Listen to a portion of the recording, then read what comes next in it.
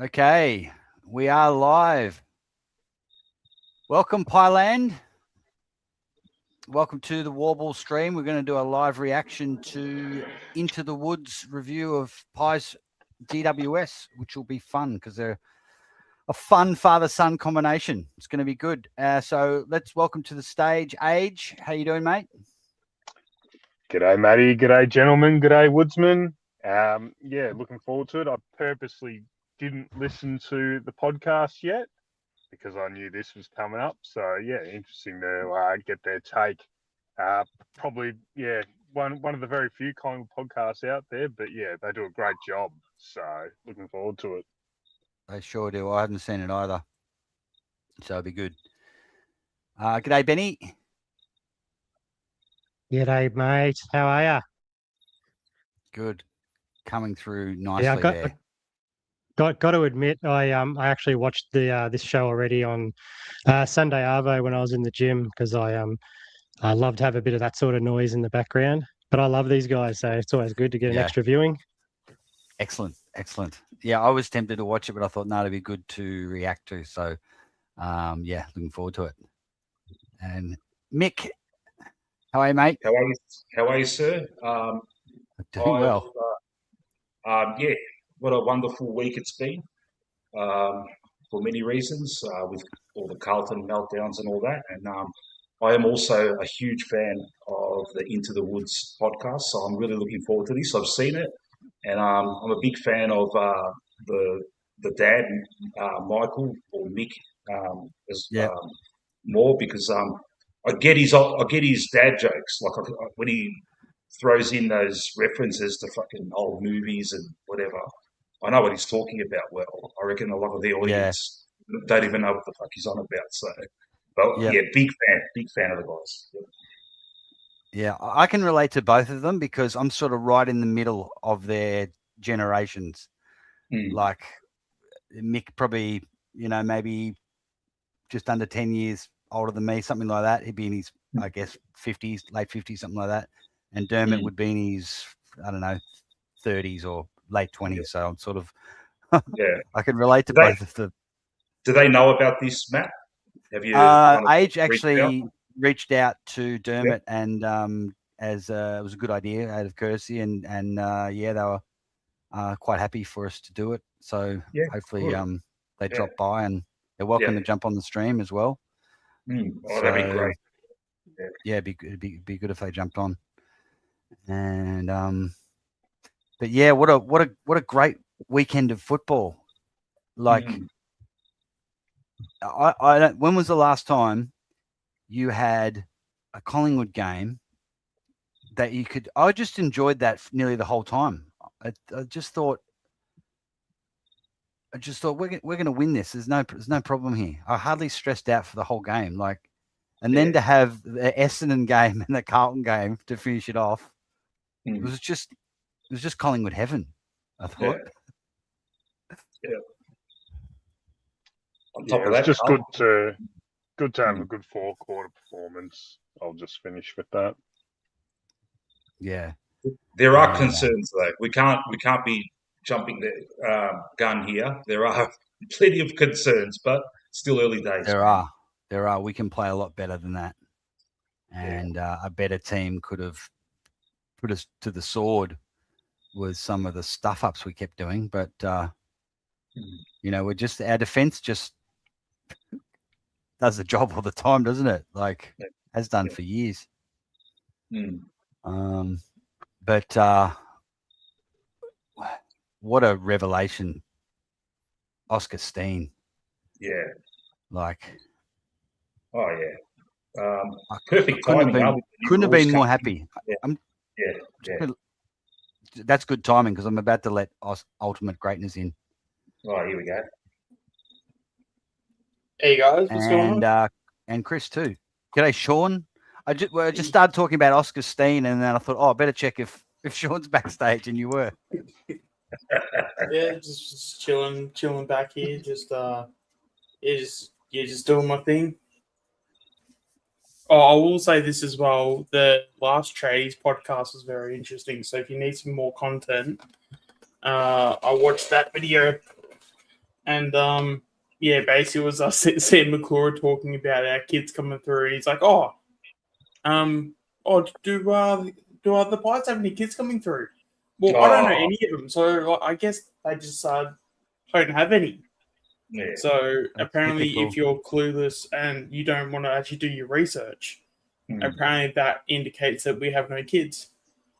That is the difference in journalism from back in the day to these days. Back in the day, mate, Scotty Palmer knew all the fucking reserves players, everything, mate. He could refer to them whenever he wanted. These guys haven't got a clue, mate. Yeah, and that's the thing. And I don't know. I can see how it is hard to like look up everything, or to be the person that knows everything. Like I understand it, but I do think there are ways where you can sort of dance around it, and you can sort of like. I don't think I expect everyone in the media to know Collingwood in and out, because you've got to know in and out through 18 clubs. But just the way he was going on, and he was like, "Oh, well, they just don't have anyone because I haven't seen anyone." It's like, well, there's a difference between like having no one and like, like even someone like a Jacob Ryan. As much as we reckon that he may not be at the club next year, like he actually might have a really good season, and he might get his 3-4 games that maybe get him an extra contract. So. Sean, is it worth? Like I've got that saved. I haven't watched it yet. Is it worth looking at just for the cringe factor, or should we just not even listen to it? No, or I mean, if you just want to just like, I mean, when I watched it, it was just, I don't know, I kind of felt bad for Mitch, to be honest, because I'm just like, this guy has to sit next to this vlog, for a whole podcast every week, and he's letting that crap out, because that's why I watch the podcast, is because I actually do rate Mitch. I think he's one of the best journalists, and going around, he's one of the few really good ones. And just some of the things, and then because he's so confident in what he says too, he just comes across as really like dickish. And Sam. Yeah. By the way, let's not forget about Chris there. How are you, Chris? Yeah. Hey, Matt. Hey, Meg. Hey, Sean. Hey, Ben. Give us the laugh, Chris. Give us the laugh. Give us the laugh, mate. Come on. There it is. On cue. On cue. You're a legend, mate. Well, I'm sure we'll get a few laughs out of Mick and Dermott. So are you. So maybe we might, if we've got time, maybe we'll watch Sam and have a laugh at him. Yeah. Without getting a copyright, listen to the sound or whatever. How would you do that, Mick? Like if you want to share a video but only see the sound, is there? Yeah. How would you see the configuration you have now with the three of us on the screen? Yeah. Yep. You share the video, but you have this configuration. Yeah. It's just our faces, so it'll play the video, but the video will be obscured by by us. Okay. With Sam McClure is to play his audio backwards, because you won't get copyright struck and it'll make more sense. Yeah. When you get to it, Matt, I'll show you how to do it when you get to it. Okay, all right. It might be for another time. We'll see how we go. Yeah, whatever. Yeah. Any other thoughts for the weekend? Let's just hope we get a win this week. I normally have a rule where every 4 wins we get, we can afford a loss. So if we can knock off Brisbane, that'll give us 3 wins. So 3 more wins after that, we can then afford a second loss for the season. So we just keep on winning and just hope that continues. It's one of the only rounds of football I'm always quite confident when we play up there. We've got a really good record, especially recently. And it helps that we get them early in the year, because they tend to be slower starters. So Yeah. And we're going to get a real, they haven't started that great, but it's still going to give us a good read how we go against them, because we know they'll lift for us. Mm-hmm.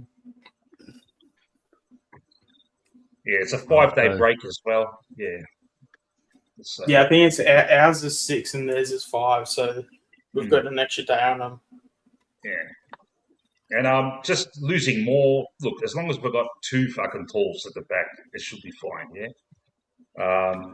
Well, we did all right with one.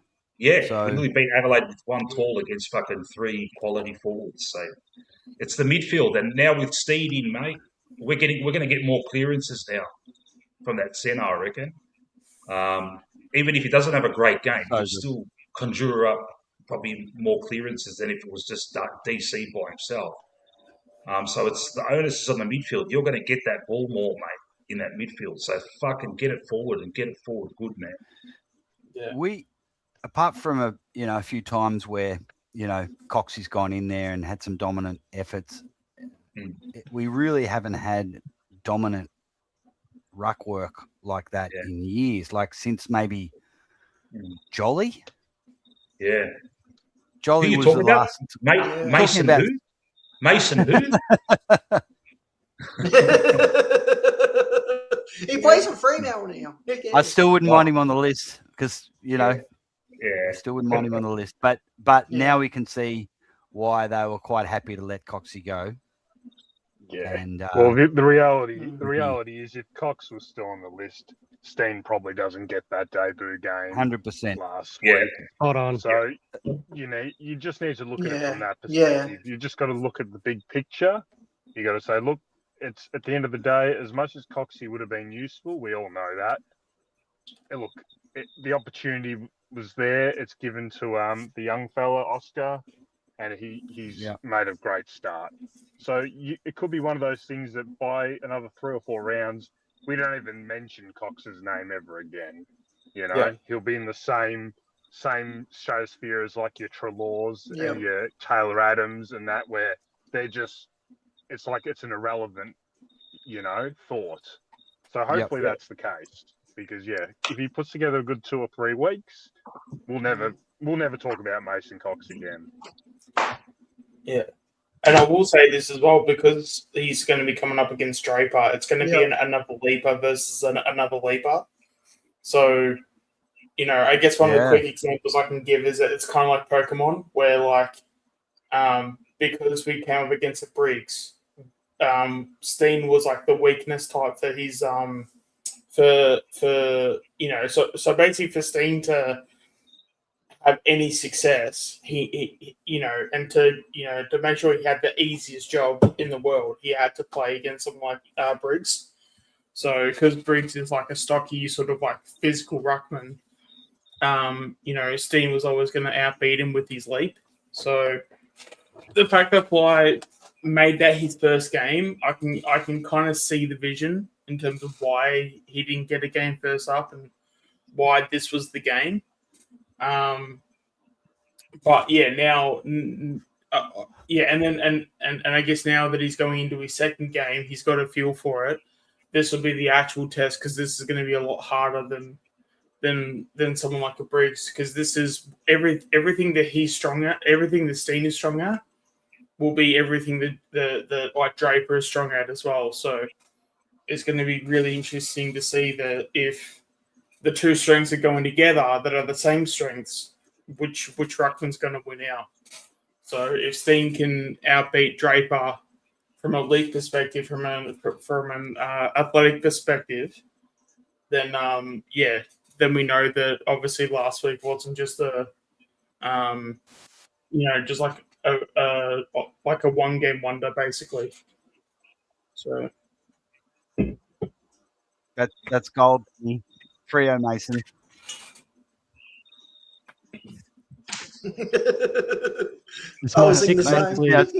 Mason's now joined a secret society. Very good.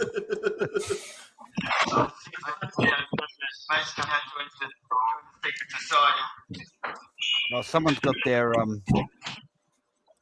getting a bit of an echo there.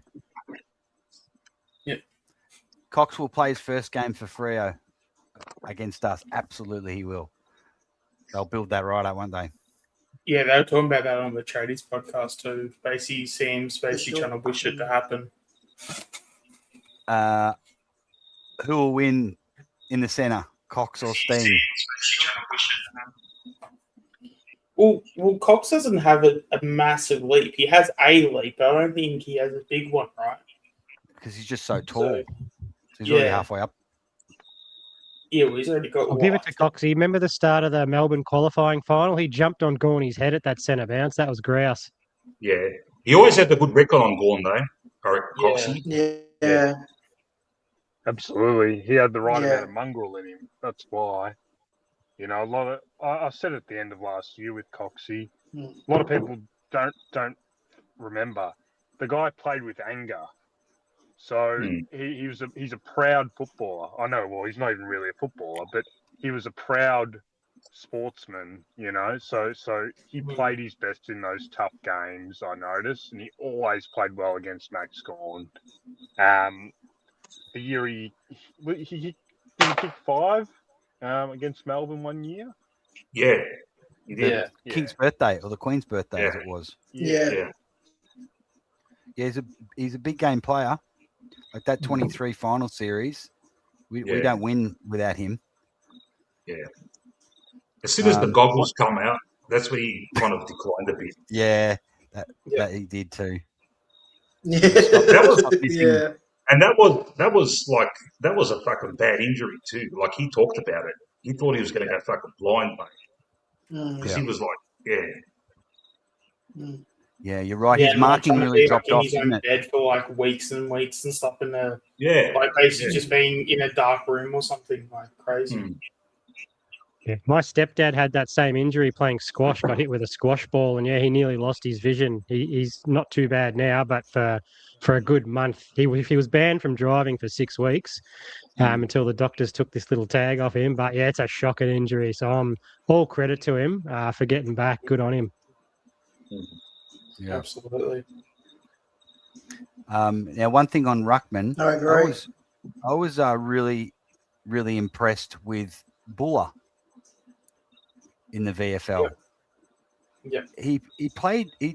There's a bit of Grundy about him. It was like having an extra on Baller. I mean, he wasn't, he wasn't polished, but geez, he has a real crack in there. Yeah, absolutely. So if he can develop as that second ruckman, like for the future, he could be a good backup to Cameron. Especially adds like an actual ruckman, not just like a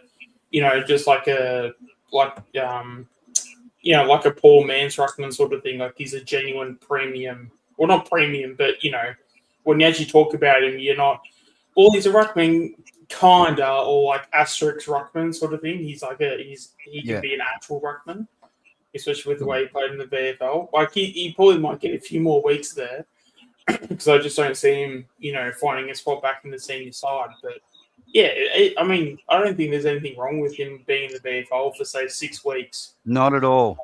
And say Anzac Day or whichever week that falls onto. And then comes back with a ton of confidence. I mean, I was even saying that for Schultz when Schultz arrived. And again, it's like we need to not be so scared of the VFL.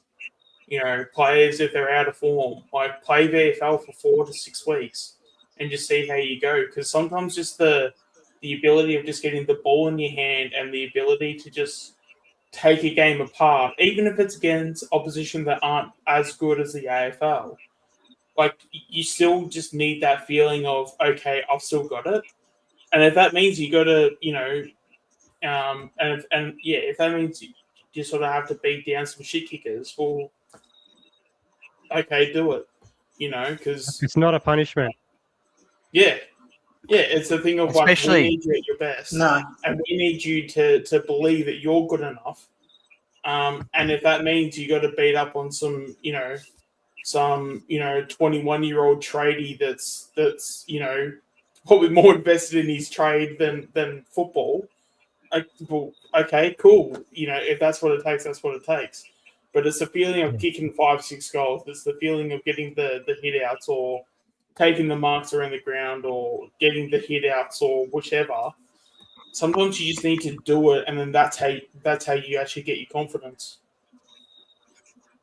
To Buller for a sec, there has been chatter this week about playing him in defence and trying that. And Dermy actually last week suggested it on their podcast that would be a good idea. So I reckon he might have been the first one to call it, and it's kind of spread around a bit this week. But it has to be in the VFL, right? You've got to trial it there. I'm very surprised. I'm very surprised. What are you saying? The Buller in defence. Oh, okay. Yeah. No, they're not going to trial it. There's been chatter about it, and I like it, but they would have done it last week, man. I don't know. Maybe. I'm actually kind of confused why instead of throwing Buller down back, why don't we just throw Cameron down back and then we make Buller? So literally, just scrap the whole Cameron is like our ruckman, because he could even essentially be the third ruckman even, and if we have Buller, go back to, again, being like a forward, but he's like the second ruck or even if Cameron rotates. So we effectively we have three ruckmen on the ground, but you have Buller mainly being a forward, you have Cameron mainly being a defender, and then Steene becomes like the main ruckman. Yeah. I don't mind it. A bit like Blixarves, that role. Yeah, and that's the thing. Like, Collingwood would have been very open to saying, hey, we like the Geelong playbook. So if we can take something from Geelong's playbook and make it into ours, they've been more than open about that. So, and if that gives us three genuine ruckmen to use whenever, and then also as well too, Cameron will get through games and he'll go into finals being somewhat healthy instead of being broken down every year. Yeah, I like it, man. Yeah. Yeah, especially when Cameron actually does the work in the defensive half of the ground. Yeah, why force him to be something he's just not?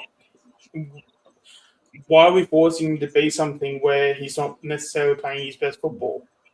Let's actually play them to their strengths and not necessarily their the worst parts of their game. Well, not the worst parts, but if we can take away the ruck roll from him, obviously he can maybe do say 10%. But I'd rather have Cameron play as like a key defender, like a genuine key defender, and then if you have Buller goes down or Steene goes down, okay, well then you got Cameron to come in and do the ruck. Like, again, it's having depth on depth. So I asked Anthony this the other day. Would you at the first opening? Not throw up the first ruck contest of the day, would you start him in the back line on someone? Cameron, I would. Yeah, why not? Yeah. Especially if it's like the full forward. Because again, the full forward's not super. The full forward is not like a super athletic position. Like if I had to give an example, like someone like a Hawkins. I know he's obviously not in the game, but if you had Hawkins at full forward and you got we've got Steene in the ruck and we've kind of got Cameron and we kind of don't know what to do. He plays his best foot in the defensive half. Why not play a bit of a role on Hawkins? Yeah. Especially if that, for example, Darcy Water played third tall or whatever. Yeah. Why not? And from a centre clearance. Experiment. Who would you play him on? Pick a couple of forwards, right? Upcoming teams that we would play him on, just like as a bit of to play it out a little bit.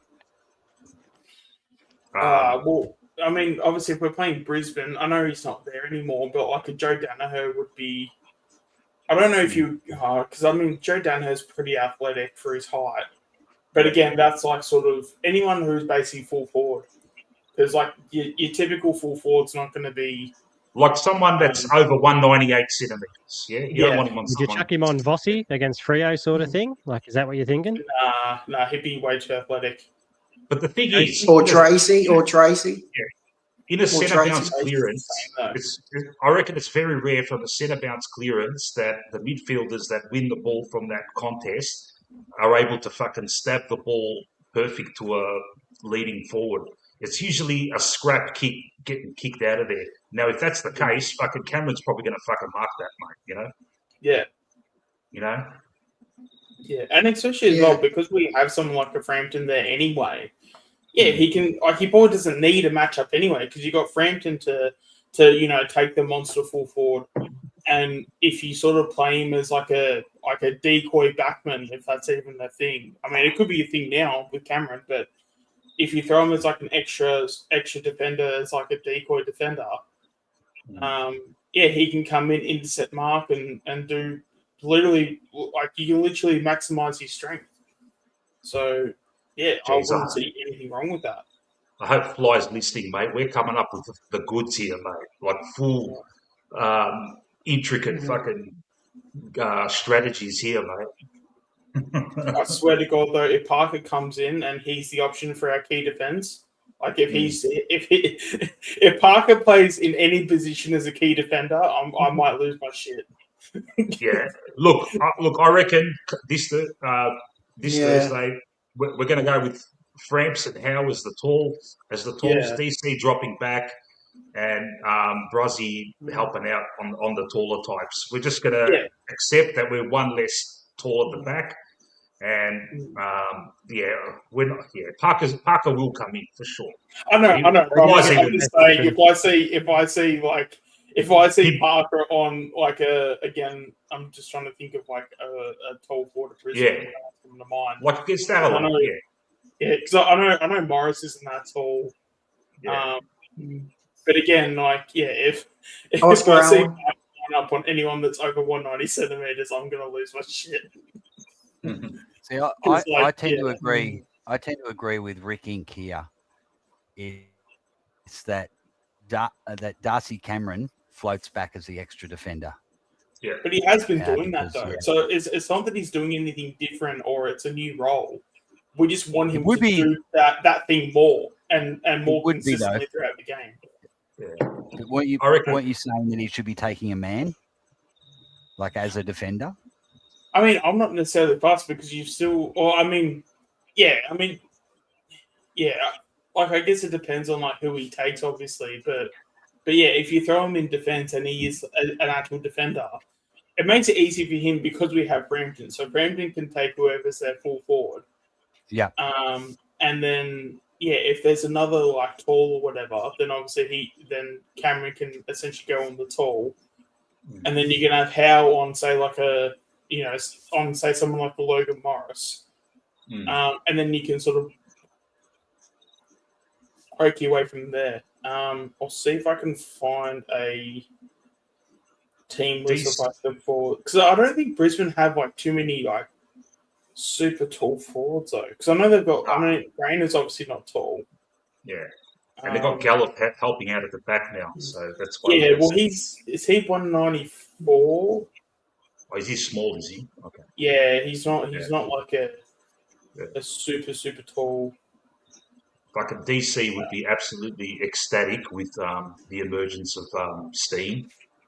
Oh, absolutely. Like, even though his stats are going to go down, he'd be like, "Fuck, how good's this? Someone's taken the fucking load off me, and I can just take all these intercepts now." And it inspired him last week. You could see in the last quarter, mate. He's grabbing the ball out of the ruck and booting it forward. You don't see that much of him. He had more energy, because Steve took a lot of the load off him, mate. Oh, yeah, and nothing to going back and taking the mark forward. Yeah, so if you have someone like a Darcy Ford, that's when you can probably throw Cameron down there.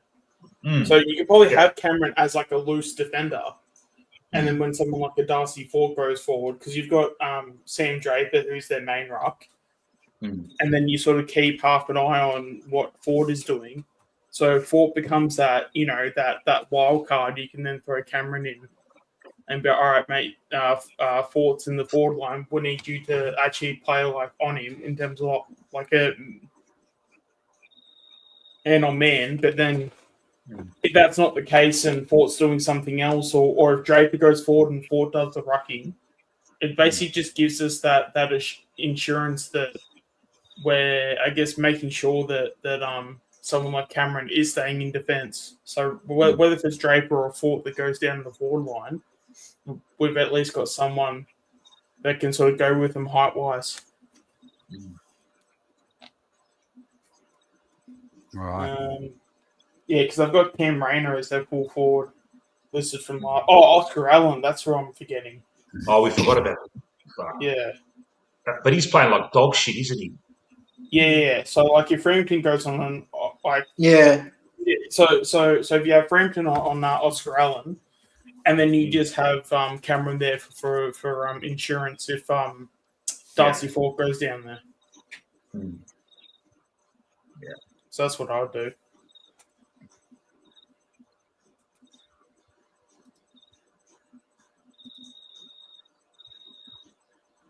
Yeah, because I was about to say, like, who's the... they definitely had another one. So, yeah, it was Allen I was forgetting.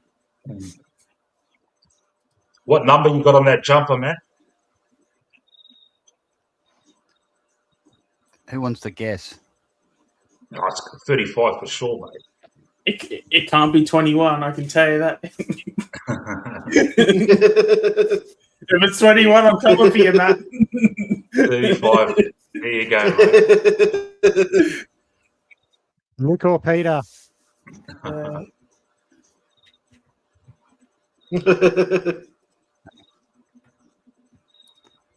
right, let's go. All right, so shall we watch a bit of Mick and Dermott? Yeah, let's go. Absolutely, let's go. No. Righto. I love their intro. Yeah. Let me turn this up. Hopefully we can hear it. Okay. Cast with your hosts, Dermott. Hear that okay? Yeah. Perfect, mate. Okay. Beautiful. And Michael. Yeah. Let's get into it. Wonderful chase by Hinshaw. Cox again. I cannot believe it. Dacos nearly runs out of room. Dacos! Has won the game of footy with his famous club. That poor Nick Dacos. He's going to be the hero. The little champ. He's going to kick the winner. Here's the Nigoe moment. He unloads. Bang! Bang! You need your stars. The Collingwood Stars just went and wrenched the cup back. If you're watching us on YouTube, Probably be sure to his best goal give of all this video time. a thumbs up Wait, and subscribe to the channel. For Spotify and Apple listeners, a 5-star rating would be greatly appreciated. Make sure you hit the bell icon on any of those platforms to be notified as soon as new episodes are released. You can find us on X at Into the Woods Pod and on Instagram at Into the Woods Pod 10. Thanks for your ongoing support by helping the podcast grow. Go Pies. Great intro. Love it. Right. How good is it? Elite. Welcome to What's that, mate? Oh, no, I'm saying that the intro is elite. Yeah, it's good. So how we do this, guys, is if anyone wants to chime in, just yell out stop, and I'll pause it. We can chat. the Into the Woods podcast, brought to you by mattsprintshop.com.au. I'm your host, Dermott, and for the next hour or so, we'll be talking about all things Collingwood. Once again, I'm joined by Michael. How are you, Mick? Oh, about the same I was 3 minutes ago when you asked me. This podcast has been going about 5 minutes, and it was just a debacle. Dermott's performance was... We had lighting issues. Unprecedented, let's just say. His performance was unprecedented. So we just had to scrap it and start again because we know Luke would have been fuming. Luke, one of our regular... That's me. Is that you? Is that you? Yeah. Luke would have been fuming. I want to see this outtake. Go. Our viewers would have been fuming. So we're a little bit frightened, so we're starting again. Normally it's me that's saying that we have to start again. This time it was you demanding. It was so... I think he might be on illicit drugs. That's how bad it was. Do you want me to bring the poster back over? No, don't bring the post up again. But what I will bring up, which I've already spoken about, is I want to retract comments I made in the last podcast. I want to retract comments because they were uncouth and they were unfair. And I blame Dermott for the atmosphere that he creates on this podcast. He very much lowers the tone. The comments in question were the comments I made regarding Dan McStay last week. You called him McShit. It was very funny. I enjoyed it. It wasn't funny. It was uncouth. You showed a bit of personality for once, man. And it was below. me, and as I said, I blamed you. It was unfair to single him out as a player because he wasn't the only poor player that night. Lowered the tone. So basically, he kicks 2 goals, and you're like, I'm sorry, McStay. I'm sorry. Please like me. No, I wasn't particularly happy You with are this game. good. You're McGood. McGood. No, it wasn't motivated by last night. What about McStool? McStool sample. Few, mate. Yeah. McSpud. Oh, Game worry. McShit. McStatue. I'll tell you what. Poor old dad. Just a shout out to Michael Vic, the dad. If you see this, just want to say I'm a big fan of your old style jacket that you wore once, the one from World War II. Got to see it again, mate. One of your next podcasts, please wear it, mate. It was like a bomber jacket. Yes, I loved it. And the son Dermott was giving him shit about it too, so he stopped wearing it. So yeah. All right. Take note of that request. I want to see it too. Regretted it pretty much straight away. So that's it. Well, he's McStay to stay now. He's here to McStay, damn it. Yes. Okay. Should we start again? No. maybe a new host would be appropriate at this point. Dermott has turned to drugs, apparently. Rightio. So last night we back on the winners list, 2-1. So despite all our whining and complaining last week, we're not actually in a bad position overall. We went into the night at the selection table, bringing back Darcy Moore, who we'll touch on later, Jeremy Howe, and probably someone else who I haven't written down because we had 3 ins. How could I forget? Oscar Steene. We'll talk about him later too. But to start this pod, I want to talk about the 3 outs quickly. Parker, our boy Ed Allen, and Jack Buller. Heading into Friday night, what were your feelings towards dropping those 3 kids? I wasn't happy. I was just thinking, what do Membry and McStay need to do to get dropped? As it turns out, they were pretty good, but that was, obviously we moved the ball a hell of a lot better than we did in previous weeks. So it might have been unfair on them, as I said earlier on with the comment I made. Please like me, McStay. Yes, very good. Initially I wasn't happy.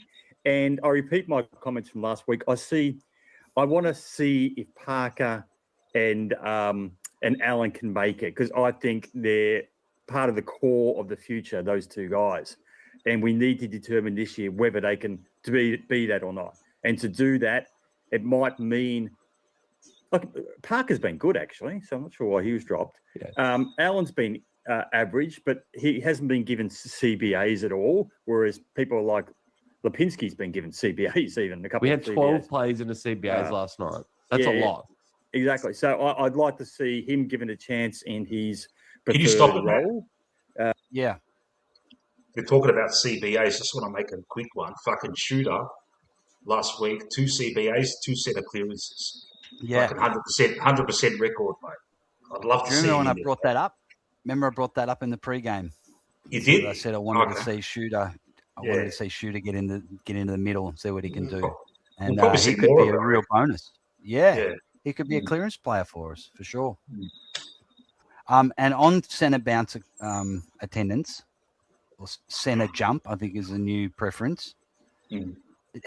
How many did Allen get, if any? Not the week just gone, but previously he wasn't getting any, was he? Against the Crows. So, no. Now, what he was getting a lot of them in the 2s though on Friday. Yeah. Wouldn't be surprised if he's in. I wouldn't be surprised if Allen gets a call up, but I reckon Fly might go with Sully. But anyway. Yeah. Okay. So let's let Allen take Pendle's centre bounce attendances. Sorry, centre ruck, centre reset, whatever we're calling it. Attendances. What do you reckon? Centre ruck, centre ruck's good. First ruck, centre ruck. If it was a lesser opponent, I reckon he probably would do that this week. But unfortunate that the Pendlebury out against a team like Brisbane, because I reckon if it was a lesser opponent, someone's in a fucking Restaurant kitchen. Someone's making like a martini. Is that you? Is that Benny? I got nothing Benny, here, mate. Benny's making himself a protein shake. Who are we missing?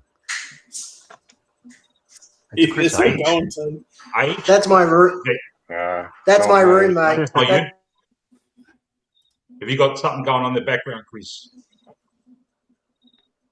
That's my He's just roommate. He's gonna make making a some drink martinis. of like. Oh, your roommate? Oh, okay. No, he's Okay. having cordial. He's having cordial. Having a cordial. Yeah, okay, Chris. Oh, we definitely believe you. Can you? Can He you? is, I swear. Can you? Can you mute until he's sorted his cordial out for us, Chris? Yeah, of course. Thanks, buddy. All right. Matt, you know you can mute people. Like if I just wanted to give Chris then he can unmute Yeah. himself when he's ready again. Yeah. Yeah, I do know. Thanks, though. So I was a bit disappointed, basically, when I saw that all three of them were dropped. Well, you thought you were bad talking about McShit. Go back to our panel show and Andreas calling Ed Allen a potato. Yeah, he lost me, Andreas, when he mentioned Markov and Will Hoskin-Elliott as preferred candidates. If they were still there. I think that's not that bad. I think we did the right thing in dropping him in terms of, like I said in our last podcast, it's either we play him in his right position or we drop him altogether. I would have preferred to see him get a go in the guts, CBA midfielder. But my second preference would have been him not play at all, because we know he just isn't up to it as a wingman or a halfback or a half forward or whatever. Well, not at the moment. He's not. Not at the moment. So it was just for me. It was just a pretty 50-50 choice, and they chose to drop him, which it's disappointing. But yeah, it's better than playing him out of position, I guess. That's a good segue. We'll get to the game, but Long will probably be outed. Yeah. Good chance he'll be outed. Who comes in for him? Allen, Anderson? Anderson? Maybe? Pendlebury won't be there either. So Pendlebury won't be there. There's plenty of CBAs up for grabs. Geordie was actually a leading CBA player last night in terms of midfielders, was 17. So I've been calling. He's been pretty low on the list. So it's not like he's going to be the guy to jump in, because he already had a hell of a lot. So there isn't really an obvious guy. Maybe Josh Dacos still isn't getting many CBAs as I thought he would. I thought he would be back in the midfield full-time last night because of the inclusions of Howe and Moore. The only player that we dropped from our backline was Will Parker. Something naturally one other defender has to slip out, and I thought it would be either Josh Dacos or Perryman. As it turns out, it was neither. I don't really know what happened. We guess we just went in with 8 defenders and rotated them. But so potentially Josh Dacos could be someone that fits into that midfield. But yeah, there isn't anyone else really screaming out. So this could be the perfect opportunity for Ed to come in and play his natural position against a great midfield. If he plays well against Brisbane as a CBA midfielder, then that's going to be a huge boost in confidence for him, I reckon. I reckon you could give half of Geordie's CBAs and play Geordie more on the forward line. And like Benny said, Pendles is not there. So they really could give him like 10 shots in the center, even if it's 6 or 7, just to see how he goes. And if he's not playing on the wing, I'd prefer him as a high half forward. I mean, he's just not that good on the wing, is he? Yeah, but he needs to still show aggression if he's going to play half forward. Like, even when it comes to like having shots on goal, like I think as a half forward, I think where in the game itself, like in the modern game, I don't think there's such a reliant on half forwards to be kicking goals. But if you're inside forward 50 and you have the ball in your hands, the expectation is for you to still kick the goal. I think because I've said, the word timid when it has come to Allen, and I just think that if you're a timid player on the wing, that's, it's probably not like the greatest in that, but also if you're timid as a half forward player, there's too many things that you have to do in a half-forward role where you need aggression and you need a bit of grunt. So, like, when it comes to kicking goals, like, you need aggression and you need grunt because you need to get the ball and you need to go, I'm kicking this ball and I'm kicking it through the goals. I just don't know if a timid Allen would maybe suit that. And I think it just needs to come down to, if it walks like a duck, it quacks like a duck. Guess what? It's probably a duck. So, I think at the end of the day, his best position is playing midfield, and I think that's just what he needs to be. Is if he's going to be playing seniors, he needs to be a midfielder until he can show us otherwise that he can do anything else. Because in the VFL, like, he did have a really good game on the weekend.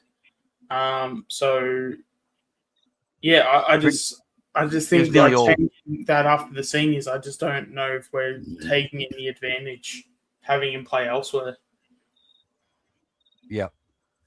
So I just think it's either like playing in the midfield, or you might as well just play in the VFL and play in the midfield there. It's like people say he's not going to be able to play the midfield the whole time. So whether it's the wing or whether it's half forward, he needs to be able to start contributing when he's not playing in the mids, like everyone else does. I mean, even Tom Mitchell, when he'd go to the half forward line, would take a mark and compete on the ground, and he'd kick a goal. So I'd give him a run with role. Put him on Dunkley. Just fucking stay on Dunkley, and when we've got the ball, use your fucking pace to create an option. And just turn him into a tagger. Yeah, and he'll be in the coal face because Dunkley's in the coal face. Yep. We'll take him to the ball. Yeah. Also, as well, just real quick with Long, have we had a result of that yet, or is that still too early? Good question. They would have done it by now. I reckon I got fucking this. I heard he got a fine. Yeah, it's 2 days away. Did he? It's 2 days away. It would have been done. He got a fine. Probably didn't even hear about it. Yeah. He got a fine. Okay, all good. All right, so all of us low impact, probably. Yeah. Okay, that's good then. Yeah, because I was definitely going into the expectations of it with him having to miss a week. So if he hasn't, that's good. It's a good result.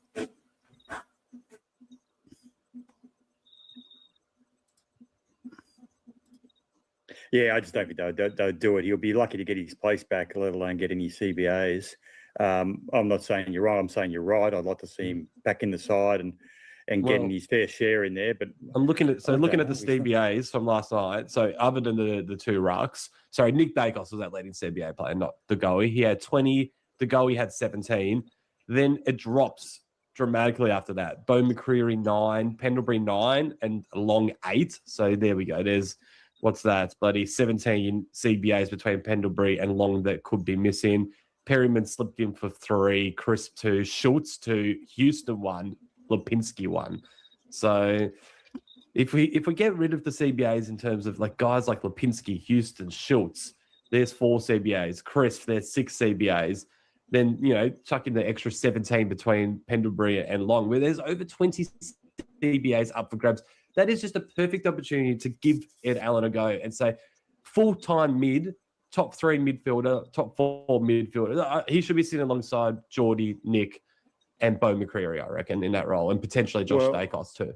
Well, I heard McRae interviewed on Channel 7 last night, and he admitted that he didn't give McCreary or DeGoey enough CBAs against Adelaide. He regretted that. So God, that's probably... McCreary looks good in there, doesn't he? My only issue with McCreary is it always looks like he's about to do something that's just going to blow the game apart, and it never quite comes off, does it? It's just whether it's his fault or someone else stuffing up on the other end. But he excites me. Like I think he's someone who just needs to keep on going in the midfield. Right. And McCreary. Yep. He always bursts through, and so often it's like, wow, something's about to explode here, and a little bit of a fumble or this or that. And when he does get through, god damn, it looks amazing. And he's just, he bursts away. No one gets near him. It's fantastic. But yeah, Dermy's right. So often it's like so close to something amazing happening as well. Yeah. Do I need to go over my take from 2021? What did you say? What's that? I said back in 2021, in Bo's first ever year, I basically used like a player comparison in terms of what Bo could be at his full potential, and I basically said Swan. I was the first one to ever say that he could potentially be like not in terms of having the career of Dane Swan, but the fact that he could play like Dane Swan. Yeah, I'll back you up there, Sean. I remember you going on about that back then. Yeah, Dane Swan 2.0 was a quote. What do you call it? Like a statement I had for a fair while where I just kept putting in Dane Swan 2.0. People kept thinking like I thought this guy was going to win the Brownlow and all that stuff, and it was like, oh, this guy's going to be Dane Swan but better. But no, it was just more. And when I say these players, just for context, for future purposes, it's not necessarily, oh, these guys are going to have the career of Dane Swan. It's just more from an eye test. There's not going to be much difference, you know. So with Bo was always that, you know, stocky, you know, potentially a stocky midfielder. We just took so long to put him in the actual midfield itself. Whether that's, you know, whose shortcomings it was, whether it was a club or Bo's or maybe I thought a bit of both. But yeah, for me personally, he's always had that knack of, having that, you know, burst speed. The only thing he lacked was footy IQ, but but again, I was assuming that would have been taught over a period of time. And yeah, I think with the more chances he's getting, the smarter he is getting at it. And yeah, it's only going to be, you know, a matter of time before he gets better. And again, not necessarily to the exact level that he'll be Dane Swan in terms of talent, but from an eye test, he can definitely, reach at least to the eye test of, who would you compare him to? So like in players of the past, who would you compare him to when you had to compare someone to Bo? And yeah, I thought Dane Swan was definitely a player that, Bo was potentially going to be. And now that we're actually starting to put him in the midfield and he's starting to show those Dane Swan-like qualities. Well, I tell you what, if Oscar Steene can keep up, you know, back up with this one game performance, people like McCreary are going to go to another level. Yeah, like someone like him and Dacos, obviously. But that's, you know, you have Bo McCreary streaming out of the middle 3 or 4 times a game. It's going to be good to watch, and that'll help him grow as a midfielder as well, getting good service because he's never really had it. Yeah, so, yeah, he's an almost footballer at the minute, Bo. Yeah, it's like he does 95% of the job, and then it's just that last 5% that sort of lacks a bit. But yeah, look. You got to be careful comparing anyone to like a Dane Swan. I get what you're saying, you know, but at the end of the day, we just need to see more from Bo. So hopefully absolutely, takes that next step. I tell you what, I think a good goal for him would be what would he average? About 15 possessions? Probably not even, to be honest. About 12, 13, 14. Okay, I think he's the highest impact 13 possession player, or one of them in the league, who's not a forward, you know, not a deep forward. If he can get up to 20 possessions a game and plays like he does, that's as good as another team's 35 possession midfielder. That's how much impact I think he'll have if he can hit 20 possessions a week. Yeah, especially with his tackling, his pressure. Like, yeah, he does a ton off the ball that nobody sees. Yeah, and like when he gets it on the wing or in the middle and just explodes, it's just gains so much territory, and it just excites the crowd and the team. It's hopefully if he gets that level, look out. Yeah. We might as well start talking about Oscar Steene now. Oh no, we'll quickly touch while we're talking about the guys that were dropped. I'd like to get your thoughts on Fuller. That was a big talk. Well, no, this was a good. We're talking about the drop players. This was This was a big story heading into the game. Jack Fuller. We got him in from Sydney. He only played the 2 games, did absolutely nothing. I don't think he even kicked the goal in that time. But I think the popular opinion was heading into selection night on Thursday that he would be the one that's safe out of the 3 tours due to the fact that he hadn't really had a good opportunity, still learning the system and whatnot. Was that a bit of a shock? I know that we've got history of dropping these kids and backing in the senior players, but seeing as though we targeted him from Sydney, I really thought that it might be a little bit different, that we'd want to get games into him. It was surprising. I'm not sure how he went into VFL. I haven't actually looked at that. Where's our mate Serge? He normally sends in our VFL report. Come on, Serge, lift your game a bit, mate. But how do you feel about that heading into the night? I know in hindsight now says it was the right decision, but going into the night. Well, as I said before, I didn't want any of those 3 dropped. I think you just have to, as for somebody who is apparently a very good development coach, he doesn't seem to be doing a lot of developing in his time at Collingwood. I know they've won a premiership, been in two prelims. Is it? Well, yeah. Who else am I talking about? You didn't say anyone's name. You just said he. Yeah, Dan, my next door neighbour, Dan. I'm a bit disappointed in his development skills. McRae, of course. Now you throw me with your stupid comment. I can't remember where I was going. Yeah. I understand we've won a premiership, and he says. I understand we've won a premiership and got to 2 prelims. So you obviously keep with the core of those sides, but you still have to develop around the edges of any side, premiership or not. And he doesn't do a lot of that. Doesn't do a lot of developing of the young guys. Well, I'll do your job for you, Serge. I've got the VFL stats here. So Jack Buller, 1 goal, 1. So not great goal wise, but he had quite a bit of the ball. 18 disposals, 12 kicks, 6 handballs, 5 marks, 3 tackles, 5 hit-outs. And then while we're at it, Charlie West kicked 2 goals, as did Noah House. So he's got the forgotten man. I thought he was playing centre back, so it looks like he swung back forward based off that. 2 goals, 2. And while we're at it, there we go, our boy Ed Allen, tops the disposals, 29 disposals, 7 tackles, don't have clearances or anything like that, but I'm assuming he was back in the guts. Yeah. And looking at these, Swadley, the 25, Jacob Ryan, 25, Sullivan, 22, Angry Anderson, 20 and a goal. There's a few names. So if Long is out, before we get to Oscar Steene, because this is going to be, we'll probably talk about him for a while.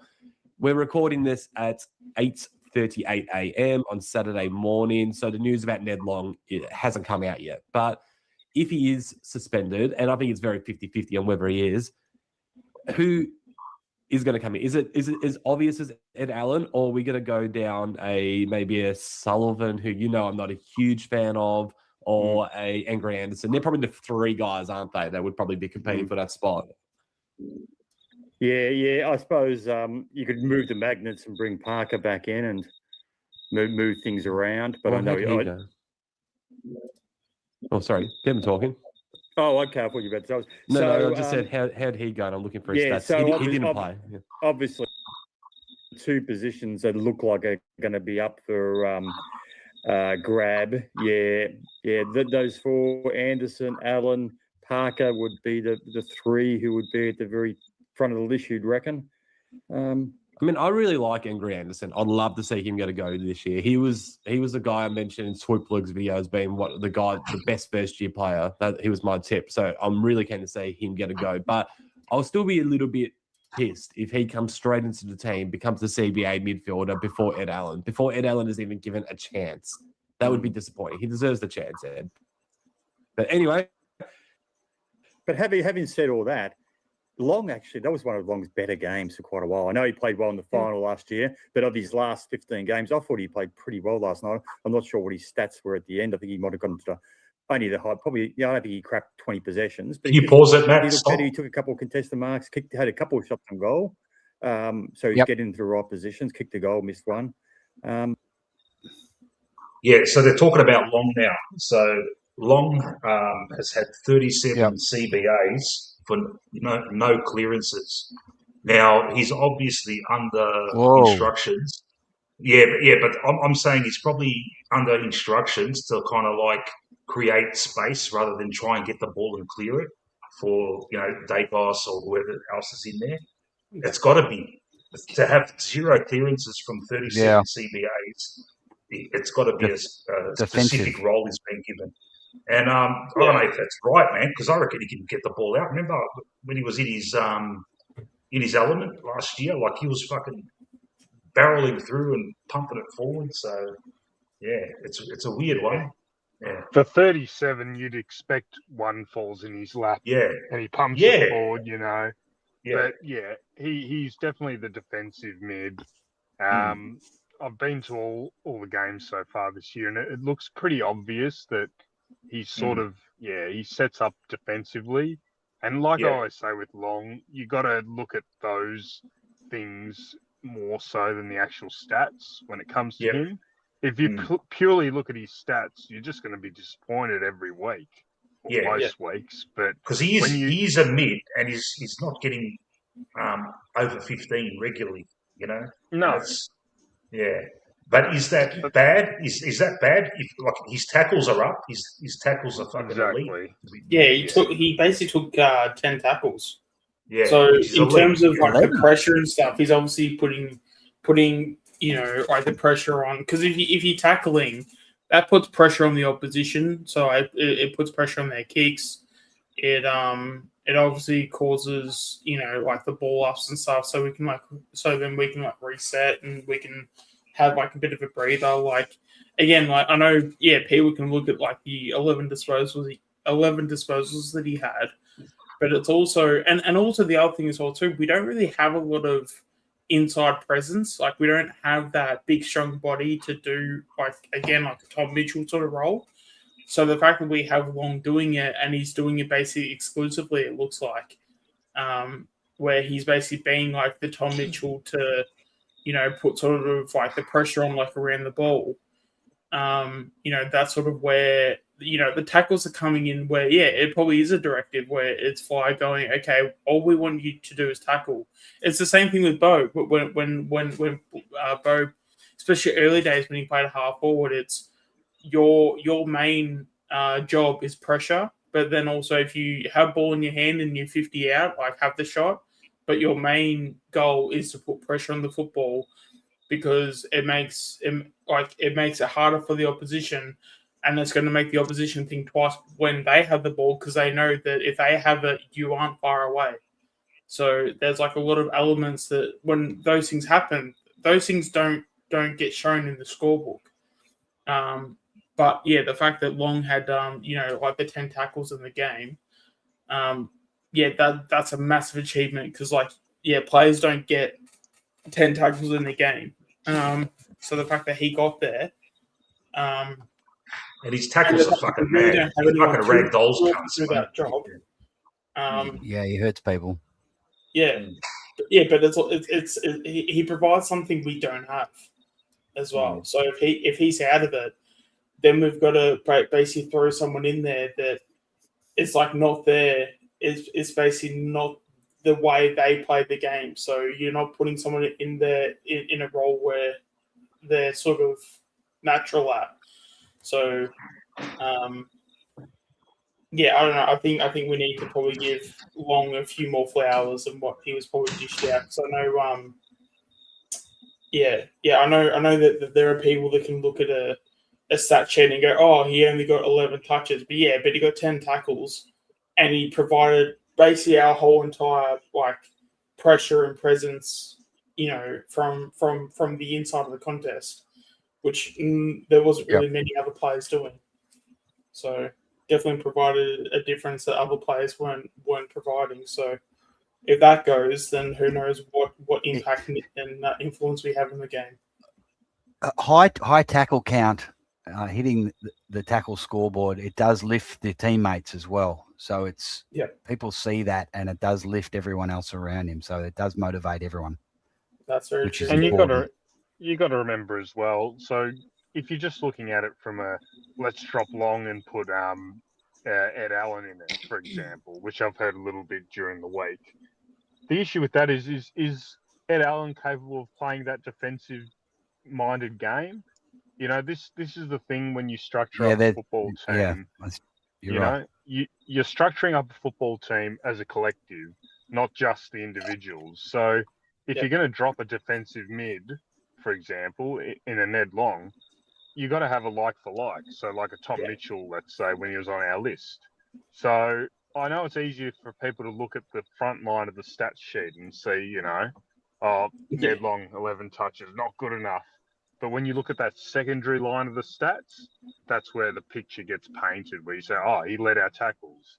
Okay, well, something like that allows a Nick Dacos to cheat a bit more through the middle, where he's got more confidence to, maybe run forward in anticipation, because you've got a Ned Long there, maybe sweeping or protecting or tackling. So it's stuff like that people sometimes don't see. They just see Ned Long 11 touches. Oh, he's shit. Drop him. Okay, it's a lot deeper than that. No, absolutely could not agree more. I don't buy into the fact you can't play both of them. So if Allen is coming into the side, it doesn't mean you have to pick between Allen and Long.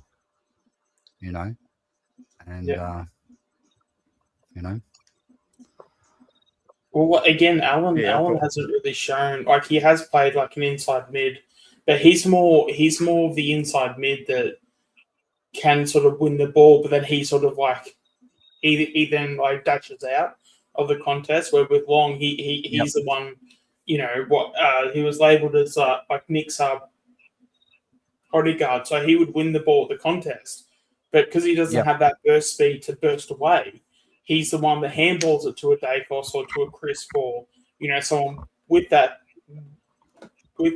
run. So then when they have ball in hand, they then start the dash.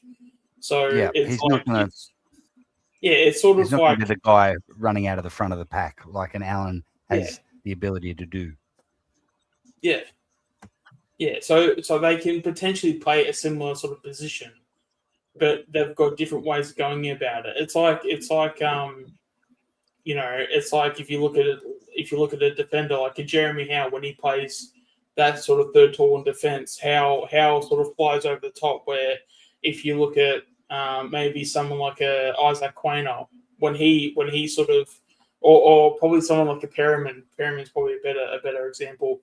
When you see Perriman try to go for those marks, he's literally he's literally the face of the pack and taking the really strong mark that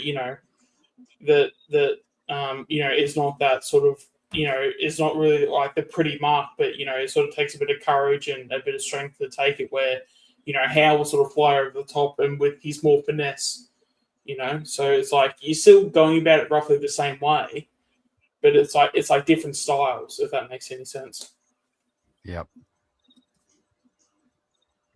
I thought he looked better, so I can't see him getting off that charge though. He just, I think Oliver hammed it up a little bit, but at the end of the day, it was off the ball and he hit him in the head. So also, it's Oliver. Surely that's. I disagree. It's just too high, isn't it? It's just a too high free kick, right? That's what it should be. Yeah. That's it. Should just be allowed. It would be taken into account, no doubt, that it was Oliver. Well, did you know? I'm not sure if we've spoken about this. Maybe we have. Maybe we haven't. Clayton Oliver, when we were trying to recruit him in the off season, did you know that when he went over to Sydney, obviously first to talk to GWS, basically made up his mind straight away. He committed to talk to Collingwood, then refused to answer any calls. So when Craig McRae came out and said he's a hard man to get a hold of, and we were quite critical of that, saying, why would you say that when we're trying to recruit someone? I think by that point, it was too far gone. I think he was having a dig because he knew there was no chance we're going to get him because he wouldn't answer our calls. He committed to joining us and then just refused to speak to us. So that really shows the character of the bloke. I'm glad. Honestly, he's not even. I'm glad that we don't have him, to be honest. Like if he was, he's a difficult. You want to comment on that, Mick? I know you've got some thoughts. Yeah, I'm just. I was, even when he was at his best, I was never impressed by him. Just, he doesn't hurt you, man. Hack kick. Just hacks it. Like, it's, it's diminished. He had a good, when they won the flag, he had a good game. And that is kind of, people look at that and think, but fuck, a lot of his games, it's just possessions, useless possession stacking kind of thing, Yeah. So, And what we saw last week, like, what did he get, over 30 possessions? Did you notice him? Not really. Did he hurt us? Not at all, mate. You know? Hardly at all. Yeah, but it's He's also a the culture 60-minute killer. style. Like, it's also, I think, when it comes to Oliver, like, I do think Oliver would have made us better for sure. Because You reckon? you're essentially, because I think his competition is long, and I reckon if you're having, I reckon if you're having a selection, if you're having selection, I reckon you're taking Oliver every day over Long. Well, So that, and you'd pay him the money he's getting at GWS. No, but the D's were paying like $450 a year. Okay, fair enough. The guys, let's be honest, guys. The guy's a culture killer. All right, you don't want this poison around your club. No matter how good a footballer he is, you just have to move past this guy. You know. Yeah. It's actually great that he did what he did in the off season, because we probably would have gone all in for him. You know. Yeah. So look, we should be thankful. We don't want guys like that at our club, mate. I said it with Stephen May even at the end of last year when we were looking into him. He's a piece of shit. And look at all the stuff that's come out now about it. Melbourne ended up bloody getting rid of him because they just had enough of him. So, mate, some of the stories you hear about him, like, ripping, walking down the street, shit-faced, fucking ripping windscreen wipers off cars and stuff. Yeah. You're on fucking 700, 800 G's a year. You're doing that. Yeah. You know? Petrarch has to father him to try and make him stop pulling fucking windscreen wipers off. Like, come on. These people, you just want them as fucking far away from our club as possible. Because, like I said, that stuff doesn't make the front of the paper when you play for Melbourne, but that stuff's 24/7 fucking coverage on TV if he's at Collingwood. Yeah. That's the reality. And the perception of our playing group at the moment, like my perception, is that right now it's a settled group. There's no cliquies of young players going out getting fucking smashed like the old days. Even though when it did happen in the old days, they were still good. But it's probably because of the profile of the group. It's very, it's pretty old, yeah. So they're mature, yeah. They're not fucking young kids going around running amok. It seems, the perception of it seems that, it's a family club, yeah. You see, when we sing the song, there's like kids running around everywhere, mate. Yeah. And you don't want to fucking throw someone like Oliver in there, mate. And he could, your Prindables and your Swadlings, young, impressionable kids, that's all you need for them to, let's go out for a drink, and all of a sudden, Yeah. Cool character. That's okay. It's not really difficult characters. Would you rather him? It's boring if everybody was always nice. Who's he ahead of? Being nice all the time. We need some difficult characters. Who's he ahead of in our midfield when you got guys like Josh Dacos that can't get CBAs? Like, he's not. We would want Bo McCreary in there before him. We would want Geordie and Nick ahead of him. I'd want him. I'd want him at the club. Not sure where he fits in. Well, he can't play anywhere other than midfield. Considering what you had to give to get him, I'd want him. Mm. Yeah. All right. Anyway, we've waited too long to talk about this because this is the news story of almost a year, you could say. Like this could change. This could change everything. This isn't going to be the BMWs again, is it? No. This is serious. This is Steene. This is the BMWs. I tell you what, when Buller and West running around the VFL, it's got one wheel left at the moment. Very good. But yes, Oscar Steene. I will give credit to the Grub Man. The Grub Man was the first one to say, let's get him in the team. I think it was in our January or February panel show. He was really keen to develop him alongside Cameron in case something happened to Cameron. At least he would have that AFL experience. And I think he's going to get that AFL experience. That man should not be out of the team. We had the first guy who said it, didn't we? We know. Of course, mate. I know, mate. Who was that? You, Shawnee. It was you. Yeah, maybe I might have said a thing or two in that direction. I'll tell you what, if I ever get to talk to these blokes, I'll get them to mention you, mate. Don't worry. Yeah. I mean, I can only imagine once I do make that comeback in making videos and stuff, like how I keep making the video. I'm like, see, guys, this is what happens when you back me in. Hey, Sean, in your old videos, did you ever talk about Steene, or was that before he came? Oh, you did? Oh, so you got fucking evidence, too. Oh, beautiful. All right, so let me just get this across. So I literally have the VFL practice match on my channel where I recorded the whole game, and I'm pretty sure at the end of it, I'm literally glazing Steene that bad. Where it's probably pretty embarrassing, but now it's actually paid off. So now it actually comes out all right. So those homoerotic jokes that we make about you and Steene, there's backing there. Like, it's not like we're just making that shit up. Like the VFL practice match, I'm pretty sure I made him best on ground that game, and it was literally that game. He was taking marks everywhere around the ground. I'm just like, holy shit, we've got another Darcy Cameron on our list. That's what I remember walking away from that game. Because I was always like hopeful, and I was always because again, I had like watched his watch his like journey and everything. Because I know when we got him through the SSP, he was such a skinny kid. And then the next preseason, I saw him. He basically took like the super serum. It felt like for those that know their Marvel stuff, because he just.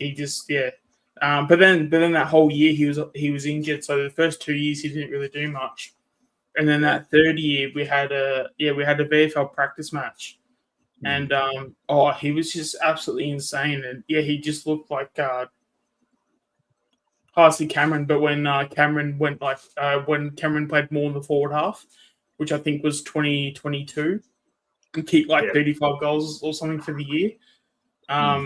He just looked so good, and just from then I was just like, don't care when this kid plays, but just know that when he does, he's going to be so good.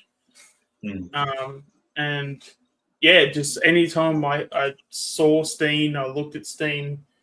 I couldn't get that whole thought out of my head of like the way, like that whole VFL practice match and the way that he was playing. It was like PTSD moments of just him just taking mark after mark after mark. So, and I'll tell you what, I know you've talked up McCarthy as well. Like you knew about McCarthy before I even knew he fucking existed. But I'm the first one to say he's going to be a fucking superstar. Absolutely. Yeah, he's going to be very, very good. Mate, the way he moved in that game, like I remember Pendle's one of his first 2 or 3 games at the G. I'm watching the way he gathered the ball. He did a sidestep, like the Matrix, and I thought, mate, you just know this kid's going to be a gun, mate, And that's the feeling I got with McCarthy, just the movement, man. The way he finds space. He did fuck all, really. He kicked the goal. But you just the way he moves, you just know, mate. He's got it, man. Especially last year in the champs, he'd always kick 2 goals. But if you watch the champs, those goals he kicked every time it was when the team needed it the most. It was like, they would concede like 5-6 goals, but then McCarthy would come from out of nowhere and he would kick crucial goals. Momentum killers. Like he would just, anytime when you're like, damn, we really need a goal right now, and he would just be there just to kick it. And it wasn't anything that was out of this world on the stat sheet, but he just kept doing enough where I was like, okay, he's definitely got something. Again, it's the Steve Rogers effect where you can see the talent, you can see the ability. He just needs the super serum. Once he gets the super serum and he gets his frame right, watch out, because he's gonna be pretty good. What's this fucking serum shit you always talk about, man? The super serum. You don't know Marvel? I'm not really a big fan of all those movies, but So basically, to be honest, now I think about it, talking about super serum in a footy world probably isn't the best way to talk about it. You bring it up all the time, and I'm always a bit perplexed, and I'm like, what the fuck's he on about? But yeah, so, if you want to give us a quick... Yeah. Okay, yeah. So basically, real quick. So for those that aren't fans of Marvel, so Captain America is basically a fictional character, and basically in his origin stories, he was a really skinny kid. Okay. And he basically enlisted for the army, and he was like trying to be, he was basically trying to go for the army. Anyway, they do this like sort of test where they basically throw like a grenade on the ground, like right near like a pack of troops. Yeah. And so basically, in the movie, like he sort of sees the grenade and it's a live grenade. So he jumps on the grenade and he's like, everyone get back. Like, he basically trying to save everybody. Okay. So because he did such a selfless act, and they basically determined, okay, we want this guy to be leading our division in terms of, we want him to be the leader. But they had this thing in place where it was like this container, or not container. Anyway, it's this thing he jumped in, and it was like sort of like a coffin-like thing. Closed the door on this like machine, and basically just injected a whole bunch of like serum into his veins and made him super jacked. So he basically went from like a kid that had barely eaten, would have been 17 years old and would have been lucky to be like 50 kilos, to basically hopping out of it, and he was like super jacked, and then he became like a Marvel hero basically. So that's so he's on fucking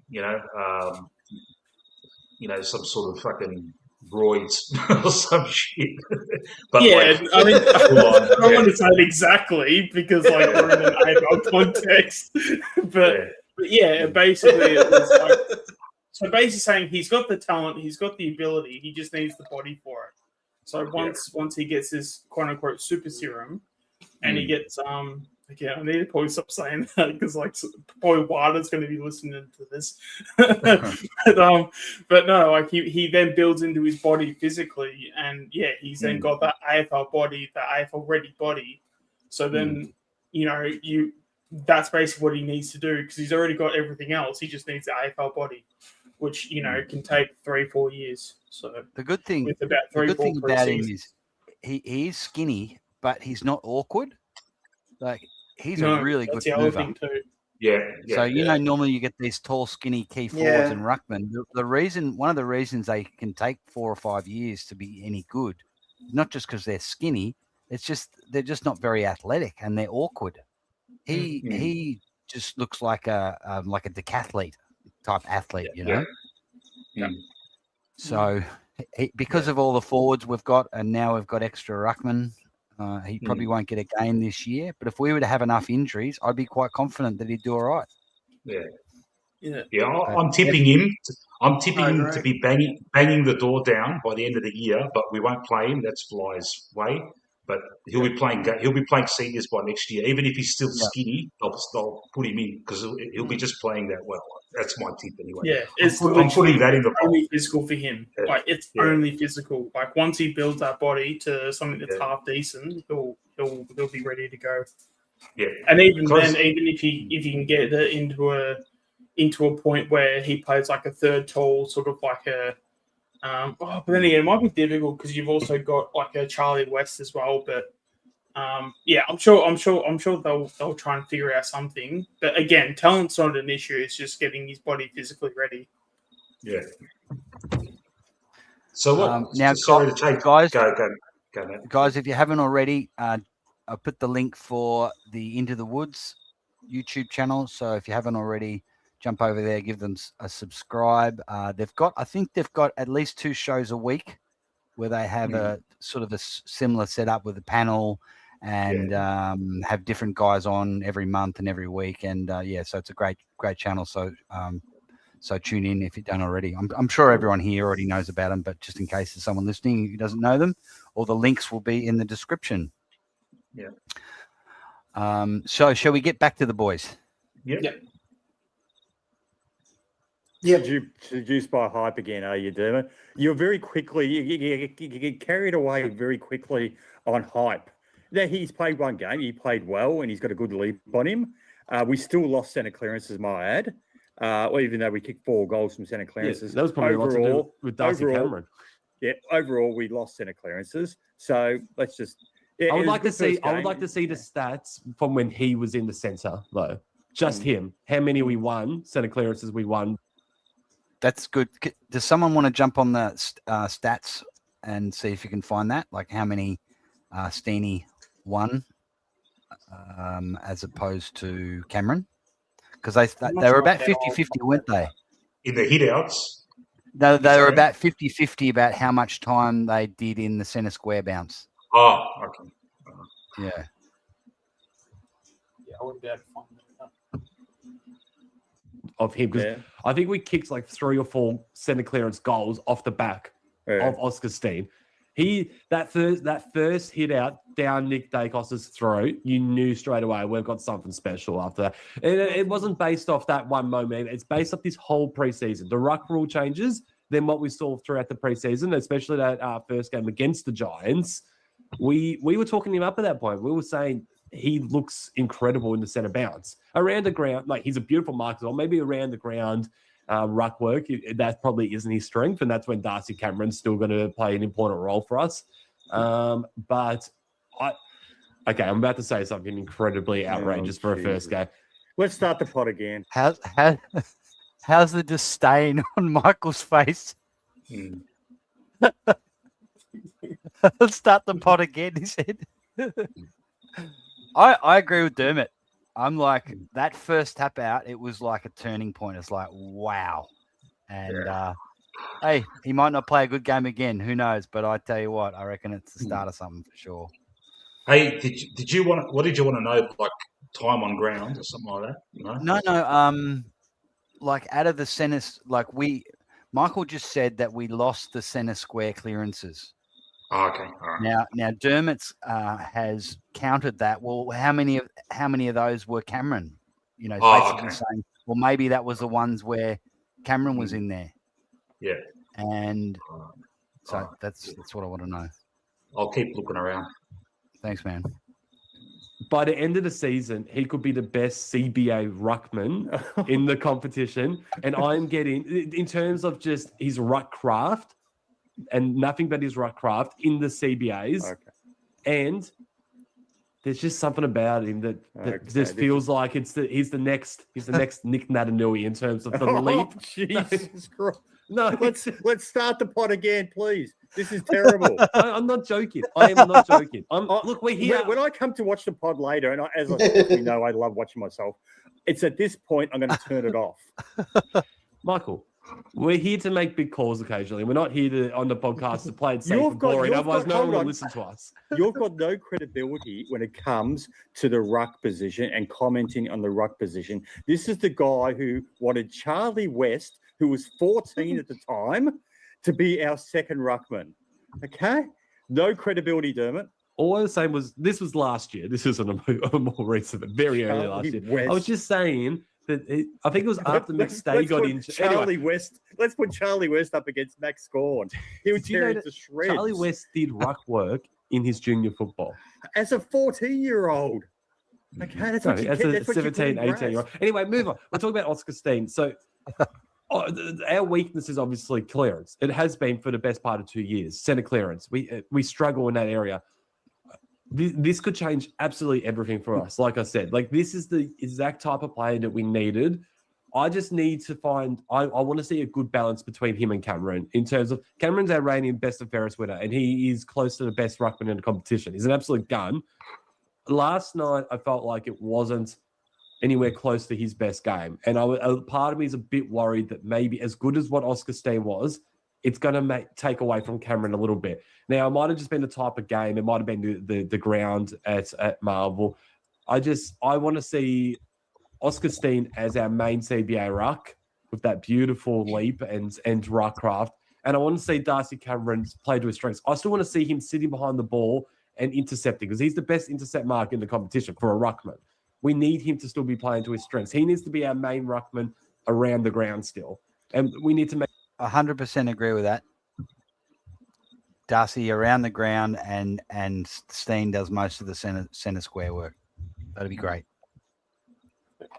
sure he's in the game as much as possible. He can't be playing a second role to Oscar Steene. They need to be playing an equally as important role and playing to their strengths. And of course, the good thing about both of these guys is they can push forward and take a clunk and kick a goal. We saw Oscar Steene. That was he set that inside 50 up with his ruck craft in the CBA that I think eventually got the Schultz. He then sprints forward, goes to the goal square. Schultz doesn't make the distance. He's there to clunk the mark. It was just all set up by Oscar Steene. It was his night. He's the story. It's the best news story of the year so far for Collingwood. It's just I want to see Cameron still at his best. So that's my little watch, is how is Darcy going to perform in the next few weeks. So there's the title of the pod. You're trying to come up with the title of the pod last night. There it is. What? Nick Steene. Who? Nick Steene. N-I-C Steene. Nick Nat. No. Yes. That's very... The new Nick Nat. Nick Steene. I can see it now. But do you not see? Hell. Do you not see? I don't see Nick Nat. No, I don't see Nick Nat. I think he's the best leaping ruckman in the centre square since Nick Nat.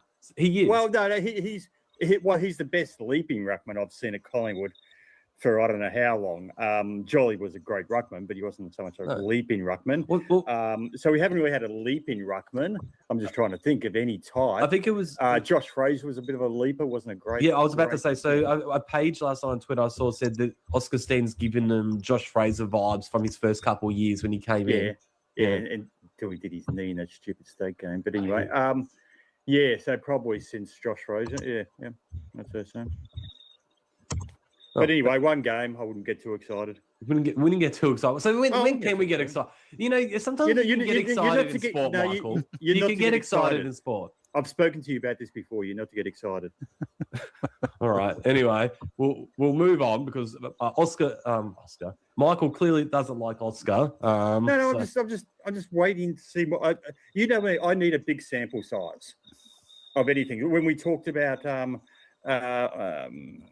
Naz the other week and Darcy, who's the Footscray guy? Luke Darcy. Those guys, I need to see a big sample size. People are putting these guys. Sam Darcy, Luke's his dad. Of course, we all know. Everyone was putting these guys at the very pointy end of the best players in the league. Like some are like 1 and 2 and 3. Absolute nonsense.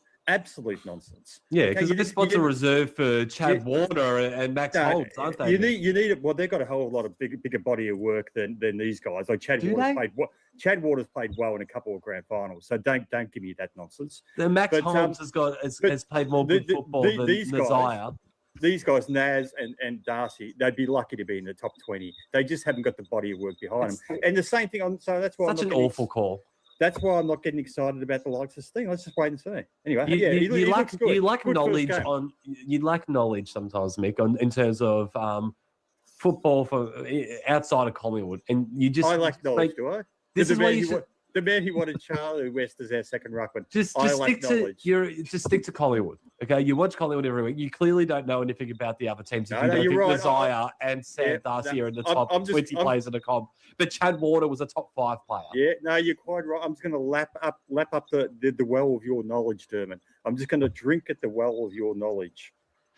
We'll move on to the key forward. So, I think Michael is excited about Steene. He just doesn't want. He just doesn't want to show it to do it, and that's just. It's also the thing of like, what happens if it's just one game and then he's like shit from here, sort of thing. Like, just the disappointment would be pretty hard to take if he is no good. It would be.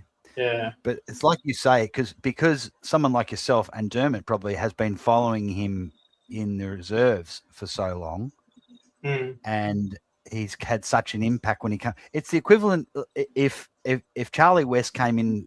I know he's played his first game, but if he came in, they brought him in for a big game. Let's say gather round, and he kicked 6 goals, and we win by 2 goals. Essentially, wins the game for us. That'd be that what Oscar Steene has done and the impact that he came in to excite the club would be on the same page as that. and he essentially announced himself in one game. Just the likelihood that he completely drops off and that was just a flash in the pan is just there's nowhere near it. So I'm sure Michael's excited about it, but he just doesn't want to show it. And but at the same time, you're making a good point. Let's have a big sample size. Yeah. But could I just ask? You know what I mean? Brisbane's ruckman. It's Darcy Fort. Who's the other one? And also Draper. Draper. Are they flat-footed fucking monsters or fucking leapers like Steene? Nah, so Draper can leap. Draper's a Draper. Yeah. Fort's your basically your bargain basement ruckman that's competent enough to do a job. Yeah. But yeah, he's sort of like what's like that dude from Carlton that's the ruckman? Pito. Yeah, he's basically that. Pitner. Yeah. Yeah. So it'll be interesting to see how Steene goes against another young leaper, and there's got to be some others out there. And that's what I was saying before. I think when we started is that when he played against Briggs is one of the guys where he's sort of like a more sort of a more boots to the ground sort of ruckman. Like he's not going to leap. So the fact that Steene is sort of the like leaper, it was basically Fly got him in there for the easy kill basically just to get his confidence up. So now that he'll be up against Draper, that's going to be a bit more of a challenging sort of task. Hopefully with the scope of Briggs, that gives him a bit of like, that gives him some confidence to attack Brisbane well. But we'll obviously see. But it is a thing of like, I don't think, we can't necessarily put Steene in anything in terms of proven. Because, he's only played the one game, and he hasn't played against another leaper. So, we'll obviously see how he goes against Brisbane on, Thursday night. And, hopefully he can, hopefully he can, sort of make a difference. But again, until we see it, we can't really. So it's like, I can understand, both sides of it where it's like, be excited because he's got some form in the VFL and he is this promising ruckman, but at the same time we don't have a sample size from an AFL level, if that makes any sense. So we should be seeing see it from both ends. So we should be seeing more next on Thursday, more elegant balletic leaping straight into Nick's breadbasket, mate. Yeah. Beautiful. Yeah, absolutely. I think there's no reason why he can't do it again. That the point that Age has made there, this is I think why Cameron's so pumped about it, because he's been pretty much rucking for 90, up to 90% of the game. Yeah. And those centre square, when they're jumping at each other, they're ramming their knees into each other. Oh yeah. So that's got to take a toll, and then all the running around the ground. So he can get longevity out of this. He won't have as dominant performances, but he can work in tandem with Aussie Steene. Yeah. And he'll come the end of the year and come the end of the games, he's got a lot more petrol tickets to go. Yep, absolutely. Yeah, because also with that video when Fly was saying, "Hey, Steene, you're playing," and then Cameron basically was in the background. Basically heard everything. That it puts so much context into why Cameron was so happy and he was smiling and just genuinely just happy for him. But not only was he happy for him, he was also probably thinking in the back of his mind, "Oh my God, I've just won the jackpot, where I can basically do my job. But now I've got like so much less pressure on me now, or so much less." Weight off, like so much less weight on my shoulders to actually do my job. Yeah, we went from lamenting the new ruck rules because we thought Cameron was going to struggle to now we fucking love it. That's true. Within a week, mate. Yeah, totally. Glass half for definite. Yeah. I'm going to just play this for about 5 minutes, guys. So just go for little boys' room. Now with Oscar Steene moving in, it meant that one of the big threes had to move out. Thank God for that. It was Jack Buller, and both Membry and McStay, as we touched on earlier, played their role. And in fairness, I've been very critical of both of those guys, especially McStay, over the last few weeks, as has a lot of Collingwood supporters, including you, Mick. I think it was a bit unfair to call him McShit, but anyway, we'll move on. But in fairness, I did say that when Membry gets the ball, he's actually a good player. Membry's always been my favourite of the key forwards. He's more reliable when he gets it. He's a nice kick. He's a good player. My issue with Membry was he just goes missing for too long.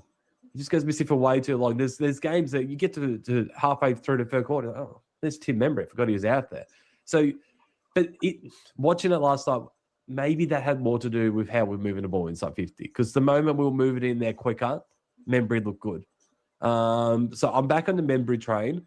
Let's just go with him for a little bit. But I'm not sold on McStay. I need to see more from McStay. He kicked a very early goal and he kicked one late. He actually didn't do a hell of a lot in between that. So I think I think Membry, really good game, 4 goals, good on you. He's the first pick now out of all those key forwards. I've still got huge question marks over McStay. And I think, with Buller and West in the VFL, 2 members of the BMW trying to push back into the seniors, I reckon it wouldn't surprise me if he does get dropped eventually. But then there's also the Jamie Elliott watch. He's just not getting into it at the moment. So for a guy who had a 4-possession game, that's one of the better 4-possession games I've ever seen. Really? I think I was actually a little bit impressed by it. And I heard one of the commentators say the same, that he just attacked the ball really hard on the ground. He set up a few scoring opportunities for others, like just knocking it out at the bottom of the packs into space. He wasn't getting on the end of any himself. It wasn't his night in that regard, although he kicked the goal at the end. But I just think he was really hard at the ball. And, I was pretty as impressed as you can be in a 4-possession game. Okay, that's fair. I mean, I don't hold the same opinion. That's all right. But would you rather it was like Robert Klomp back in 81, whenever it was. You won't know what to reference, but anyway. Would you rather him play a game like that where he's just playing a role and doing okay, or would you rather him be the Jamie Elliott of last year where he kicks 6 goals and rips finals apart? No, of course the Jamie Elliott of last year. Yeah. But I'm just saying. So for me, it's still a lot to do with McStay and Membry being the vocal points. Like as well as they played last night, I think Elliott, my opinion hasn't changed. No. I still think the Jamie Elliott should be the man up in the forward line. Oh, yeah, I agree. I'm just saying his game wasn't that bad last night. And in terms of, and also, this might be a bit unfair too. This might be one I retract next week. But there was one instance. So I talked about Jamie Elliott hitting the packs hard. In the third quarter, DeGoey took a very obvious sideward step when confronted by GWS guy coming the other way. I think he was just trying to be tricky. I think he was just trying to scoop the ball out. So he had space then but it just didn't look good. No. Laverde, I think it was. He just got his body behind the ball and ran straight through it.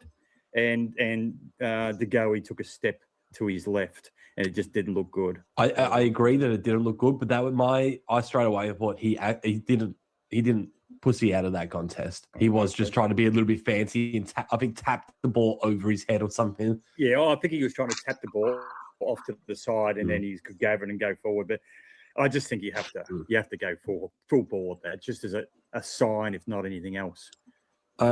Before we move on from the McStay Membry chat, I just want to note, and this isn't me trying to take anything away from these 2 players. Like I said, I was very impressed with Tim Membry. Jack Buckley and Sam Taylor weren't there. 2 main key defenders. So you would have been very disappointed if Membry and McStay didn't make the most of that. They did what they had to do. They can only do what they can only play against who they're playing against, and they did a good job.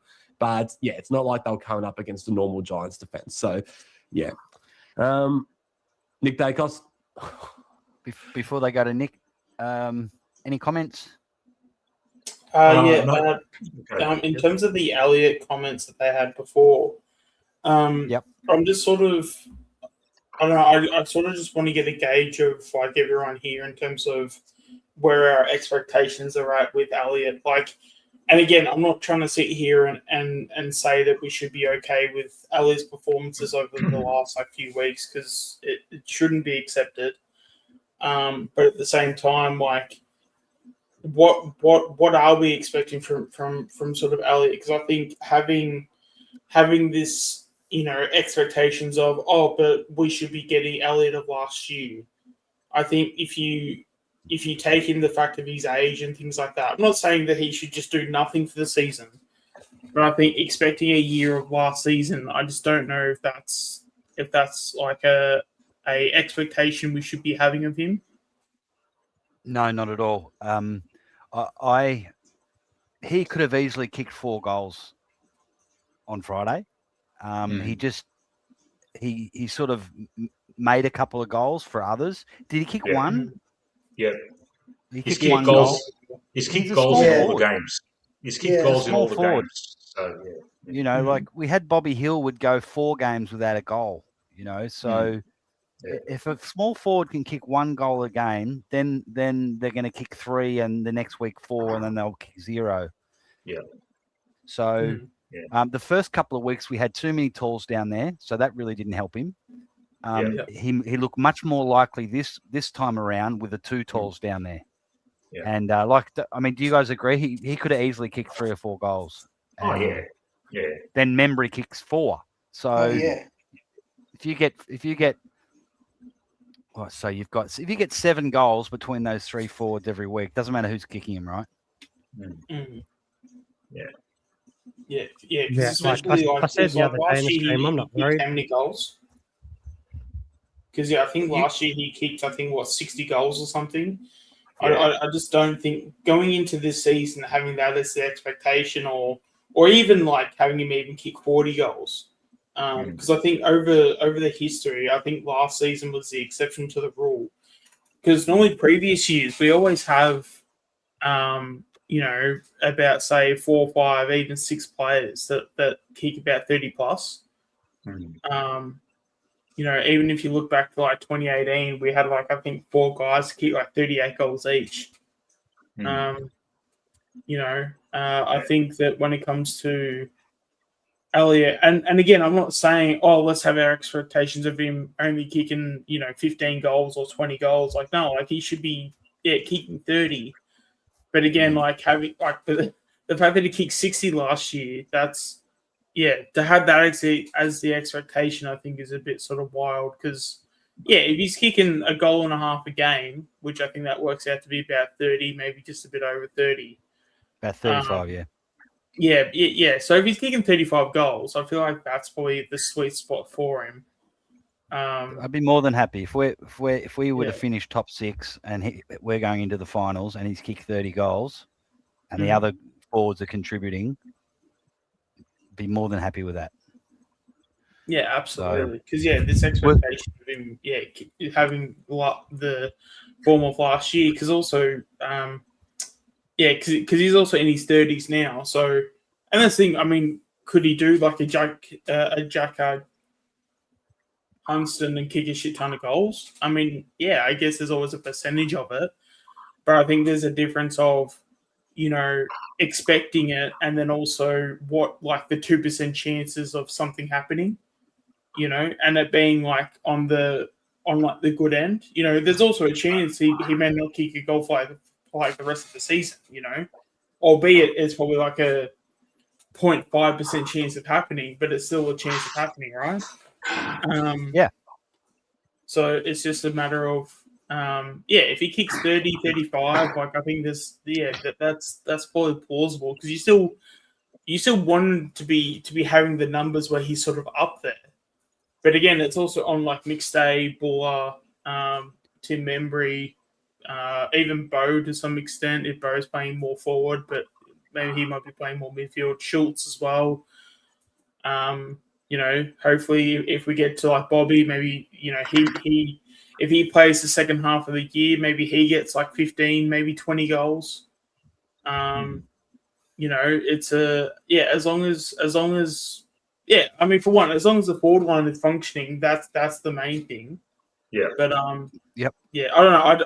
I just had a real issue with them talking about, we should have an expectation of Elliott kicking 60 goals like he did last year. Like that's Is that what they were saying? I was sort of and that's I did speak up and obviously I didn't come through on the mic, but that was one of the comments they had. So okay. I can't remember which one it was that said it, but yeah, they were basically going off. But if he kicked 60 goals last year, he needs to be performing more. Like I just I just don't agree with that at all, especially when you give his age. And I'm pretty sure he took our worries. Yeah, because I think he took unders as well too for what he could have gotten given that he kicked 60 plus goals. As long as he's around the 30 mark, I think that's more than not. Like around 30 to 35, I think that's plenty of goals. Yep. Totally. Well, I've tipped him for. Sorry, Benny. No, you go, Mick. I'll go next. I was just going to say I've tipped him for a purple patch in the cold heart of winter. So we'll see how we go. Yeah, that lines up a little bit with what he did last year. He had many bags and then a whole heap of ones as well. So, you can fact check me on that, but I believe he had quite a few bags, say 10 games worth, and then a bunch of ones. But two things on Elliott as well. One, he hasn't reached his ceiling for this year. That nowhere near it. So how good's it going to be when he starts grabbing a few and kicking some goals? It's we might get over that 90-point mark we've been sort of whinging about a little bit. And secondly, before the Adelaide game, he was really crook. He missed training. He may still be catching up with that a little bit as well. Yeah, absolutely. And it's also what round 3 is. Well, too, so we can't be throwing the baby out with the bathwater as well. Yeah.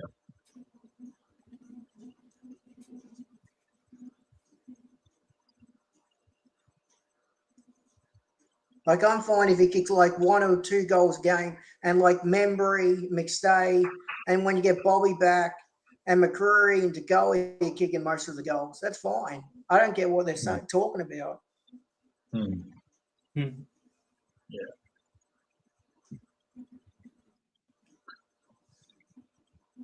Yeah, I mean, I don't think they were too strong on it, but it's just one of them was coming from the expectations of Elliott having a high amount. I just wanted to clear that up because I think it's especially as well too. Collingwood are not a team where we have one person kicking all the goals. It's always an even spread. Yeah. And the thing is, it's not like he's going goalless. He's still hitting the scoreboard every game, Yeah. And he only needs a half chance. Once he gets going, he'll be all right. He'll be all right. Yeah. I mean, he'll probably come Thursday and he'll probably kick 4 goals. And then it's like, oh, damn, like this whole conversation, probably doesn't even exist then. Yeah. Just changing the subject a bit, back to Steene. I forgot to mention earlier, did you see Jeff White's video? An absolute rapturous fucking acknowledgement of Steene. He was so happy for him because Jeff White, I don't know if you remember, Sean, was exactly that type of ruckman. He was actually small for a ruckman, but he had a massive leap. Big leap, yeah. Yeah, mate. We might react to that one next. Yeah, I still can't. Like, I'm looking at Jeff White in his videos, and I'm like, you look nothing like your playing days, mate. I'm like, I can't believe it's him. I was a big fan. Quick one on. Sorry. You're related to him, Ben. Benny's related to him, isn't he? No, I'm not. I've got a couple of good stories though. His mum was at my wedding. She's best mates with my wife's mum, so that was pretty cool. And so I've got quite a few stories of like how when he was going to get drafted and stuff, and he was very nearly at Collingwood. He had quite a few private meetings with Eddie Maguire, and it just we never took him up on it. I think that was a Derek Hine time. I'm not sure. It might have been before that. But his mum was telling me a bunch of stories how he was sitting there, multiple meetings with the Prez, and we just never picked him. So he was such a good ruckman, and just a shame he was in an era for Melbourne where it couldn't sort of capitalise on it, because like he would have killed it at the Pies. He had a good career. He just played for two shit clubs, the poor guy. You know? What was that before he was drafted, or when he was already playing for Melbourne? I believe it was before he was drafted, so it was like when he was a youngster. Like this story is now 9 years old in my brain, so I might not be remembering it correctly, but I believe it was when he was young. Yeah. So that means he would have been playing for us late 90s, early 2000s if he did come to us. Well, I think it was more towards the end of the 2000s, if I'm remembering correctly as well. Oh, so geez, like 2010 era, yeah. Benny, were you the go-between when Jeff White did that video with Anthony? No, not at all. That's why I actually messaged Anthony and said, "Mate, did you know I know his mum?" He seems like a lovely bloke. The whole family's lovely. His son Kalani's a legend too. Yeah, Kalani got picked up by Melbourne this year. Oh, right. Yeah. Because he was on the Gold Coast's academy list, and he had the choice of either Gold Coast or Melbourne, and he chose Melbourne in the end. Yeah, the whole family's up in Queensland for a while. But yeah, they were next door neighbours to my wife, so they sort of knew him growing up.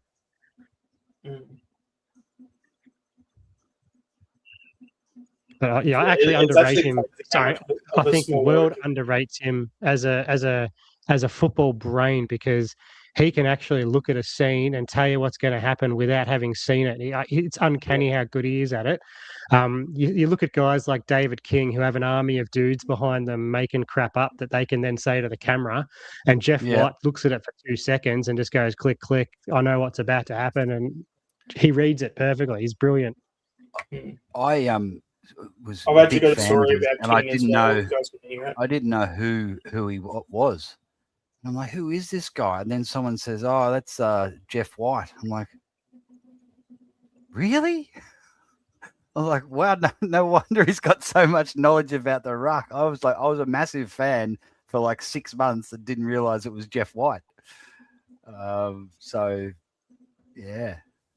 And not just ruck play, like he's so good at analysing just general strategy, like especially early on in the year when Collingwood were very, very hard to teams just couldn't get it out of their defence. And he broke that down really well.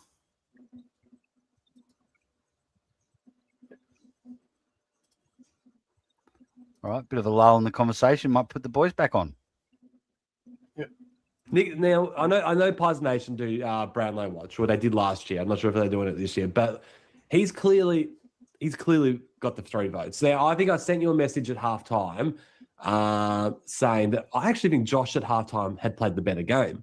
But then that third quarter from Nick Dacos, that was his 3rd highest ranked quarter of his career. Well, he kicked a couple of goals. How many possessions did he get? I know he got up to about 11, didn't he? Yeah, something like that. I'll get his stats up now. He's. Yeah. I don't worry about it. Doesn't matter. It was a good quarter. Yeah. I heard that McRae again on that Channel 7 interview. I'm not sure if he talked about his press conference. He also he kind of pointed out he was a bit loose at times by foot. He missed some targets, easy targets he normally hit in that last quarter, especially. I think yeah, he did. He wasn't. Yeah, he did miss a few targets, but you obviously, you nitpick, and he played a very good game. I'm on the stats now. Did you know that Clayton Oliver had 37 disposals? No. What the idea. Fuck, yeah. Bro? No, he didn't have big impact, did he? I'm blown away. If you would, I had no idea. If you were to say to me, how many did Clayton Oliver have without looking at it, I would have said 22, 23 maybe. Yeah, I would have said that. Yeah. That is the worst 37 disposal game I've ever seen. I'm so glad we don't have this guy. What a spud. A few Adam Treloar mid-30 possession games that were pretty bad, I remember. Kicking them up the chimney. Yeah. Nick Dacos, our leading disposal winner, 36 disposals. He had 2 goals, 2.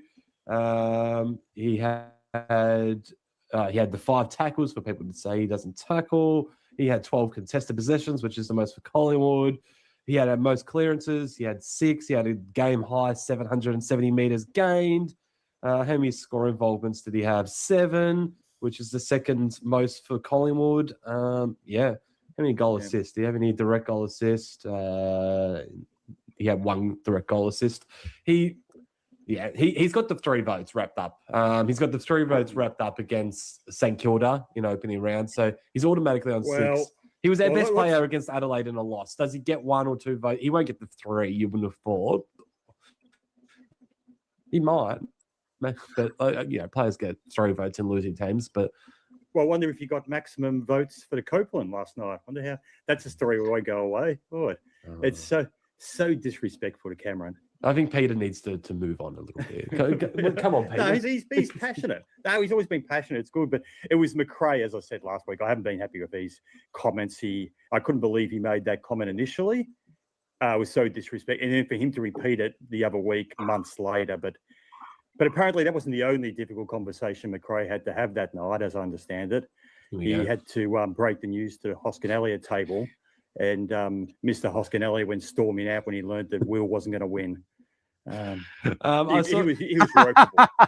I saw something interesting on Twitter. I'd like to give them credit. Don't know who said it though, but they were talking about it's so unusual that Nick Dacos ran around doing whatever he wants last night. No one was near him. GWS have got history in tagging him. I know Toby Bedford wasn't there, who's normally the guy. But Angwin did a job in the Zaya the week before, and there was talk that maybe he would go to Nick. He didn't. But the thing is, Kingsley comes down and said, oh, yeah, we will either send a tagger to him, Bedford if he plays, or Angwin, or it'll be a team defense, and we'll keep an eye on him. We've got a plan for him, blah, blah, blah. There was nothing. Nick's been left to do whatever he wants. He was left to do whatever he wants against St Kilda. Normally they go Windhager on him. And he was left to do whatever he wants against Adelaide. It's unusual. It's very strange because tagging is still a thing. As someone who plays fantasy football, my premium players get tagged every fucking week. It's frustrating. So tagging is still alive. Yet they're not going to Nick Dacos. And you're wondering, why is that? And someone wrote on Twitter that these new rule changes suit a lot of players. They don't suit your big contested stoppage players like a Ned Long, for example, despite, you saying he played all right last night. I think he did too. But overall, it doesn't suit that type of player. It suits the guys like Nick Dacos. Nick Dacos is already the best player in the comp by a country mile heading into this season. Then you get a rule change that suits him. The theory is that this guy wrote on Twitter, he doesn't think that AFL clubs, AFL coaches think that the taggers can go with Nick Dacos. He thinks that maybe they're wasting a position by even trying to tag him because his running abilities, they're just not going to be able to stay with him. The stand rule, all that kind of stuff. Is there something in that? Because clubs, like I said before, GWS and St Kilda are 2 clubs that tag him every single time and they haven't even bothered. So what do you think? Do you reckon there's anything behind the fact that they're not even going to try? And if that's the case, if they're not going to try and tag him anymore, you may as well give him the Brownlow now because he's going to be best on ground every single game. Because the only games he wasn't best on ground were the games where he was getting tagged. Well, look, I suspected they weren't going to tag him because I'd heard the coach's comments after what's the coach's name again? Adam Kingsley. Kingsley's comments after their last game about tagging, that he reckons it disrupts their own structure too much. And again, he repeated it before last night's game. So it became as no surprise that he didn't tag. But they tagged Desire the week before. Yeah, I know. But this is post that game he made those comments. Maybe he's reflecting on it post that game. Yeah. Keep on babbling. I'm getting a low battery message on mine. Just let me make sure it's plugged in. Keep on going. Talk about something. Oh, okay. Well, what do I want to talk about? Well, I'll tell you what, listeners. I'll tell you what. We're gonna touch on Bobby Hill later. We won't tell Mick just now because Michael and I, we made an agreement that we wouldn't wouldn't talk about him anymore. But obviously, there's big news coming through recently. So yeah, stay tuned to the end of the podcast, and there's also going to be another little thing that we talk about. Stick around for something to do with the Grub Man. It's going to be a surprise for Mick. I'm not sure if you can hear. I don't think you can. He hasn't got his headphones on at the moment. So yeah, stay tuned to that. That's going to be good. Hey Mick, how you going? Good, thank you. What was all that? No, nothing. Have they got an agreement where they're not allowed to talk about Bobby until he comes back? Sounds like it. Yeah. Don't mind that policy. Yeah, Don't mind sounds that like policy. it. I'm with you on that one, Michael. Yeah. No, Unless it's like nothing. actual news. Something. Yeah, exactly. Yeah. Exactly. I was trying to rush at the end before you came back. Just letting the listeners know a couple of things. Sorry, just shut up for a second. No, shut up. So, I'm just making sure my battery. I'm not sure if it's going. So ladies and gentlemen, this is a boomer at work. Sorry, what were you saying? You're telling listeners what? No, nothing. Okay, boomer. Yeah. Just a couple of things that we might touch on at the end of the podcast. All right, let's talk about Pendles and more. Actually, before we go to that, another injury that's just sort of been forgotten about. You're gonna shake your head. I've said this sort of stuff. I was about to break down. When I thought that Josh Dacos had popped his shoulder out. You don't know what you got until it's gone. And this man here, he lives in the shadow of Nick, but you don't know how much you love him until you see him holding that shoulder. You think it's all over. You're thinking, oh my God. Like, Josh Dacos is just, he was awesome last night. Like I said earlier, he comes back from that shoulder injury. You think it's bloody, he's got out for the next 8 weeks. He comes back and he's looking better than ever. And he was better than Nick Dacos in that first half. I stand by that. His first half was just absolutely sensational. Been interviewed somewhere about, they Triple M last week. They had a panel discussion. Who are the superstars of the competition? And they came up with 6 names. I think it was 6 at the end. And so they came up with their 6 names. It was like Dacos and Bonds and there was many. It was about, as I said, 5 or 6 and Butters. But then they interviewed Tex Walker after it, and they said, "Oh, who do you think are the superstars?" And he said Nick, of course. He said, but Josh as well. He reckons Josh is one of the superstars and the best half dozen players. Can you just imagine a dark, scary, sad world where Nick Dacos didn't exist?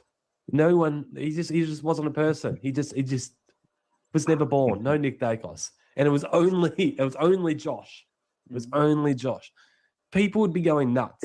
Peter's son, Josh. How good is Peter's son, Josh? He would be the talking point. He really would be, because he's a star in his own right. It's just Nick's here, and Nick is the best player in the competition. He's just amazing in every way. So Josh gets overshadowed. He's up there. He's up there. Michael, stop this nonsense. He's up there. I told you, I'll cut you off the moment you did start disrespecting Nick Dacos. No, it's not. It's just I just think Bontempelli's must be very. They've been the grand final together. If they're not the best in this, they're probably the best too. My opinion on this is, if Josh Dacos was at another side, he'd be playing in the midfield and he'd be in the top 10 players in the comp. Oh yeah. I'm not saying he's not in the top 10 players currently, but he's right about how he gets overshadowed. Yeah, right. Yeah, he is a gun. A gun. Yeah. I'll tell you what. It's actually crazy you say that, because I reckon if we didn't have Nick, I reckon we probably wouldn't have seen Josh at all. Because if you actually remember Josh's history at the club and stuff, he didn't get his career going until he knew that it was till basically with like Nick, until he was hocked in at the club, which is probably around 2020. So that 2020 year, which was the breakout year, that would have been when that they were sort of, because clubs will talk about players before they get drafted, and they were extremely aware of Nick and like how good he was. I reckon 2020 was probably the year where they probably knew, okay, Nick's going to be a gun. We're going to get him in. And I'm pretty sure they even had, pretty sure they've even spoken about this, where I think it was around 2020 where the season leading into it, like around like the off season, they literally did their like off season like as a group together because I think Josh went on basically saying that, hey, I either give this everything or I give this nothing. What am I going to do? And because he realized he had his brother coming through, and he sort of knew he had talent, but he knew he had to lift a lot. And basically, I think Nick was that turning point. So I reckon if Nick wasn't there, I don't think Josh would have had the drive to actually make himself an AFL career. So without Nick, I don't think we probably see Josh play more than 20 games. Okay, story time.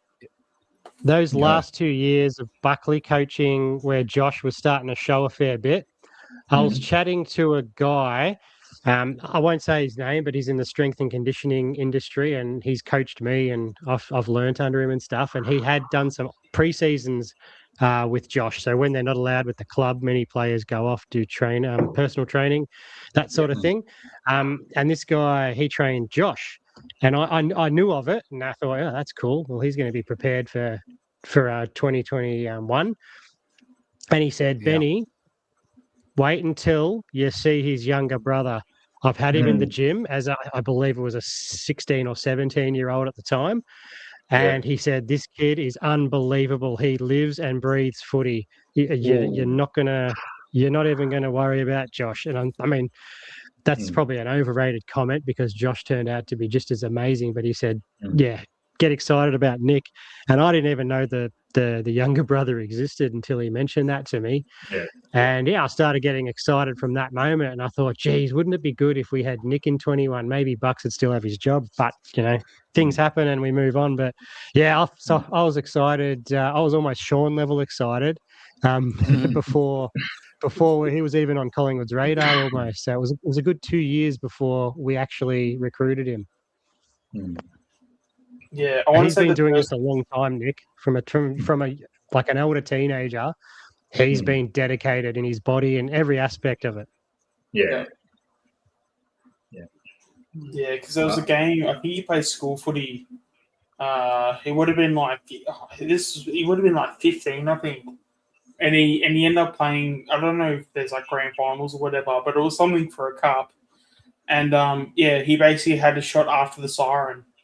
I'm trying to think of the school he went to because it was the same school as Matt Rowell and Anderson, and I don't think it was Scott's College.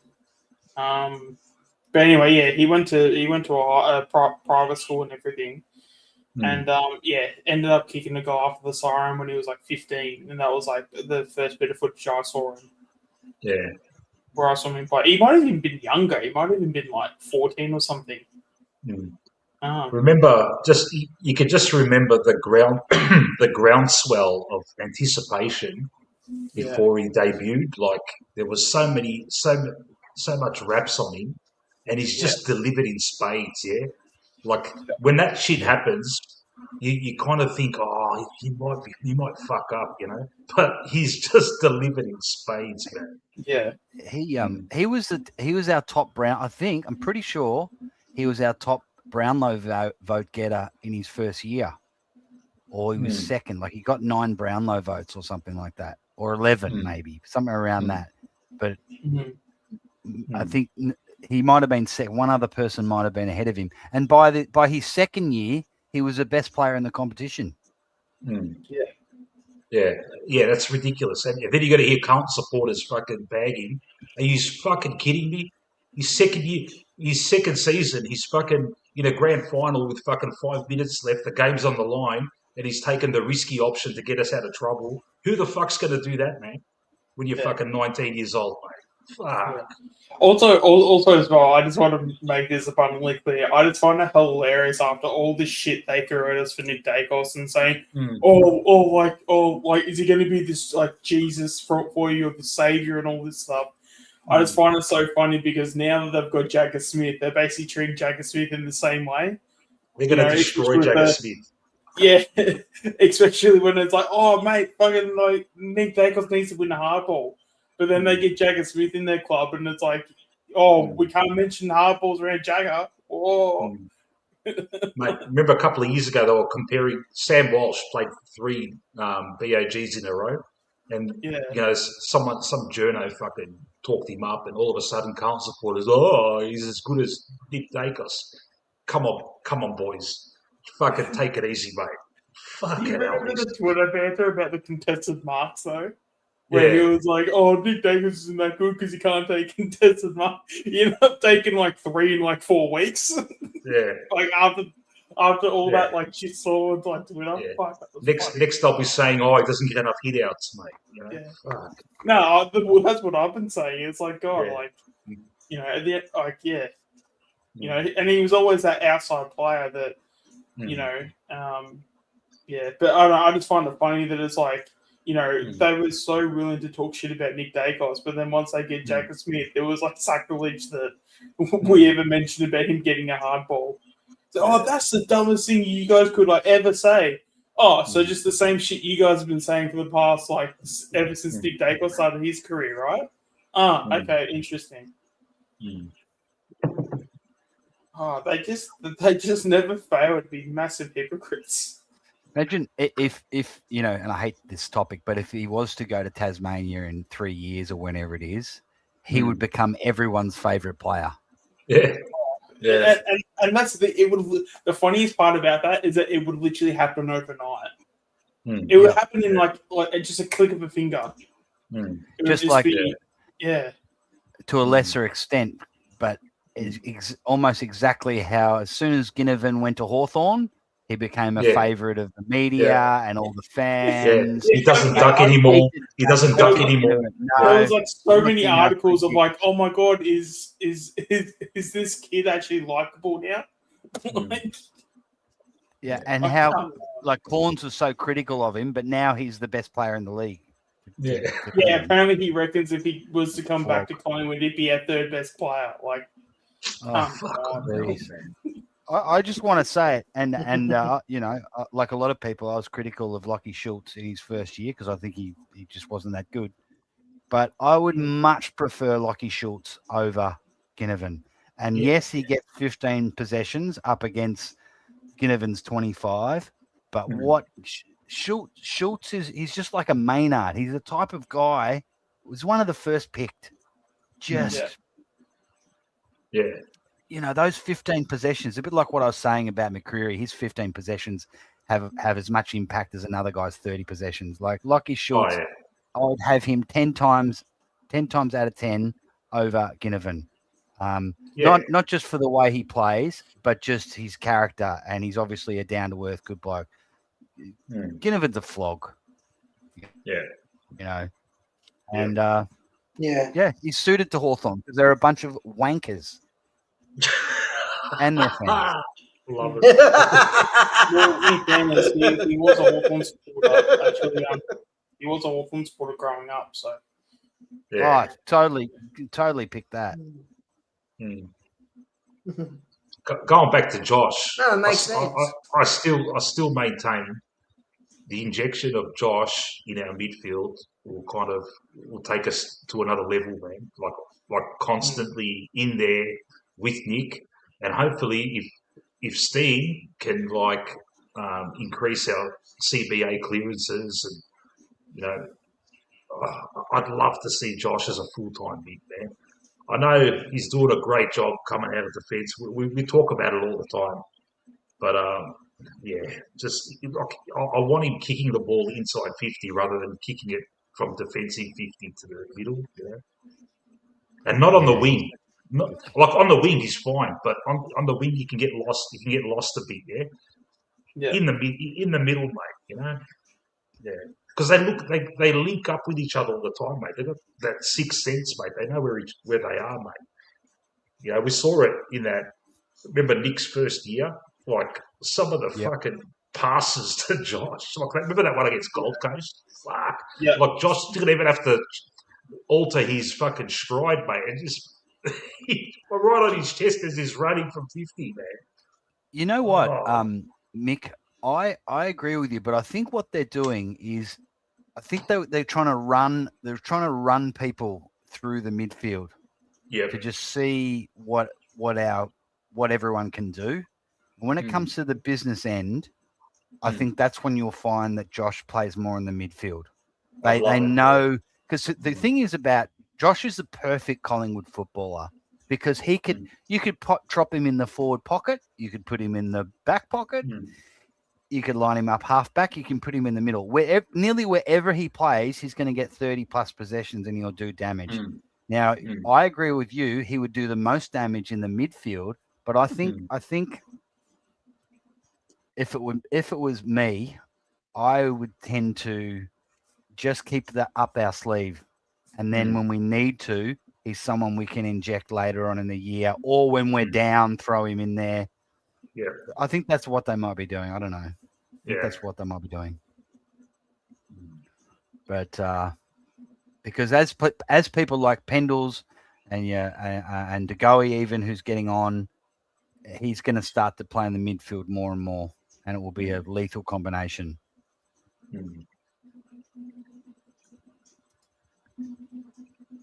Anyway, we don't have this debate because we've had it before. But yeah, so that was scary times where Josh was holding that shoulder. But yeah, nothing to see here. But it was a night where you're holding your breath constantly because there was injuries left, right, and centre. And we'll start with Darcy Moore. He was the second guy to go down after Josh. Also played out the game. Has since been confirmed by. I haven't seen this, but I'm tipping Dermott's going to be scathing of this. Flying to press conference though that he won't play against Brisbane despite playing out the game. Did you know that? Did you hear Fly's press conference? No, I didn't. No, yeah, he's out. He's already been confirmed out by Fly. He's not playing against Brisbane. Right. Yeah. Okay. Yeah. Yeah, So, yeah. Hey, I've got a question. gone. I got a question. Am I going to get into trouble if my battery runs out and we go blank here? Because why don't you put your phone on charge, you fucking idiot? No, that's not my phone. It's my laptop. Well, put your laptop on charge. I am. But it's just doesn't seem to be charging. I plugged it in and power's all plugged in correctly. It just doesn't look like it's charging. Why but can't anyway. you do anything and charge your laptop? Why can't you do anything? Love it.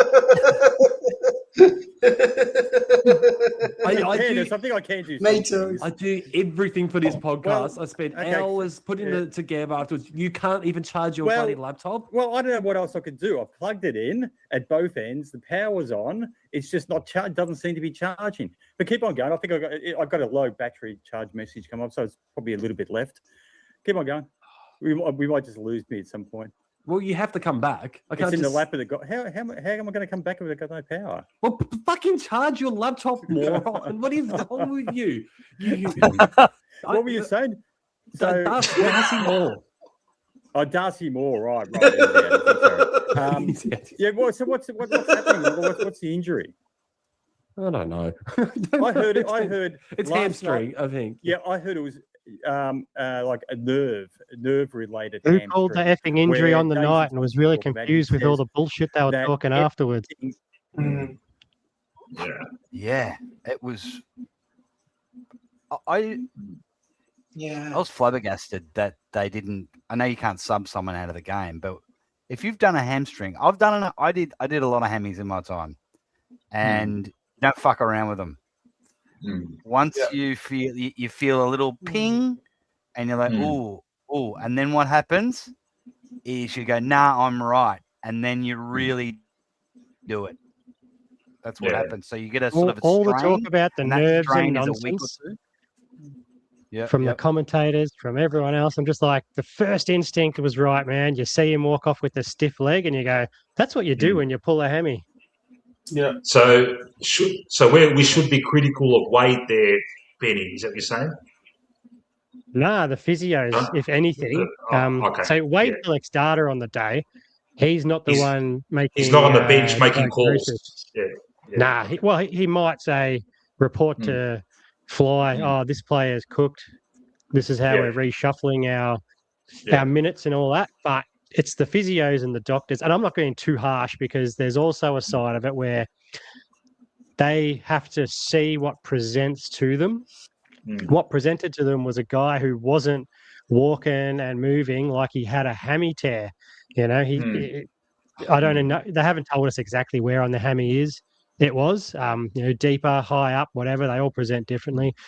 That kicking and wincing in the rooms, that would have been the bursa, I reckon, behind the knee. There's a whole heap of these watery cushions in your knee joint, and they're there to basically act as lubricant between muscles and tendons and bones overlapping. And he's got an inflamed one, and that can feel crap depending where it is. I've never had one on the back of me knee inflamed. I've had plenty of front ones from landing silly and wrestling and stuff. But so Is you the know, I'm not bursa going to hammer the yeah.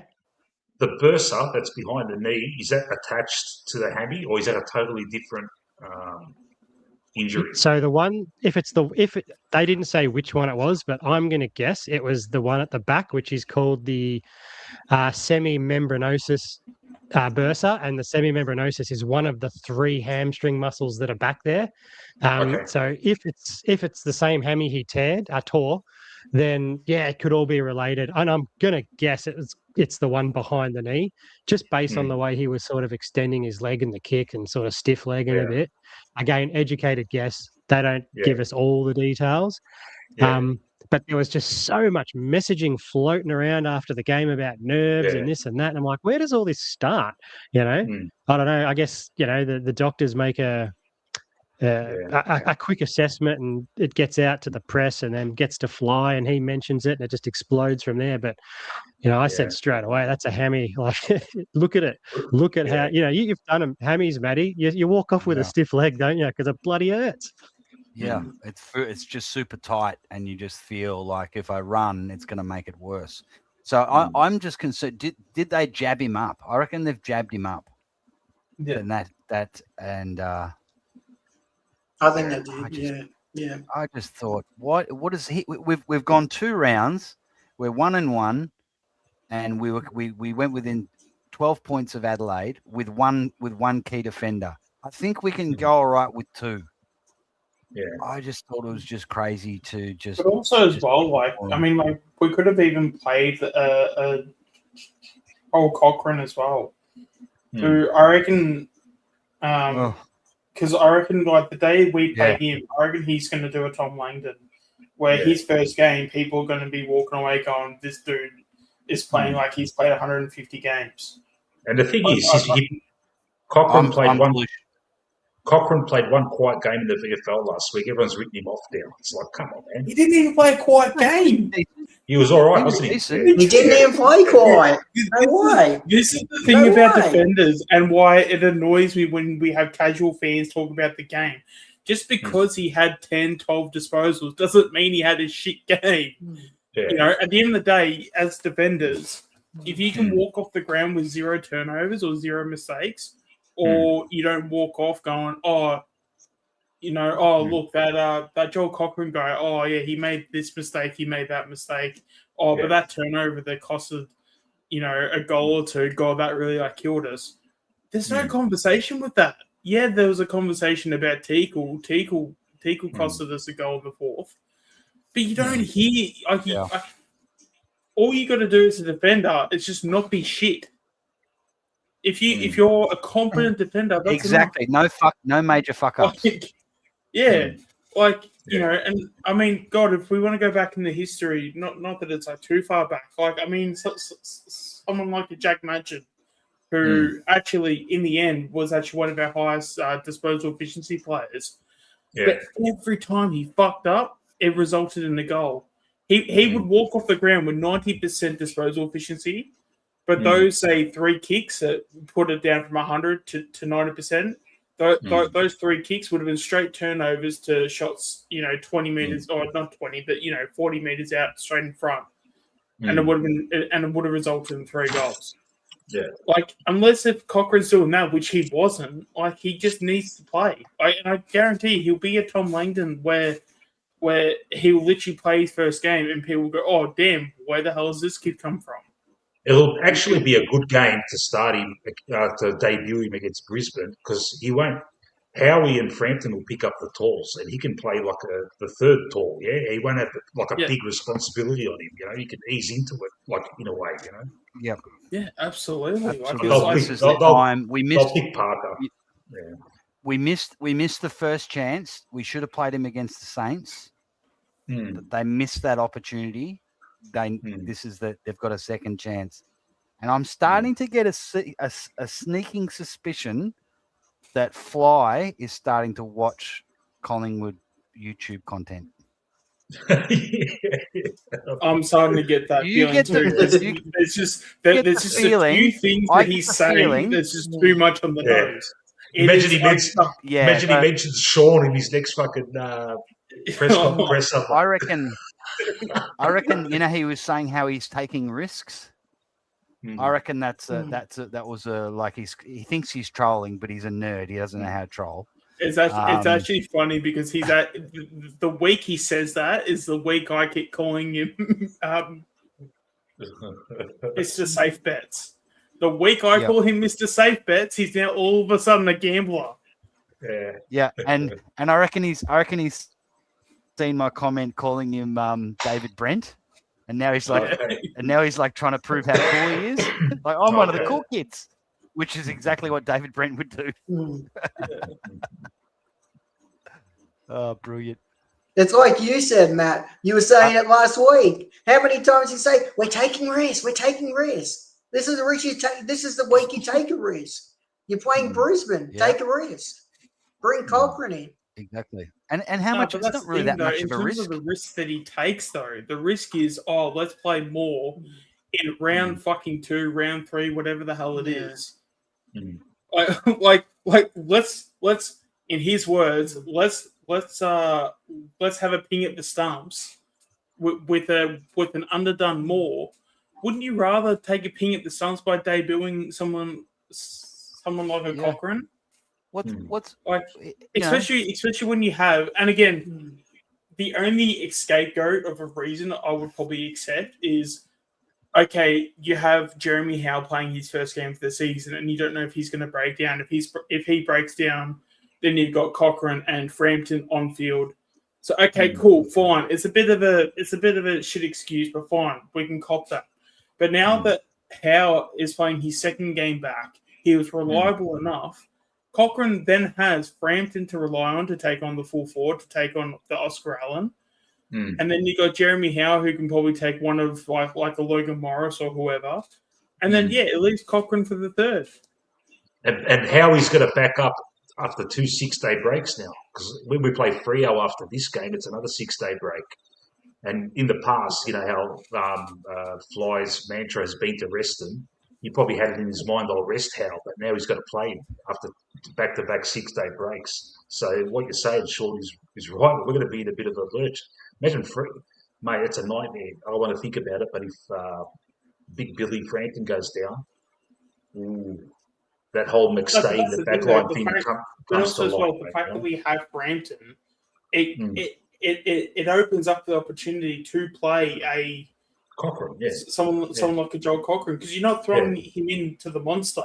You're throwing him into, the average third tall that's, the worst key forward on the team. So you got, even someone like a Darcy Fort, he wouldn't even get Darcy Fort because you probably have like a Cameron on him even.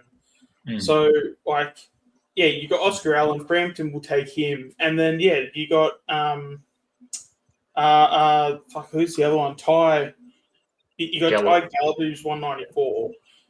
Okay, that might be maybe the one that Joel Cochrane takes because you need someone with a bit of height, and then Logan Morris probably gets to Jeremy Howe. And then you can obviously swap depending on like what's happening in game and stuff. But it's like at the end of the day, it's like you're not like throwing you're not throwing Cochrane to the wolves, and the fact that he has been in the VFL, he didn't. I can't think of one turnover or one moment where I'm like, damn, that was like a really bad disposal. That was a really bad kick.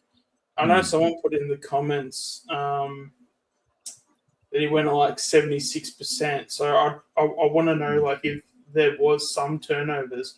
But again, if you're walking away thinking and you either have no comments on his game or or even if he or even if he did some nice things, like he was really composed when they played Friday. Ty Gallup is playing defense. Yeah, there you go. So one less to worry about. So that's perfect to put him in. Yeah, so then you got Logan Morris, and then you can have Jeremy Howe to then float as a third, and and then if you have Cochrane struggling, say against Morris, well then you can have Howe come over the top for support, But then in the end, the whole point is like you're getting games into these kids. So then when Howe say retires at the end of the year, you've got Cochrane to have say 10 games under his belt, and then he goes into next season, plays round 1, and instead of having Joel Cochrane debut, he's got 10 games under his belt and some confidence. On top of that, with Howie, it's like Howie. He's just come back from injury. We didn't see enough of him last week, enough of the old Howe to say he's going to fucking be that Howe that we know about. So, he's just coming back from an injury. So, but it's also back in like 24. But I keep mentioning, what we did in 24, where round 1 or round 0, whatever term you want to use, where we played a unfit Mitchell and an unfit DeGoey when we had Reef, and I know Reef's not a midfielder, but we had Finn and Reef ready to go. Finn definitely would have taken one of those spots, and he would have got midfield time as an inside mid when he was killing it in pre-season. But instead, if you don't play Finn, he then loses all confidence, which then gets him delisted, and now he's over at West Coast, trying to get a game over there. Like but then Fly even has the goal to even say, "Oh, I'm a gambler. I take shot at the stump. Like I like to take a ping at the stumps." It's like, well, if you're gonna have a ping at the stumps, at least do it with something that's like that at least has some fucking reward to it. You know what I mean? Let's not just have a ping at the stumps because you get to have a ping at the stumps. Does being underdone is just fucking stupid, and now he's out for 2 weeks. What happens if we go down the line and then he re-injures it? Because hamstrings can lead to being they can linger. I mean that's exactly what happened to was it Mitchell? It was either Mitchell or DeGoey, where I think one of them had like multiple hamstring injuries in that whole year in 24 as well. So. Again, why are we taking those types of risks with someone like a Darcy Moore? Like, you would rather play someone like Joel, take the risk on that, hope he comes good, even though you've seen them in the VFL and you've seen them at training. So it's not like you're let's just get this guy off the street. They've obviously done the work. And if you have a good system around them, like you're talking about just supporting, if a Joel Cochrane's your worst player, that's not that's not the worst thing, if you know what I mean. You know what I reckon, man? Did Reef McInnes play a full game last week? He played a quarter. Only a quarter? Half. A half? All right. I reckon. I thought he only played a quarter. If he plays a full game against Coburg on Friday, I reckon he'll be straight back in the mix to come back. And I reckon Fly's like that. He'll put Reef in, who's probably not ready before Cochrane. Oh yeah, I could see Fly dropping Frampton for Reef. I've been saying. I can see that. I can see that. I can see that. Yeah. Actually, you probably put that idea in my head, Sean. Yes. Yeah. I have a question. Do you think they should have? My question is, do you think they should have played Moore and Howe in the VFL and played Cochrane? At least one of them. Yeah. Not both of them. It is a weird thing to say, but I don't think he can play Moore in the VFL just because he's got the captain label. And that's just going to invite, fuckwits like Kane Corns to speak and be like, Darcy Moore's your captain and he's in the I just don't think you want that noise in the club. So I think you just give him. I think with him, he's the exception to the rule. So the only games he plays is AFL games. Unless if he's been out for like 6 months or for the majority of the season, then okay, maybe you play 2 VFL games or whatever. So I mean, if I was running it, I would probably still be like, okay, you're playing VFL. I don't give a shit if you're captain or not. That's just me personally. but I can see from a even if it's like through media or things like that, I can just be okay. You're captain. It is probably a bad look you're being in the VFL. You can be the exception to the rule because you're captain. How I think has no excuse. Like, but then again, Howe was the better performing one out of the two, and yeah, he got away injury free, so that risk at least paid off. Thank God. So, but yeah, he would have been the one that I would have been like, okay, let's see you in the VFL for a few weeks, and then you play someone. As long as you've I'll tell you what. I just looked at the fucking fixture. So we've got this match against Brisbane, 6 days rest. Then we've got another 6 days rest before Freo gather round. Then we've got fucking it's another 6 days when we play Carlton on the 16th. Fuck. Yeah. Oh, well, sorry. I apologise. I got the fucking dates mixed up. Forget what I said about all that shit. We've got a nice 8-day break between Brisbane and Freo. Forget what I said. Fucking losing my mind here. Yeah. And to say about Cochrane, I think he was better than TJ. I think TJ was one of the worst defenders on the ground. Yeah. Yeah, that was worrying. And that's fine. Like, as long as we have a few people putting their hand up, not everyone's going to have, a great start to the VFL season, and that's fine. But you've got, Cochrane, even someone like a Jacob Ryan was playing really well. I'm now going to be a big advocate for Ryan now. Yeah. Because he's one, especially for wanting some driver part back, because he is that noble type. But the other thing with him is that as much as he can play the noble role, he can also take a decent mark, like a intercepting mark.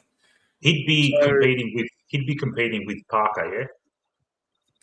Yeah, well, I mean, Parker's like so Parker would be the noble, but like just purely noble. Where I know this is probably a poor comparison, but like Jacob Ryan's probably a bit of a noble, but he can also be like a bit of a Markov as well.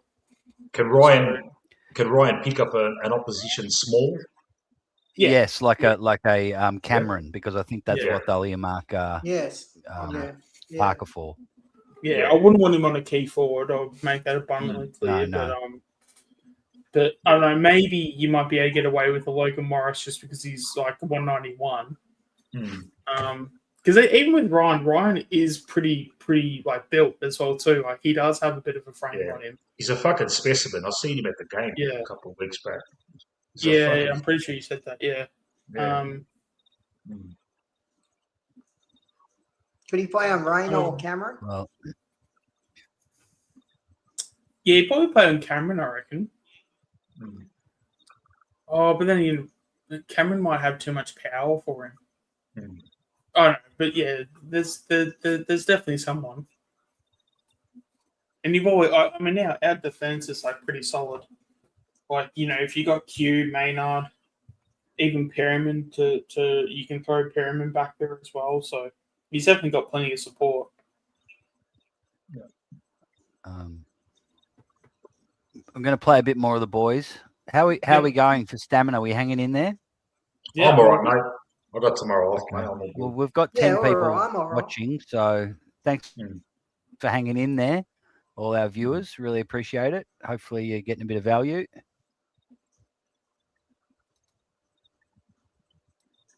Tells you that the hamstring is about to go, all the pain you feel, all the tightness, but it's not. It's just nerves, but it gives the same sensation that you're about to pull a hamstring. Well, Fly said that they wouldn't have risked it. They wouldn't have put him out there if they thought it was a risk. He said he trusts guys like Jared Wade. Don't know why, and people like that. So yeah, they put him back out. He got through the game, which was handy. But yeah, Fly says he'll risks when it suits him. Yeah. They're basically, with the short turnaround and everything, they're going to put a line through him against Brisbane. You just got to ask the question: is it all in his head again? Because this is true. This is true. 2018, I think even the start of 2019, that was the big news stories. He kept on thinking he was pulling his hamstring, but he actually wasn't. And he missed a lot of football from a pretend hamstring injury. Now, he's been pretty good for a long time, Darcy Moore. That was 2018. That was a long time ago now. We've had no issues. And then all of a sudden, training a couple of weeks ago, does the same thing. Oh, yeah, I've done my hamstring. Let's go for scans. Oh, nothing there. No hamstring injury. All right. Then this game as well. Well, I think it's a bit unfair to say it's all in his head, because in light of what Daisy Thomas said last night, if you're getting symptoms which are identical to those symptoms that you have immediately before pulling a hamstring, well, how are you supposed to know the difference? How are you supposed to... I got to say, because doing hamstrings before, once you've done them badly, and I've done both legs, it's almost like you've got ghosts of a hamstring. Like I'll be playing tennis and I'll go, oh, I'll feel this twang in my hamstring. I'm like, oh, I've done my hammy.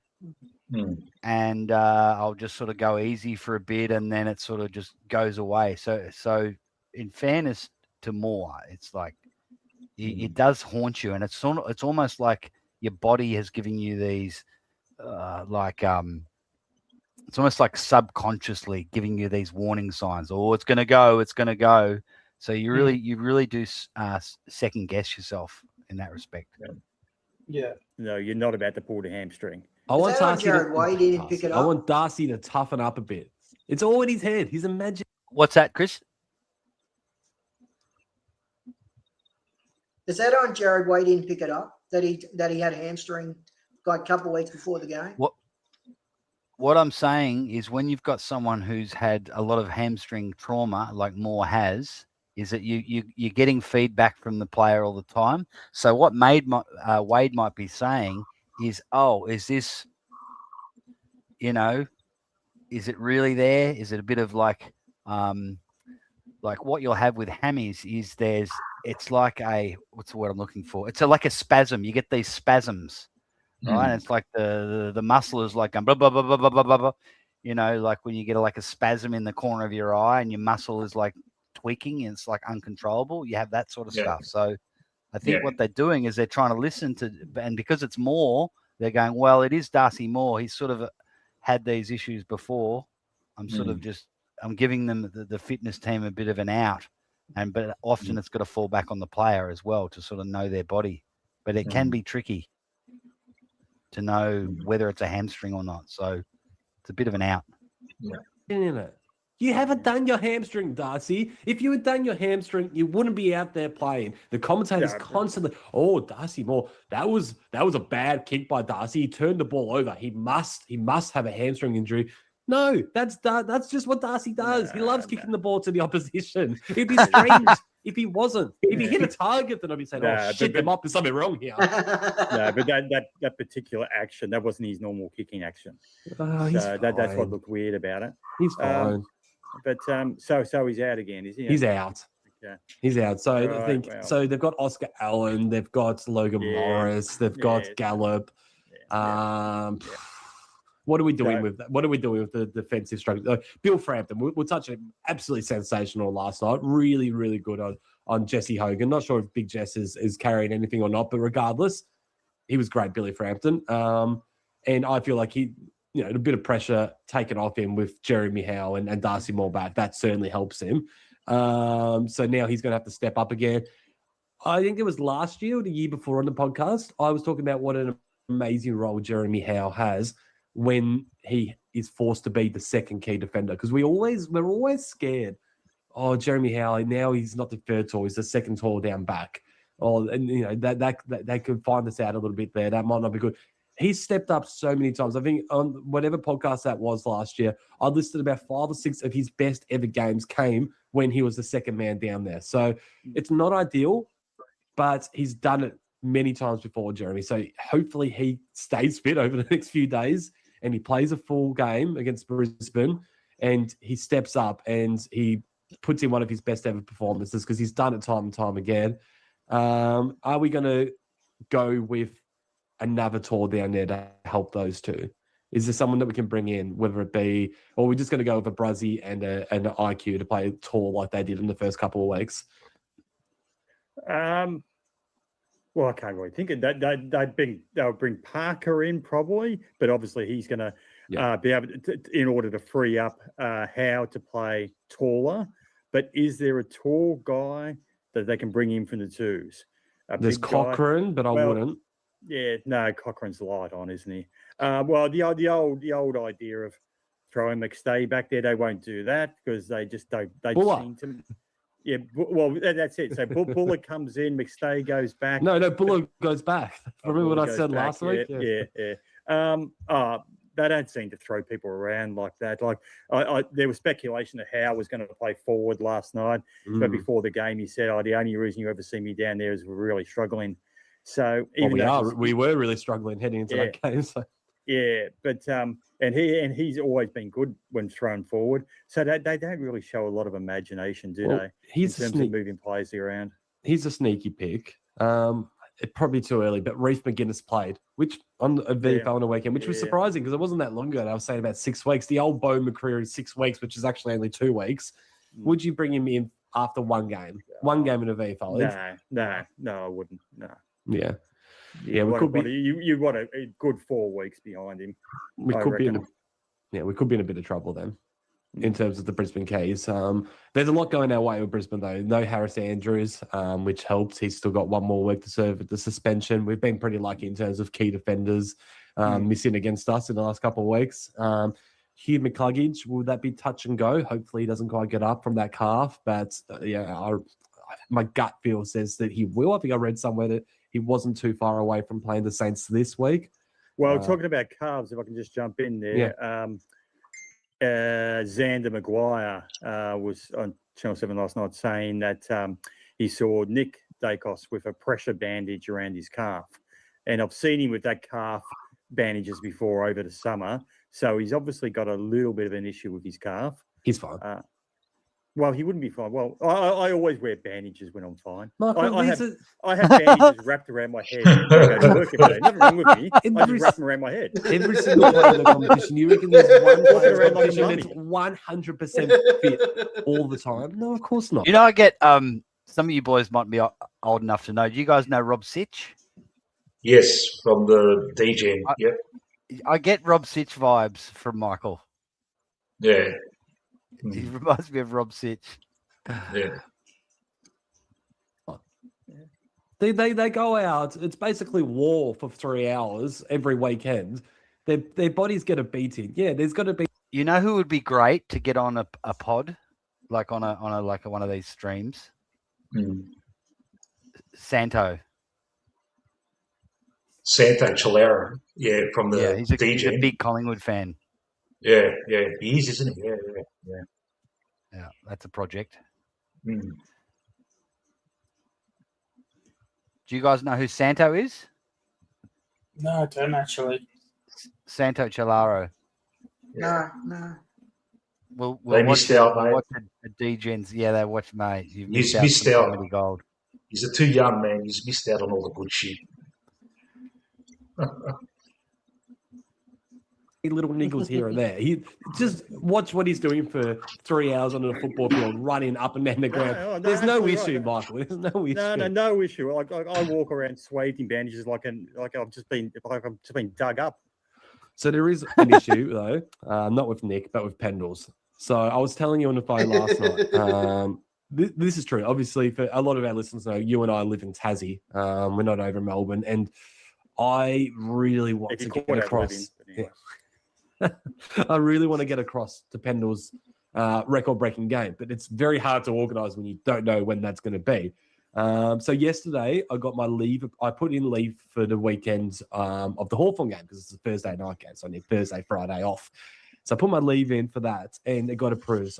So at my lunch break, I've already booked my tickets to the Hawks game, so I'm going through. Okay, I'll book my flights and I'll book my accommodation. I know it's a risk, but you got to do it early, otherwise it costs an absolute fortune.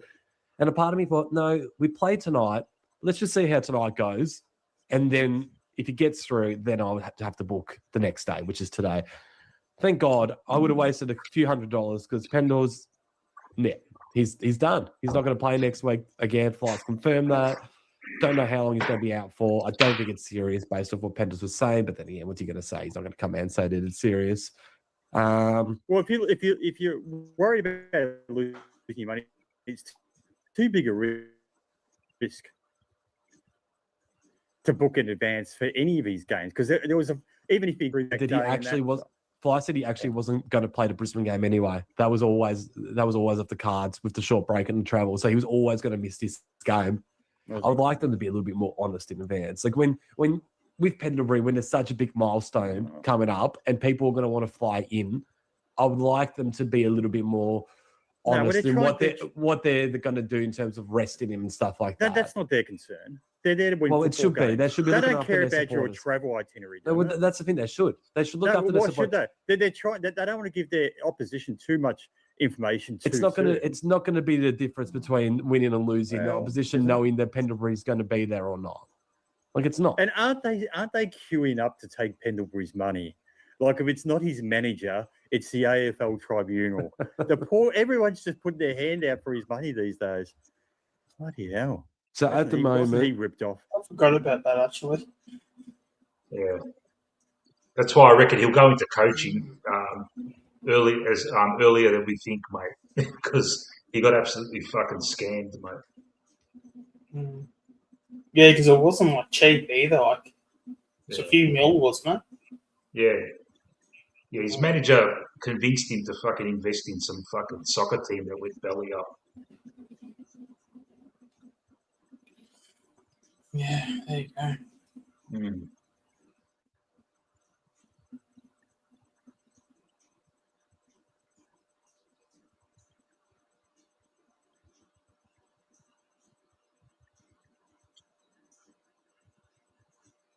You there, Matt? It's probably gone for a leak. No, I just was speaking for about 2 hours and I was muted. No, I was actually saying, mate, it was a masterpiece. Oh God, I can't believe it. No, I was agreeing with Michael in that we can't. The club shouldn't be telegraphing when Pendles is going to play and when he's not going to play it, because what that does, it spotlights too much the individual. And Pendles getting the record is great and it should be a bonus, but the club shouldn't be announcing plans about it. Just like I heard, I don't know how true this was, but I heard that, and maybe this is just a Swoop Luke thing or whatever, that he's going to wear a gold number when he breaks the record. Don't like that. That's not the club saying that, is it? Yeah, and Pendles doesn't seem to be that kind of bloke too. He's not a flashy. I wouldn't have thought so. Yeah. No, he's not at all. He's just a down-to-earth guy. So hope it doesn't happen. So no. So yeah, I agree with Michael on this. Like, but I don't care if he breaks the record until late in the season, or he might not ever do it. You know, who knows? But when he does, it'll be great. But we shouldn't be telegraphing that message to everyone. I know it's old news now, but hard done by, I reckon. At the moment, his record-breaking game has moved from the Hawthorn game to the Geelong game. Geelong, I'm always here to bag out Geelong, but they're nice enough, Geelong, to say if that game falls on, it's their home game, they're happy to give us that home game. They're doing us a favour, which is great. Good on you, Geelong. But I don't think it's going to be them either, even if he is only going to miss this Brisbane game. Based on what John Ralph said, and it's a dangerous game, trust in John Ralph. He believes that there's no chance he's going to play after 5-6 day breaks anyway. And I think there is one more 5-6 day break in between Anzac Day and the Hawthorn game. So he reckons that he'll probably miss the Hawks game. This smacks of being his last year. Just when you're talking about this, it's like you're trying to negotiate Nan playing. Like, oh no, Nan can't play this week. It's only a 5 day break. I was thinking the same thing. It's getting a bit too management. There were no signs whatsoever that he was slowing down until that prelim when he did his calf, and that was the first time he thought, "Oh, okay, what's this?" And now he's got this injury. He's being managed a lot more. I was hoping if that was a one-off, that prelim injury, I would still be like the way he's playing, like we saw against the Saints, like he still could play next year. But if he starts getting a few more little injuries here and there, having to be managed here and there, yeah, this could be the last year of Pendle. So really, let's take it in, because like we don't want to take this guy for granted. He is an all-time legend, not just of the Collingwood Football Club, but of the AFL in general. He is just a once-in-a-generation type player. Like, we're not going to see anything like Pendle's. Like, he's just incredible. So let's make the most of this when we can. Let's celebrate his record whenever that happens. But I don't think I think after that Geelong game, I think we might be going up to Sydney. They don't want that game up in Sydney. So then it might be the following week, which I believe is against West Coast of the MCG. Look, if he's right to play and he's good enough to be in the side, you don't let this game, this breaking of the record, influence whether we play or not. Come on, we're trying to win games of footy. It's one of the biggest moments in AFL history, Michael. It doesn't matter. We're trying to win games of footy. I don't care where it's played. Well, Michael, there's a very good chance, regardless of the record, they won't fly him to Sydney. So I think it will be against West Coast, right? That's how it's looking. They'll rest him against the Hawks. He's going to play against Geelong. Yeah. All things being equal, they'll rest him against the Hawks off a 5-day break. He'll equal it against the Cats. He's not flying to Sydney, and he'll play against West Coast. So it's not the fact that he's playing in. We don't want him to play in Sydney and break the. Well, we're probably not going to send him to Sydney anyway. So, what do you guys think? I agree, mate. Yeah, it's looking like West Coast at the moment. I agree Which would be great. Which would be the perfect scenario. Oh, it would have been perfect against Geelong, mate. It would, because I'm going to that game. We'd be having steaks.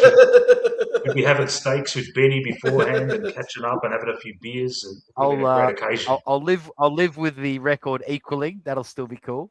Yeah. And but what it would, the other thing that people don't talk about much is that if it was a record breaking game against Geelong, that might just be the motivation, the extra motivation the team needs to get us over the line. Because they're a pretty daunting prospect, the Cats.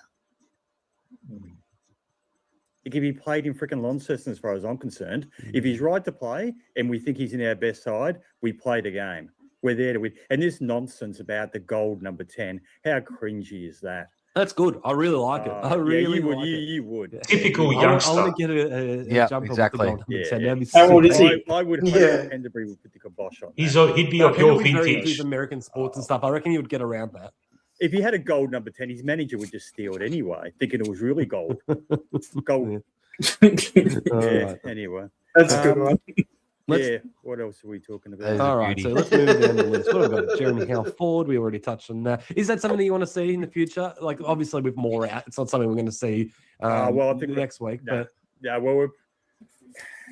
I like the idea of it, but because can you imagine how nutso the media will be?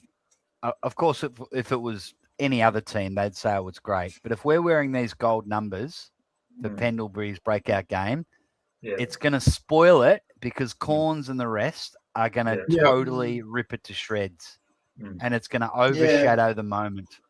It's such a especially if we lose.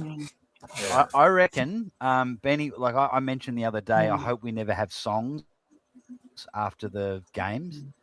And Benny said, "I just start a members forum, you can start a poll." Yeah, I reckon we get that started to just stop that idea about the gold numbers. That is going to be a fucking disaster. Really, really against that. You get the feeling the media's going to I push hope it doesn't happen.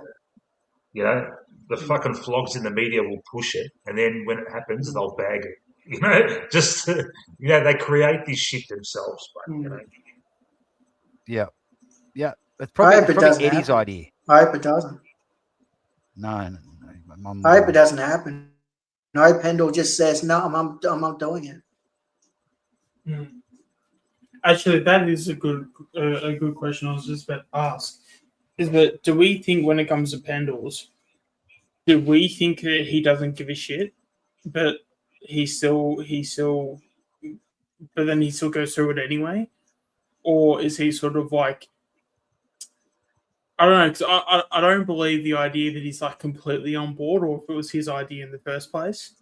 Yeah. But I'm not ready to sort of say that he's like completely against it either, if that makes any sense. Because if there's like a gold number 10 on the back of his jumper, where he can sell that safe footy jumper and he gets a commission out of it, I'm sure he'd probably be like, yeah, I wouldn't mind that. And then like he likes it because he gets a cut off it or whatever. Oh, I think he's got more integrity than that. Yeah, it's such a sellout I sort agree. of concept. But I'm just not in the whole camp of like, yeah, I don't know. I just don't think he would be, and not to say that, it wouldn't be a possibility, but I think there's I don't think it's either.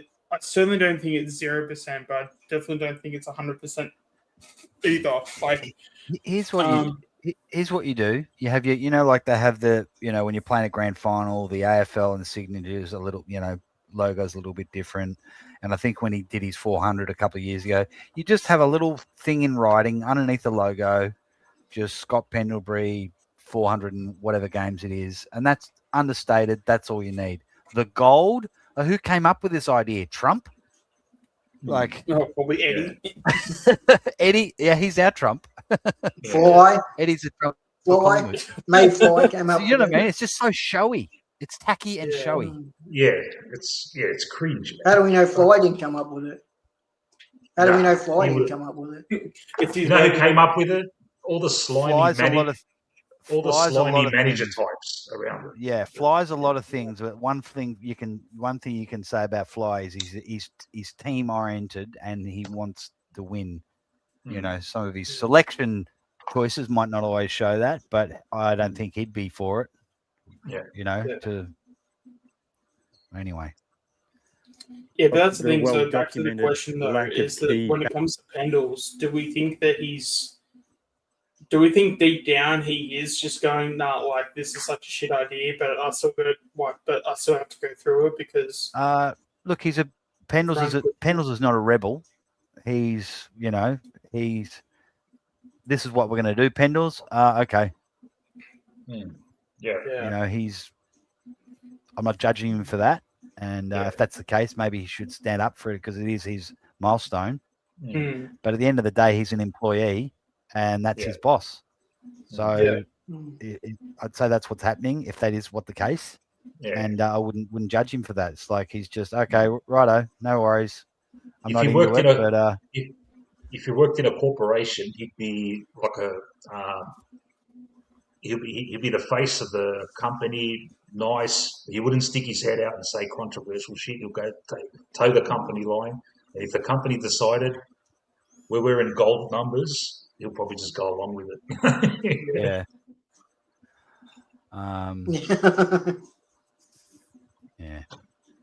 Tax. I don't think we could ever afford to do it, really. I know, but could it be? It's nice different with someone like a Darcy Moore. Like he is a key defender, like proper key defender and height and everything. Jeremy, could you get guys like Maynard and Isaac Quater could cover that role? But he's still our best key defender when he's up and going. Yeah, sorry. Let me rephrase that. He's our best defender when up and going. I get that, but let's just say over the next few weeks, McStay goes back to McShit, and Membry starts to disappear again. And, we bring back Jack Buller and he's just not near it. And Charlie West just doesn't look ready. And we got no options. Is that when you start thinking, well, we've got Moore, we've got Frampton, we've got Maynard, we've got Quater down there. They're pretty good players. Maybe that's when we swing Howe forward. I don't know. But like I've always said, I think your forward line and your back line to an extent live and die by how good your midfield is. Like a great midfield can make any forward line look competent, like we did last night. We made them look good. And it also, of course, and this is my argument why we target somebody like King, because your midfield help your forward line and help your back line. So, yeah. I'll say something else a little bit outrageous. You touched on Butters. Do you reckon Butters was sitting there last night watching Oscar Steene, and that could, I'm not even joking to say, could that be a part in him choosing? I think no. Okay, hear me out. So say Oscar Steene keeps this up, right? So Butters is sitting there being like, okay, I could spend the next 10 plus years of my career playing alongside Nick Dacos, being second fiddle to Nick Dacos. So all of a sudden, Zach Butters walks into any team in the competition, and he's the number one tag target. He walks into Collingwood, and he's like, you know what? For the next 10 years, I won't have to get tagged a hell of a lot, because if they go into anyone, it's probably going to be Nick.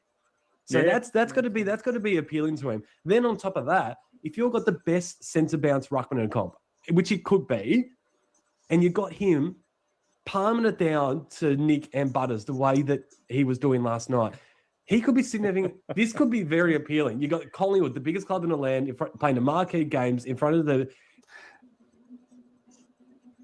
This is a good point. I really like this. Hadn't thought of it. Yeah. Full packed MCG every week. The best tap ruckman in the comp, hitting it down off throw, not having to worry about a tag time. Like, yeah, you could say the same thing. You could go to the Bulldogs and play alongside Bontempelli.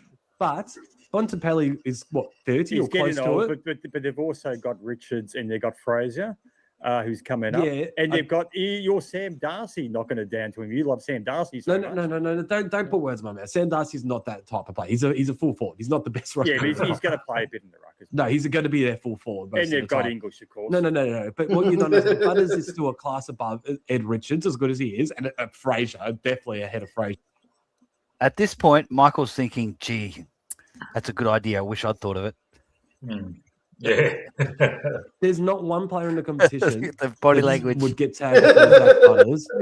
Come on, Michael. So that is Michael, throw your son a bone. It's a good take.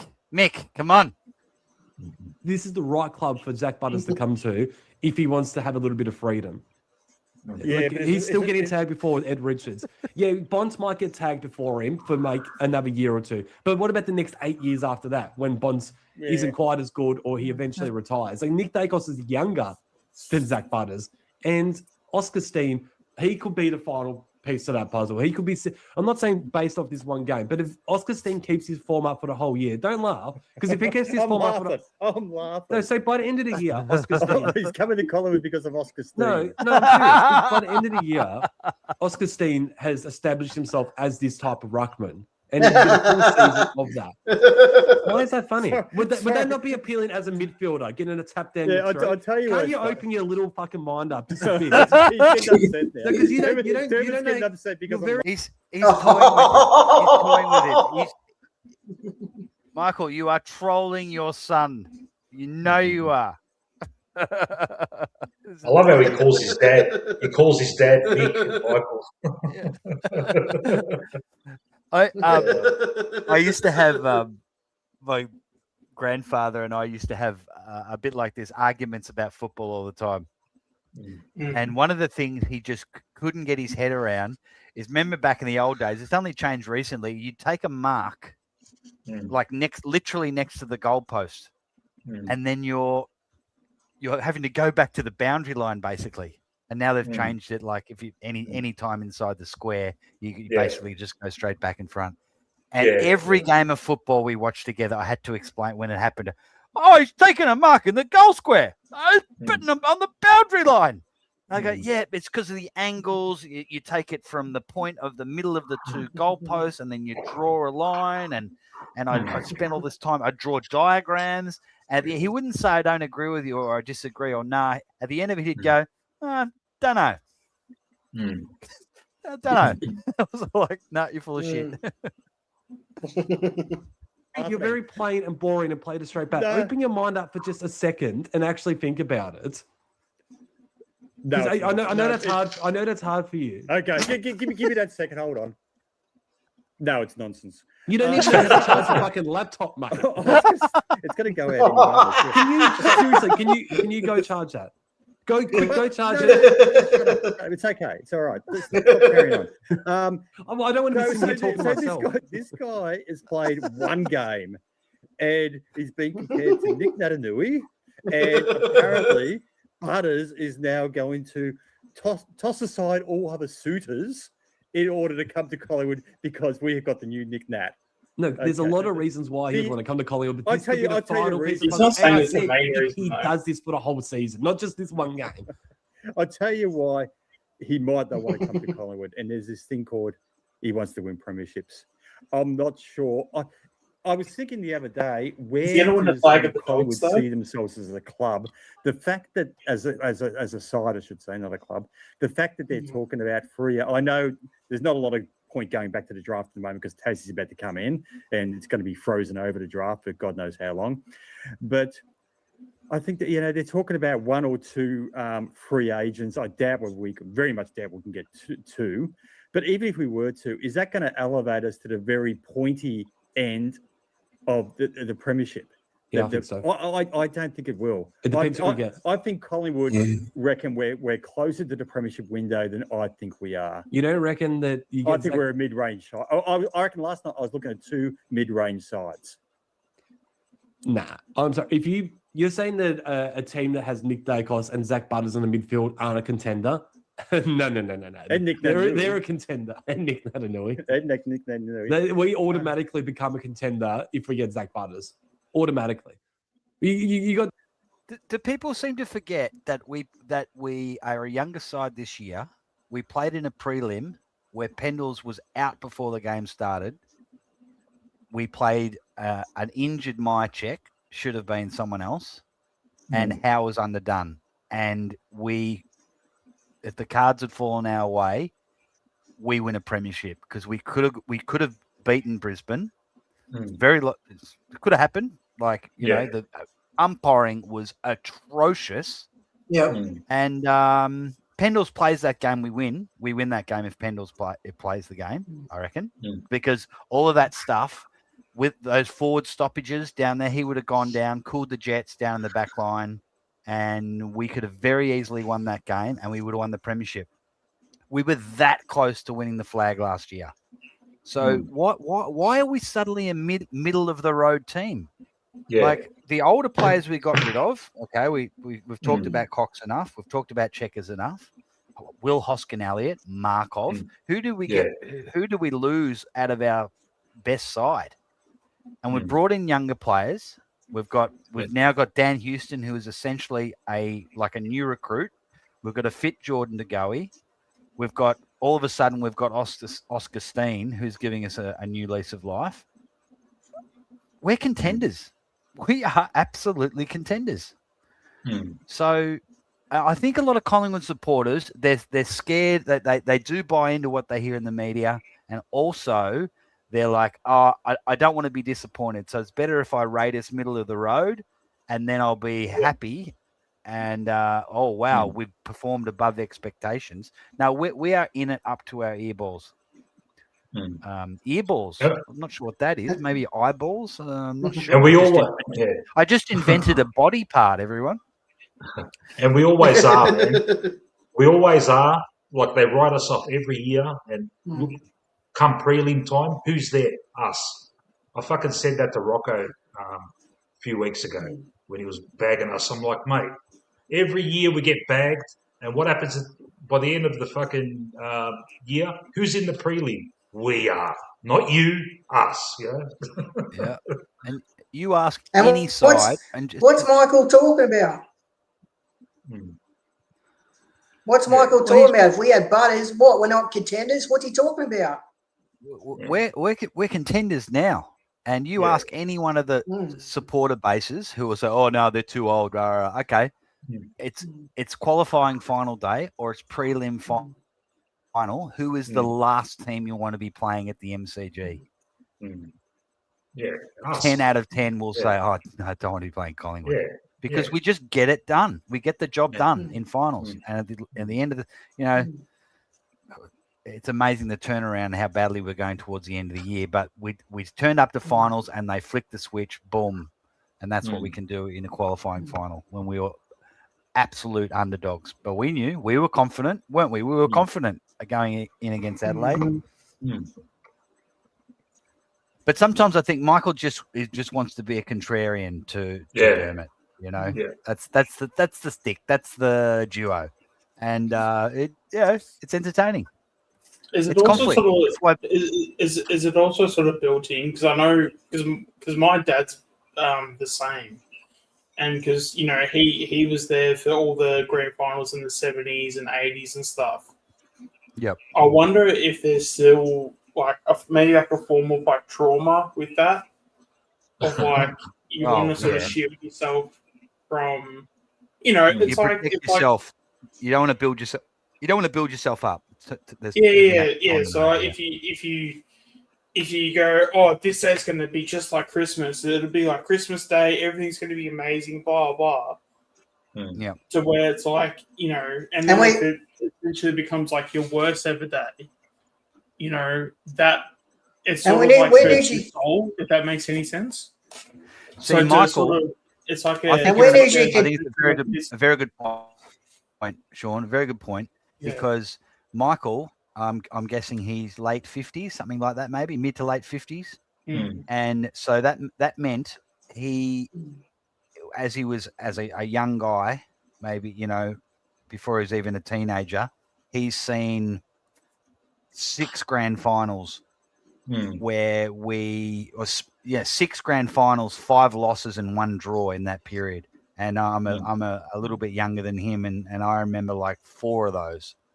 You know, so it's like it's a measure. What do you call it? Like a protective measure, right? It's like it's an unconscious sort of protecting you from stuff. Where Dermott, so he's like, how old would Dermott be? About 30. Bat your vintage, Sean. So his first memories would have been us competing in the early 2000s, where we lost a couple of flags, but we had a really crappy side and we did really well. And then we're competing again by the late 2000s and then winning a flag. So he's seeing us win a flag in 2010. So you're like 15, 16, 2010, Sean? 15. Yeah, there you go. So that'd be about the same. Then you're winning a flag in 23. So he just doesn't have the scars that our age group, like me and Mick, have. Oh yeah. That's why I don't understand. We've got a lot of kids coming for, like, you know, in the VFL. I don't get why he's saying we're not competing. Like, we've got a lot of kids in the VFL. But it's like sort of, if you kind of think about it like this,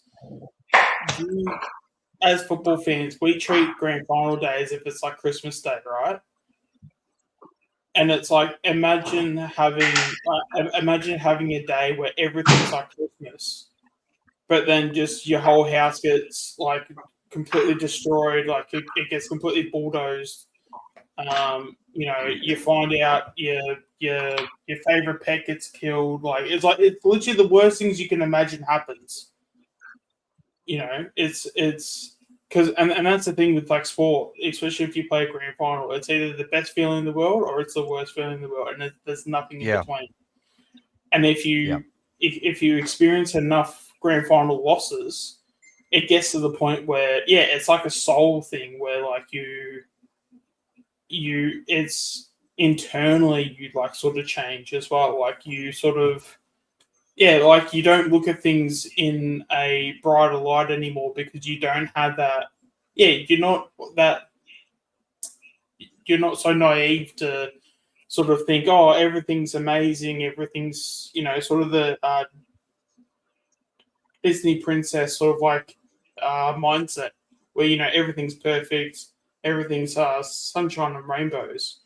So when you have enough, I don't know, for lack of a better word, if you have enough trauma in your life, it's sort of there's mechanisms you put in place so where you can cope, so that you sort of get through them. And it's like, but it'll be things where it's like you'll be having certain answers where you'll be answering questions, but you won't even know the reasons why you're answering them. But they'll be, you know, to what to have this guy saying it, but it'd be because of all the trauma through grand finals that were lost. What's that? There's a term for it. It's dissociation, something dissociation, where you block trauma off and you hide it somewhere in your like subconscious to protect yourself. Yeah. Yeah. Yeah, which sounds like extreme for sports. But I mean, some of it's because we're massive hardcore, sports lovers. It's really not like it's if we lose a couple of grand finals and it's just the emotional part of it where if we go into grand final day and we get all hyped up and ready to go, oh, we're gonna win this and we're gonna, take the cup and we're gonna beat this team and our premiership total is gonna go from 9 premiership cups to now 10 or whichever it is. You basically hype yourself up to the point where you're a 15 out of 10. But then imagine, you get, say, half, especially with Collingwood games, because a lot of those grand finals, I'm pretty sure we were up about halfway through for most of them. So then imagine going from 15 out of 10 to 30 out of 10 because you're up at halftime and you think, holy shit, like we're going to, have that next flag. It's going to be another flag on the total. All to basically just lose it and basically choke a grand final. Like, I wouldn't be surprised at all if people get, trauma out of that or some emotional scarring out of it. Because, who the fuck wouldn't? But do you agree with Dermott? If we got Steene keep playing like this, maybe Butters would want to come to Collingwood? Oh, absolutely. But again, I can see why. But it's not even necessarily about Steene. It's more about the mindset of like when you've gone through so much like trauma and stuff. It's always like, oh yeah, like I'll sort of wait and see, and I mean, it looks good now, but it might not look good later. So I'll sort of, I'm going to shield myself off in case if it doesn't look good later. I think it's just a trauma thing, if anything. Yeah, and it's the opposite's happening to Carlton now. The old brigade saw all those flags, and the younger brigade have to see all this fucking shit. Man. Yeah, it's the total opposite, isn't it? Same with Essendon. Same with Essendon too. Yeah. You can say the same with Essendon too. And what's ironic?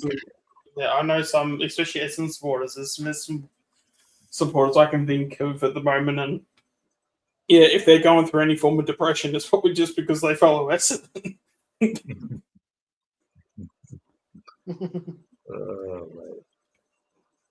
I just remember, like, in the mid 80s, as a kid, and sort of Collingwood dropped off there through the mid 80s. But Hawthorn supporters, if you had mates who were Hawthorn supporters, they were insufferable. Yeah. And all the Hawthorn supporters I know today who are my age and a bit older, they're just typical Hawthorn supporters. They're so arrogant about football. Yeah. Because they may have dropped off for 5 years here and there, but they're just never shit for long enough. Yeah. And if you're like mine and Mick's age now and you have Hawthorn supporter mates, they're just so cocky. I can't be around them. I cannot watch my cousin's a mad Hawthorn supporter. He's about 5 years older than me, but I wouldn't watch a game of football with him, a Collingwood Hawthorn game. No way. So do you know what I mean? Yeah. Oh, yeah. Exactly. God. Yeah. And they're not a big team, and that's what shits me. Yeah, they're just a fucking, they're never financially fucking stable or anything, but they just have eras every fucking, every decade they're back. Yeah. Yeah. They tell you Whereas they know how to win premierships. That team. Yeah. Whereas us, we've got all the money, all the resources in the world, and we win a flag every now and then, but we just can't get that fucking dynasty. That's what we want, mate. A fucking dynasty, mate, you know? Well, technically, we do have the most premierships in a row with 4. Yeah, we do. Yeah, that's a given, mate. And don't let anyone, like, you'll get other supporters saying, "Oh, it was in the fucking 1930s. It was fucking harder back then, mate." Fuck, 12 teams, all with their home grounds. That's always the first thing that gets thrown my way of like, oh, you know, you guys like weren't shit and blah blah, and you guys like don't have success. Like we've literally won 4 in a row. When was the last one you guys have like won? And you know, it'll be like, you know, all the teams you can imagine and stuff. And it's like, oh, but you know, you won those like in the 1920s, 1930s. And it's like, but we still won them. Like it's still, because at the end of the day, as long as AFL consider it history, then it's history in general. And that's why I always hate. We've never bottomed out and been shit for decades. You know, we've always contended, mate. Other clubs, mate, like decades of mediocrity, mate. You know. Yeah. Oh, especially when Port Adelaide and Adelaide supporters always bring that shit up. It's like, oh, but you know that was back in the VFL days and blah blah. You can only count the AFL flags. It's like, yeah, but like the AFL stemmed from the VFL. The SANFL didn't do shit. Like the South Australian League didn't do shit.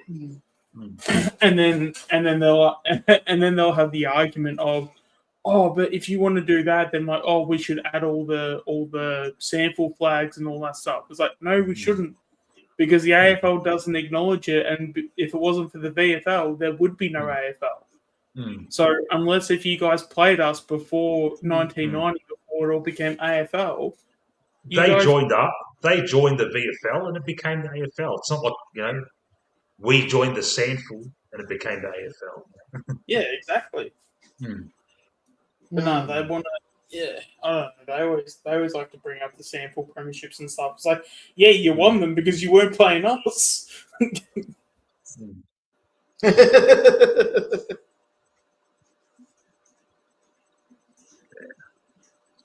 What's this thing about Adelaide Crows supporters hating on you, Sean?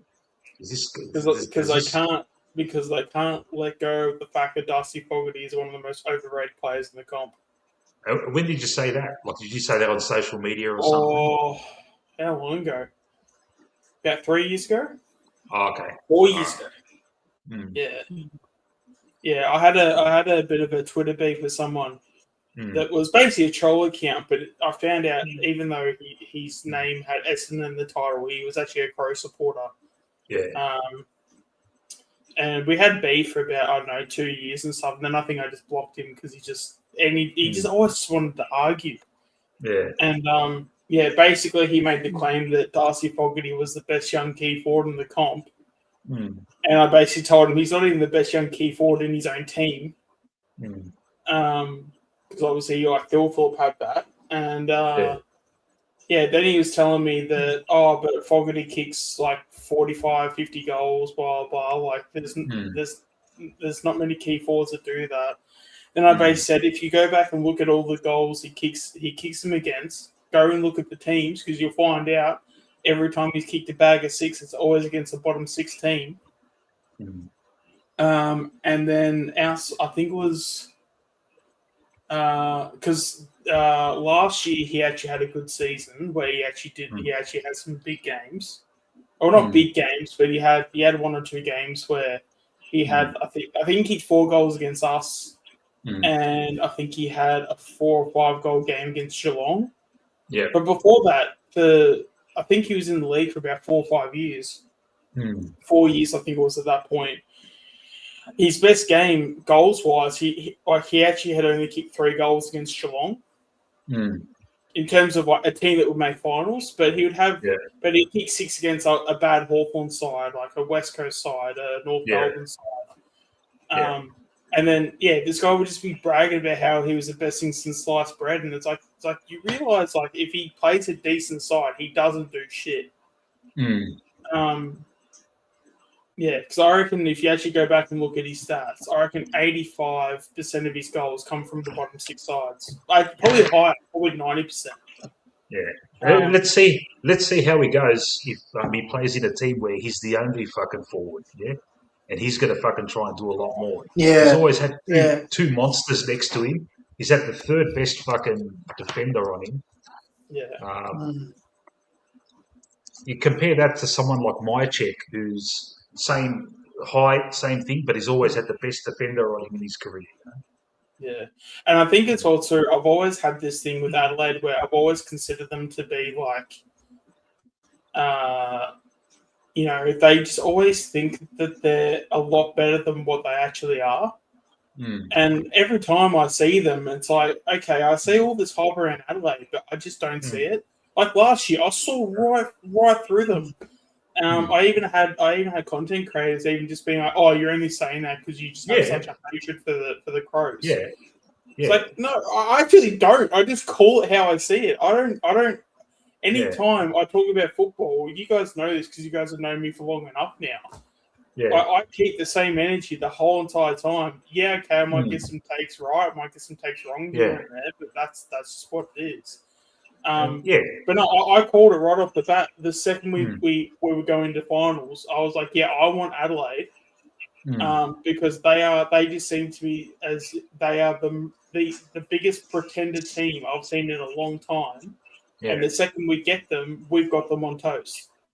And that's exactly what happened. Like they going into it, the media were treating them like, the juggernauts of Adelaide and blah blah, all this stuff, and And they were surprised when we went into going into that final last year. We were all confident. All of us were confident that we'd get the job done. Except non-Collingwood supporters. Everyone was like, Rocco and all that. He's going to get done by 10 goals. And I'm like, mate, I am confident we will get the job done, mate.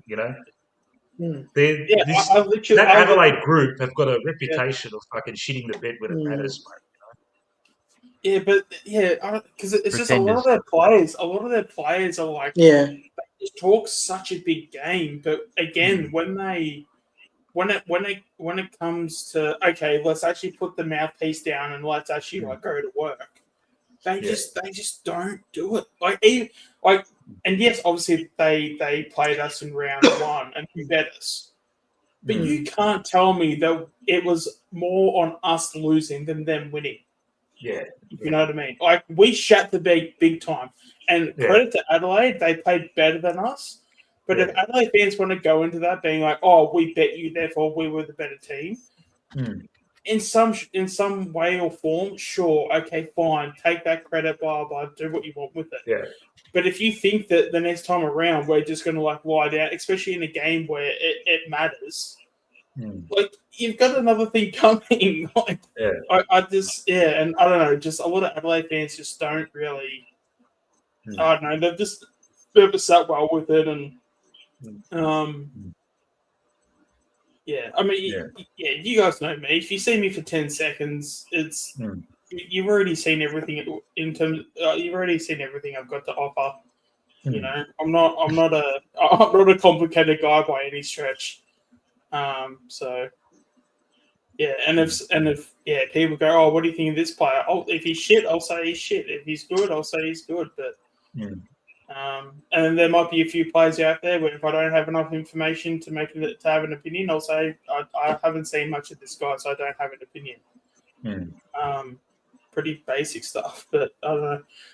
Crows fans just always seem to have the most sort of bite back, and again, it's and especially as well too. Like whenever Fogarty would have a good game and he'd kick six, and look, Fogarty kicked six. Yeah, well done. He did it against West Coast. Congrats.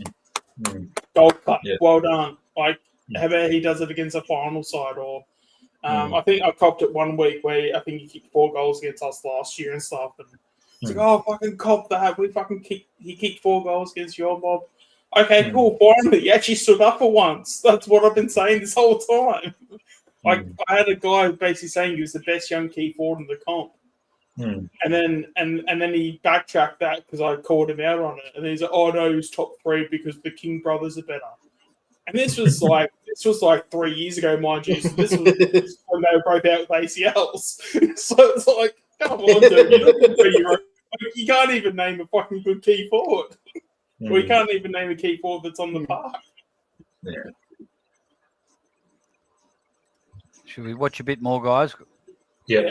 Hey, Matt, I'm just going to step out for about 20 minutes. I'm just going to have a quick dinner because I'm fucking starving. But I'll be listening, and if you're still on in about 20 minutes, I'll come back on. Okay, that'll be good. And then I can dip out for dinner too. And you guys could. Yeah. Whatever, All right, cool. whatever. All right. Yep. We should. I'm not going to. to. Yeah, I'm not going to log off. I'll leave it on. Yep. All right, cool. Potentially the two best midfielders in the game. I know it's been disrespectful to Bond, but Bond's a bit older than those two. So let's just say at some point Butters does overtake Bond. Well, you have the two best midfielders in the comp with the best ruckman in the comp in and down to them. We're a contender. We're automatically a contender. When I look at sides like the Queensland sides, and I look at the Gold Coast particularly, and I look at Toot Miller, who's probably number 5 on their list of on-ballers. Toot Miller. I think, well, if he can't get in, that's a pretty good midfield. And number 5, because of Humphrey. I forgot about Humphrey. Then they've got all their key forwards. Yeah, but they got no soul at the Gold Coast. They got no soul. They're just a plastic football club. Fingers crossed, they just turn out like GWS. Plastic football club with all the talent in the world, but it just doesn't work for them. Like, look at the 2019 grand final. On paper, GWS shit all over Richmond. But Richmond actually have history. They have a soul. They're a football club. They're not a franchise. And they won by near 100 points. They got nothing, the Giants, and GWS and Gold Coast don't have anything either. And I see they continue to try to build this fake rivalry with Collingwood with their banner. They're not funny. They're not funny. They lost Jacob Gaynor, or whatever his name, Mr. Tassie, and now they're still trying to keep that meme sort of thing up. No, that's not how it works. They're just not. Didn't the Dogs have somebody really good doing their banners probably about 7 or 8 years ago? Some really funny banners. Probably. Thank you for engaging with me on that, Dermott. Yeah, probably. Move on. Isn't it exciting? Who knows when my battery's going to go off? It's a sense of anticipation. At any second. Well, there's a couple of things I want to bring up right at the end. So I hope, you need to jump back on if you. Okay, just go fix that. No, we'll cut this out for the last.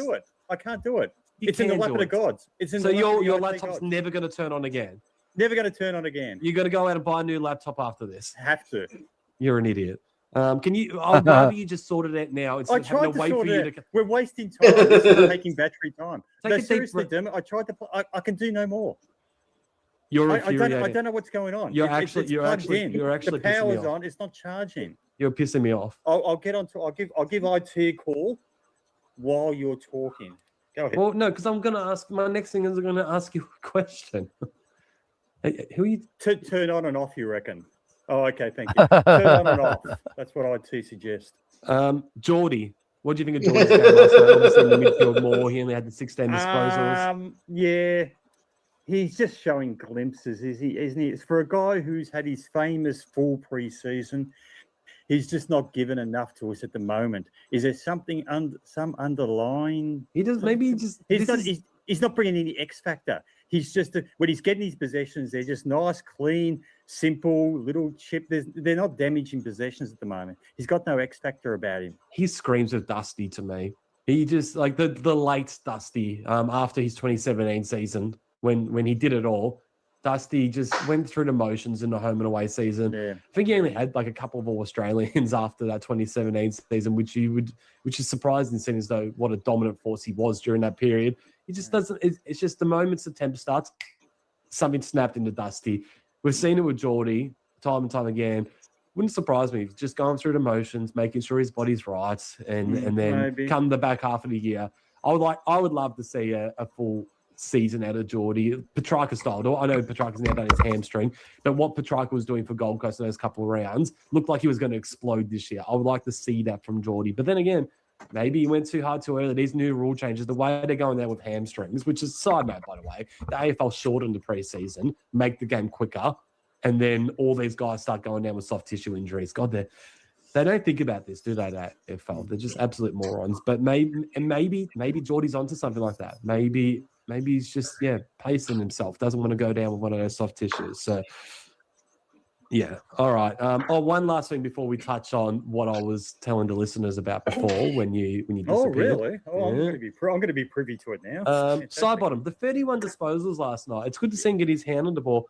Yeah. To me, I'm just He saying started well last year too. Remember that? Yeah, but he played really well last year. I'm not sure if that 31 disposal game was great. Not the back end of the year, he didn't. No, that's what I'm saying. The first half of the year, when he was getting those touches, he was playing great. Exactly. Did you think last night was a great game with the 31 disposals? I thought he was really fumbly and making odd decisions. Yeah, he was. It was a good game. No, it wasn't a great game. It wasn't a great game, but he's getting plenty of it. Which was he was. I just want to see him closer to goal. Like we both want that. Although I'm not sure his 31 disposals is more impactful than Clayton fucking Oliver. I'll give him that. But still not the 31 disposal game that you would expect from a class player like Steele Sidebottom. We've seen signs with Pendlebury in terms of his body. Might be starting to see signs with Sidebottom in terms of his actual form. But talking about the AFL you touched on before, I see Hawthorn aren't playing for 18 days. This is crazy. So if I was a Hawthorn supporter, you'd watch a couple of their games, start getting excited, and then suddenly you're not watching your team for nearly 3 weeks. Opening round, Mick. Off the back of opening round. It is just absolutely crazy. So what do Hawthorn do as a club? Do they do a hard practice match hit out at some stage? Like, an inter-club hit out, but that's not even going to be sufficient. It's not like a real game. That's a long time to go without playing. Whoever they play first week back. Yeah, who is their next game? Hawthorn. Yeah.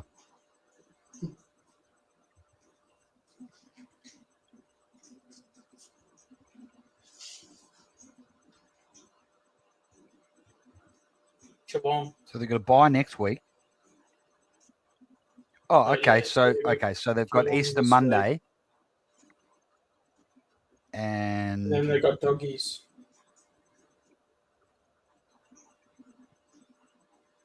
So that's an 18-day break. That's not really an 18-day break. No way. So they play Cats on Monday. Which is the 6th. And they play Dogs the week after. They had a bye the week before. Why? 6. Oh yeah, they had a bye round 3. So.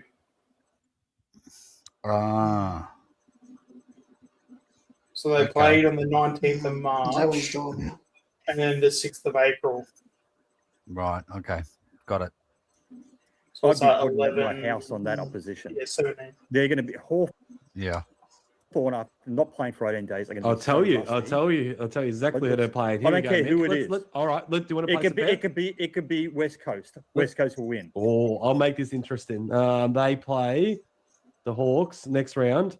Okay, it's a good team. It's Geelong on Easter Monday. Yeah, well, they'll probably have lost that anyway, but they'll lose that game. Okay.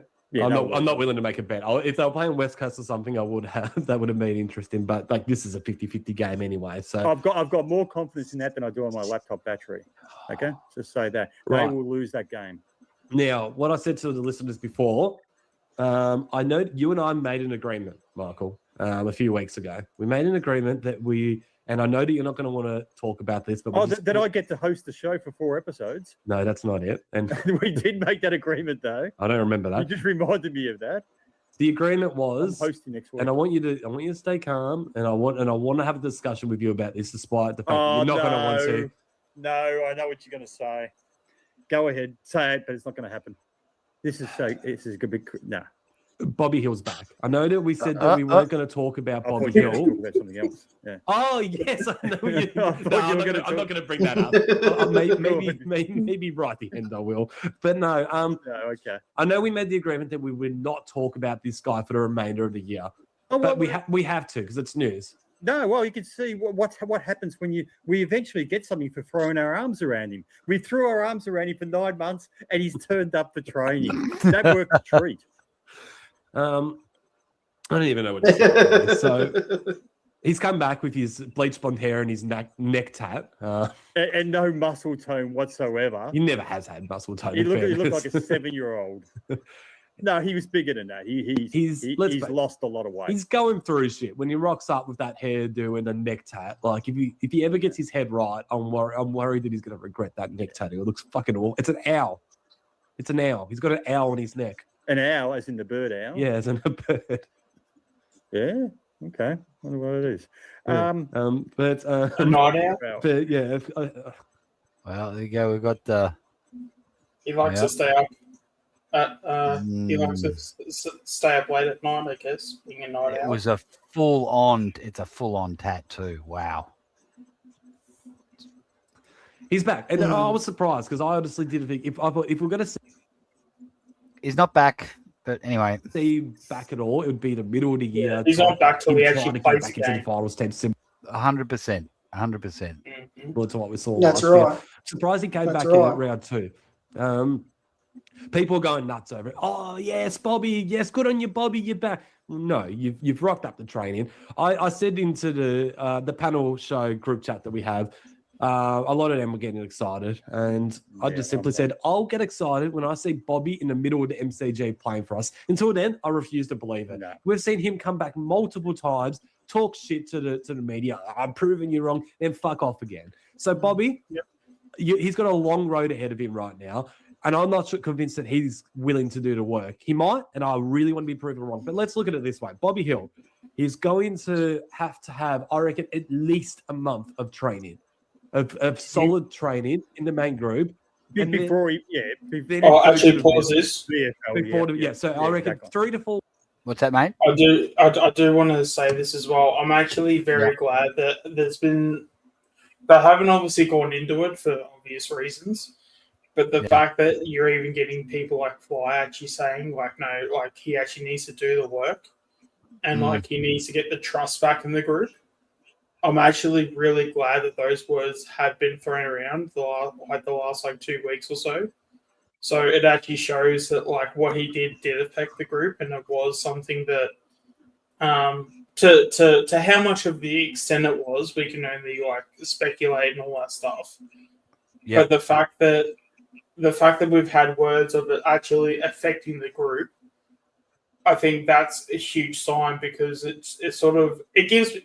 I don't know if it gives me all the confidence in the world, but it gives me more confidence that, okay, maybe we're actually treating this in the way that we should. If that makes any sense, because they've basically confirmed, no, what he did actually hurt the club. And they can't, because, the last thing they're going to do is like just, hey, Bobby, you're the reason why it's X, Y, and Z. Because that's just going to help no one, and it's only going to make him like probably run away. But the fact that they're not like sort of, I don't know what the right word is, but the fact that they have just said like, hey, like just in words of you need to earn the trust back. That's to me, I'm like, fuck yes, like fine, like finally we can, at least hold him to some like accountability and just some, and it makes me more confident that maybe he actually might have a VFL. Not. I don't know if future is the right word to put it, but the fact that VFL is in his future, it makes me that he's probably going to have to do a bit more hard yards than what we probably think.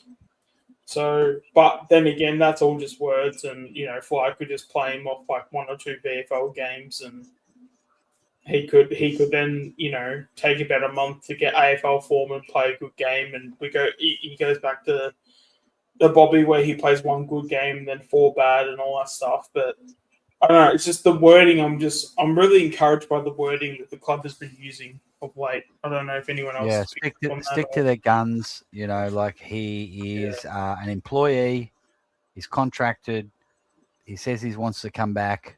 Okay, well, here's what you're going to do to get back. That's all they can do. But the symbology of him turning up with the bleached hair and the tat, like Josh was just saying in the chat, it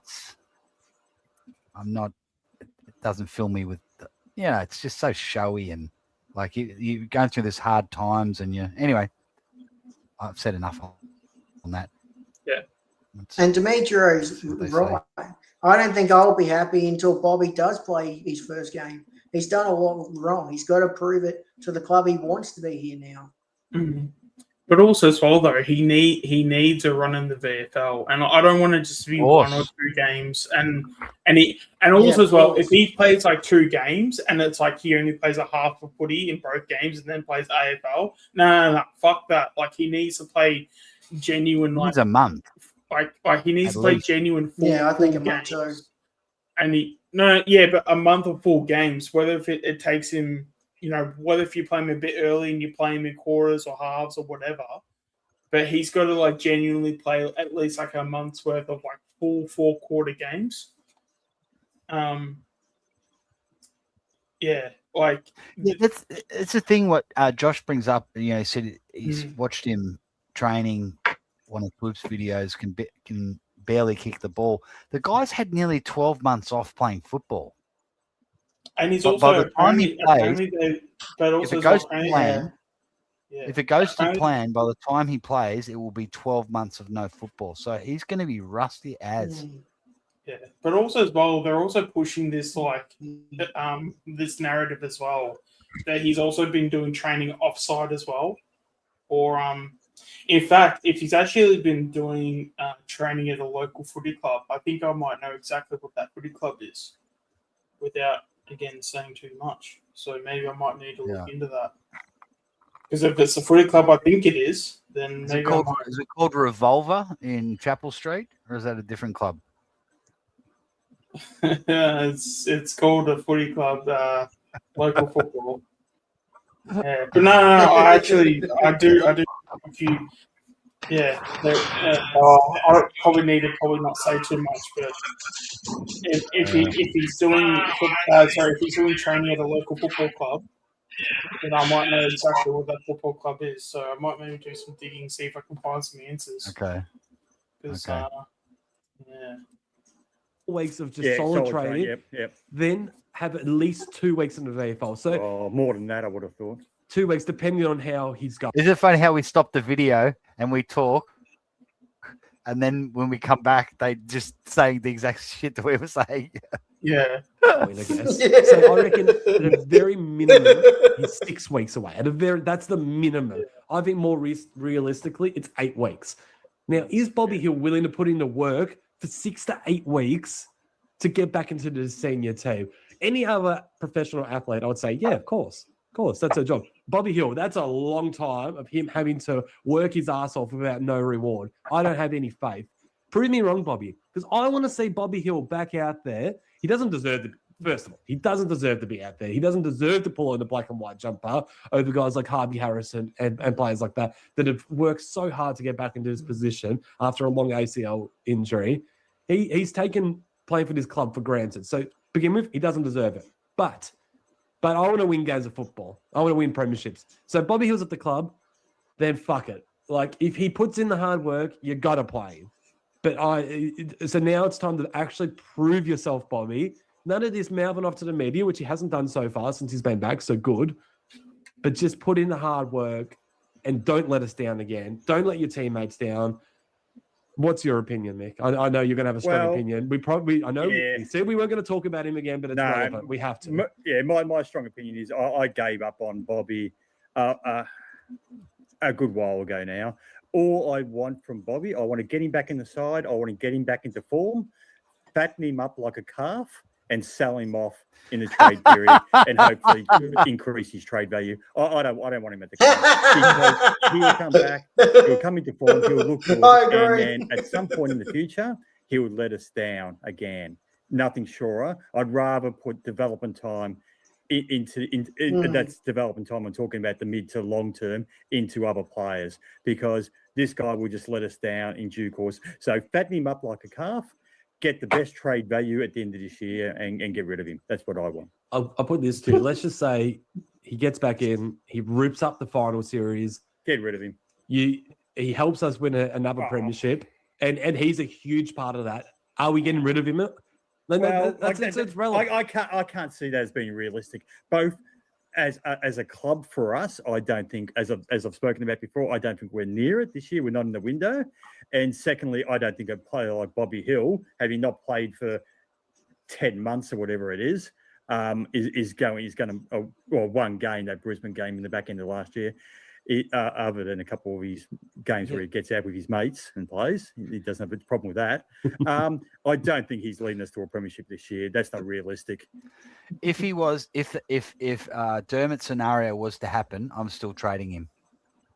Yeah. Because, still trading him. Me too. Because I'll say this, especially as well.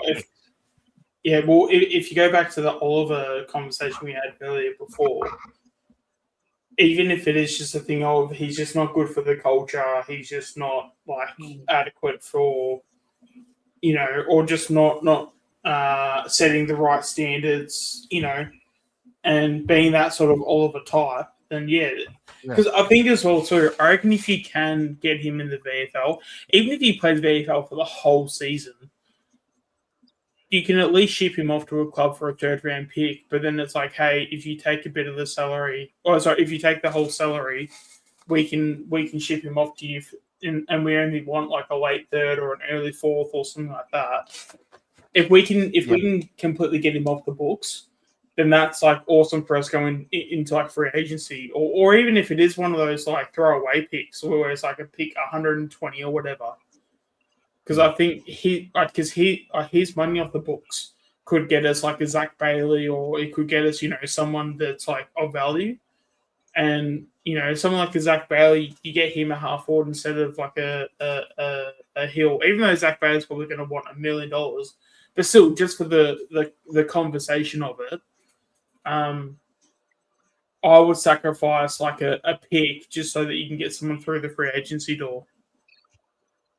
Yeah, absolutely. I'm saying if that scenario of us, him helping us win a premiership, I'm like, wow, okay, that's good. We can get something. We can really get. We could get 2 good picks for that, and because what he's shown us is that's not, like these guys go out for parties and dinners together and barbecues, and the players' wives would be like, no, I don't want this guy around. Yeah. And the players as well. So yeah, well, again, it's the same conversation with like Oliver and stuff. If we're gonna have a policy where we're not gonna have people like that around, then it's like you ship them off. Yeah, and again, because we've got free agency is like a big part of AFL now. Yeah, you can even, as I said, sacrifice a pick, even if you ship him off for a 4th-round pick or stuff. But it is a thing of you're taking his full salary. That's why he's coming so cheap. Yeah. You then get $800K, put another $2K on it, then you can throw like $1 million at someone through free agency. Yeah, on top of the $2 million we've already got. Yeah, and then you throw some money at Zach Bailey and see what he says, because there's no way he'll go to. I think I read a report he might be going to Essendon or something. Who the fuck wants to go to Essendon? And Adelaide. Oh, fuck off. Is he South Australian? I don't know. Why would you go to Adelaide if you're not South Australian? That was actually another thing that South Australians got pissed off with me about, because that's exactly what I said. But yeah, I don't know. Let's come back to that. If there's any South Australians in the chat, they weren't like that, because I've definitely said that before and they hated that. I think it's. I think you can say it's. Yes, mate. If it happens again, how many more chances would you give Bobby? If it happens again, how many more chances would you give? That's it. That'd be third strike. That'd be third strike. Even Fly and Darcy Moore and the Wokesville would say that's it done. I would even say he actually doesn't even have a chance now. I feel like he's like building a chance with his like VFL form. You might be right. Like it's a thing of like right now, if everything happens, like there is zero chance he stays, but he's in a position where if he works at it, that 0% chance can turn into 1%, 2%, 3%, 5%, 10%, depending on like how he acts. Obviously, he's got to play like VFL and he's got to perform, and then if he's playing seniors and he's like doing his thing. But even then, like, in terms of like, there's always going to be a percentage, I guess, in terms of if he's going to stay or not. But like, yeah, I think I would be so happy if the club just use this as a tactic of he's not going to be here next year. We're just doing this to just up his trade value. Yeah. But then in the off chance, if he's upping his trade value and there's some way he convinces the club, oh no, maybe it's like best, you know. I mean, I don't know if I think he can like sort of revise like contracts and stuff and revise deals and stuff. Not that the footy manager Bobby has would probably agree to it, but yeah, I don't know. Who knows? Maybe there's some like back end deal, or they could like change the contract or something. But yeah, I think at the end of the day, I think I'm far more in the camp of probably of him going than staying. But this is where he can prove to himself. Okay, yeah, just let us know in the next like 6 months how bad do you want to be at this football club, because if you don't, then at least give us the respect to at least play have a decent season in the VFL, and at least like, you know, give yourself enough trade value where you can go back to, you know, Western Australia, or you know, or you can go to the highest bidder. You know? Yeah. So, but would someone really want him if he keeps doing this? Yeah. Would someone really want him if he keeps doing this? Oh, of course. Well, I mean, West Coast still love him. Yeah, West Coast exactly. love him. Yeah, because I mean, at the end of the day, like if you get someone like West Coast knocking on the door, it's like you know, West Coast would take anybody. Like, hell, and he'll be back with his kids and his family. Yeah, so he's less of a risk to them. Yeah. I mean, God, if I have a good season, you know, in my local footy, I might get caught up by West Coast. not unrealistic, because it's only round 3. If it was round 17 or 18, I would agree with you. You got a full. If he doesn't let us down and he just sticks out the rest of the year, then there's no reason why come September, when it's bloody, what is it? It's March. There's no reason why September he won't be at his absolute peak by that point, playing good football. No. Hopefully, just get him into a bit of form, and hopefully West Coast or Freo can give us the number 1 pick. A first rounder for him. I'd be happy with that, because at the moment he'd be lucky to be worth a late second round. No way. Now, Mick, I'm hoping your battery hangs on for a little bit longer, because I'm going to send you something, and I want you to listen to it. It's a 45-second clip. We need to listen to it while we're recording. Now, I've got breaking news, which is not football related, but it's Into the Woods related. In terms of, I'm sure our listeners know all about the Kyle and Jackie O show. And is the rest of it worth listening to, Mick? I can't remember what they say down there. Sorry. Okay. The split between those two. The second most famous duo after. It's panel show related. Really? Mate, it was harrowing. FaceTime, it was old Shano spreading his cheeks on the other side of the line. Cut the recording! Yeah. It's panel show related. Is this one of their panelists? Really? Yeah, it's panel show. Are you sure we can't start this pod again? It's gone through to you yet, Nick. It hasn't come through. It's not saying delivered yet. Delivered. Something. Here we go. Do you see the bit? Play it. Now I'll stay quiet. You listen to it. All right. Dear Diary, it's been a big week on the Kyle and Jackie O show. Cut the recording! Ooh, Jackie's taking the week off, and you know what that means. When Mum's away, the kids will play. 10 of the most senior blokes on my job site decided to prank me through WhatsApp that I'd won a night with Bonnie Blue and 5 other men. So how did you find out the bad news? Well, what I thought was Bonnie. Now, is this the bloke who joins their panel? I've got no idea, man. I don't even know what the fuck I'm talking about right now. It's like a Sydney radio station. Me too. Said, we're going to do a FaceTime to get to know each other first. And then when I opened the FaceTime, it was old Shano spreading his cheeks on the other side of the line. I swear to God, mate, it was harrowing. My Lord. So that was 1 week before before Colin Jackie ended. Is that fair income? That's the grub man. That's the grub. It is. A picture of the grub man.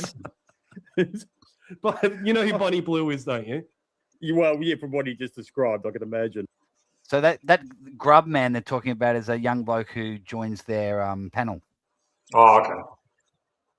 Well, yeah, just do a bit of research on Bonnie Blue after we get off.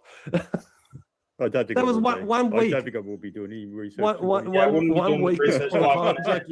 So they said they were going. Grubman told me that they were going to call him and keep him on the show a little bit because they liked his call so much. And then the show ended a week later. Poor old Grubman. All right, I think that'll do. They're just going to wind up now. So that was great stuff. Dermott and Michael really enjoyed that. Good show. Excellent. Anyone? I'll put their link in the chat so that people can subscribe. Oh, it's in the description, guys. Just go into the description of this stream, and all of their links are there to jump on and like and subscribe. And yeah, it's a good part of the week listening to these boys. Certainly something different. Oh yeah. So how are you guys feeling? Do you guys want to keep going? Because it's now time for me to get some dinner, but I'm happy to keep it open. How you feeling, boys? I'll probably need to go to sleep soon, but I'm not. It's not like I'm doing anything. But me too. You might need to anchor it, Sean. How you feeling? I'm not like too bad. I'm not really fussed either way. Look, I'll stick around for a bit. I don't mind.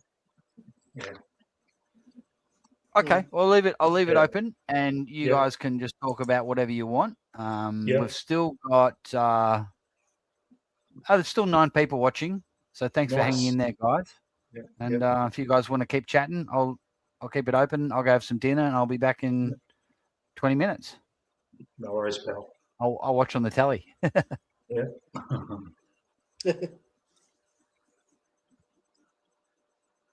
How you feeling, Shawnee, for the big game? Kieran, to remind myself who we're playing Brisbane. So, yeah, this is what happens when you're at 2:00 in the morning. You're trying to get your shit together. Get your thoughts together. Yeah. Yeah, I don't know. I mean, I don't have really any thoughts on the game, to be honest, in terms of just like our chances. It'll just be more when the team's named and shit. Yeah, that's the other thing too. Yeah, we need that as well. Are you all good for tomorrow? 8:30? For the show, yeah, absolutely. Yeah, I'll be there. Yeah. Only because I've got because we're finally in season now for footy. So if I'm back, I'll only just be back. So yeah, that's all right. I'll probably have all my footy gear on and everything. So I probably booked it for a bit too early.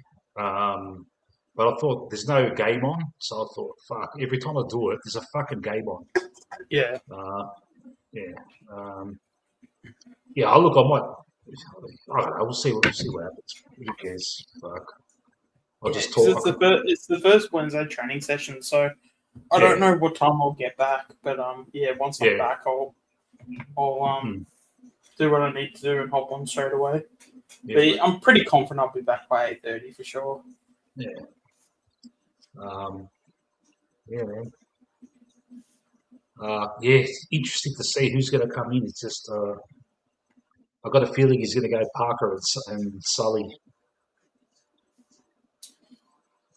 Yeah, the guy that likes to roll the dice and takes all the gambles, and he goes Sully, he goes Parker. Yeah. I got a feeling it'll be Parker and Allen. Yeah. Yeah, well, apparently, so people that went to training, they reckon that Sully was wearing black. Yeah. I don't think that's ever mattered, though. Yeah. Sometimes they just do that. I agree. Well, it was right last week. It's and again, it's not like I will have to preface by saying that it's not. When I do say that, obviously it's not necessarily a fact. Yeah. But it's only really been this year they've been a bit sort of stingy with it. Yeah. Where before you could literally just flat out confirm it. Because I can't remember, there was someone that was in black. Yeah. Do you ever go on the big footy for it? No, I used to for the draft, but when I say used to, I only went on it like twice a year. That was it. It's a well of info. There's a lot of people putting in training reports and stuff, like including Jen, and there's a couple of other people that do it as well. And like someone said at training today, Swadling was taken aside and was spoken to by the coaches for about 10 minutes, like away from the training. And that sparked a little discussion. Oh, he's probably debuting. It's like, are you fucking kidding me? He's not debuting. No. I mean, saying that, it could be Sage saying, "Hey, kid, you're close." Yeah. And it could be like a pep up talk. It could be something as basic as that. Or it could be something like, "Mate, you need to take your training more seriously," or some shit. Basically, if he was to call, oh mate, if I was to say something like, mate, you need to start pulling your head in and start playing some good games, maybe I might need to rock up to training. Yeah, because when the bloke posted it, that's the first thing I thought. Okay, all right. See, everyone's thinking Alan or Sully. What if he fucking pulls up a fucking surprise at the kid? But he needs to fucking look. To be honest, I haven't seen him, but I've heard you describe that he's not ready yet. He's not. He hasn't got the body right. He hasn't got the body. Yeah, you don't want to throw him in against Brisbane, mate. No, because he's kind of. I don't think he's as bad as like a Jaden Stevenson body, like from what he was in his first year. For those that remember, he's not that bad, but he's he definitely needs a bit of work. And then the other thing is all too. It's like, well, what do you put it like? What's his role? Because he played a bit of everywhere in the VFL. So yeah, if he was to play, that would mean like I don't know, decide to get a rest, but then like with Pendle's already out, that's already two experienced guys out. Like that just doesn't make any sense. I just don't see it, and I think if it is a conversation, it'd be more like, hey, what you're doing is like, or the VFL game you had was really good. Just keep it up. You will get your game eventually. I think it might be more that than, because it's just too early. Like it's. Did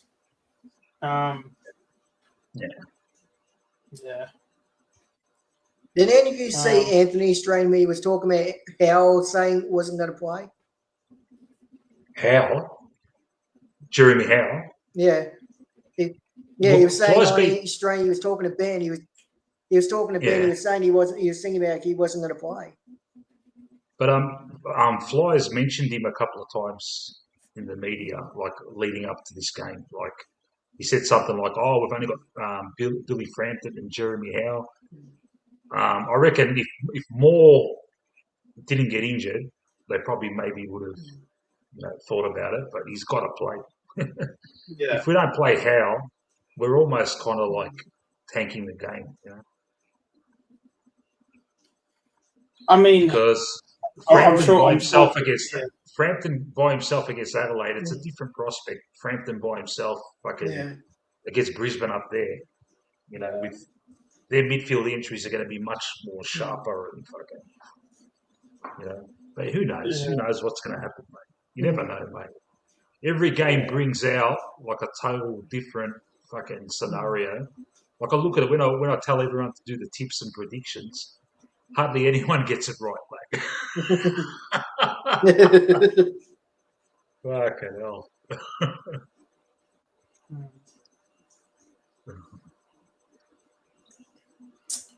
Well, it's hard to predict it because we're playing Brisbane, and they were good against St Kilda.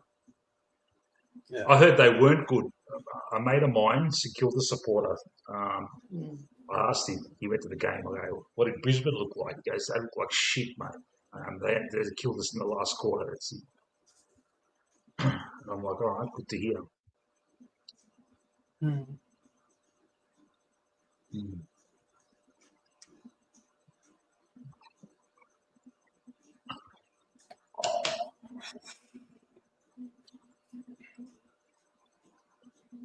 Run out of ideas, guys. Pretty much.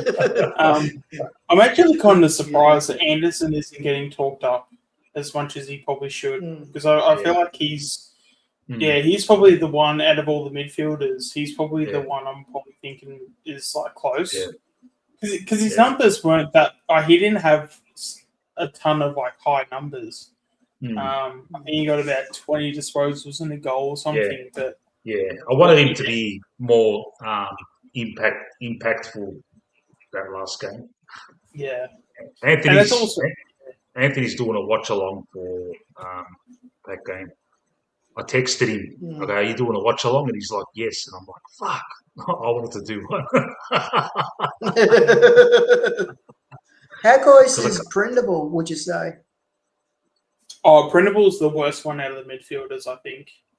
Because he's got a better body than Swadling, but his form, I don't even think he even played the first quarter because they. And that's why I was sort of caught off guard because I saw him in the second quarter. No, I didn't see him until the second half. Oh, okay.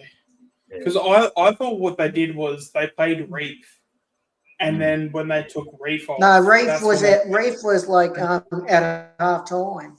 No, they did Reef at halftime, and I think Prindable came on in the third quarter. Was there ever at any point you saw them both on the ground at the same time though? No, I saw Reef was on. Maybe they took him off at halftime. Harrison was off at halftime, and I think Prindable came on then. I'll tell you what. He should look. This is us as fucking experts. What I'm saying is Buller and fucking Howes should be the two pillars in defence in the reserves until we get the seniors because we got no one, man. And just leave McCarthy as a fucking centre-half forward. Let him fail. Let him make mistakes. Let him get bashed around. He's got to learn it for the future, mate. And West full forward. Yeah, that's what I reckon anyway.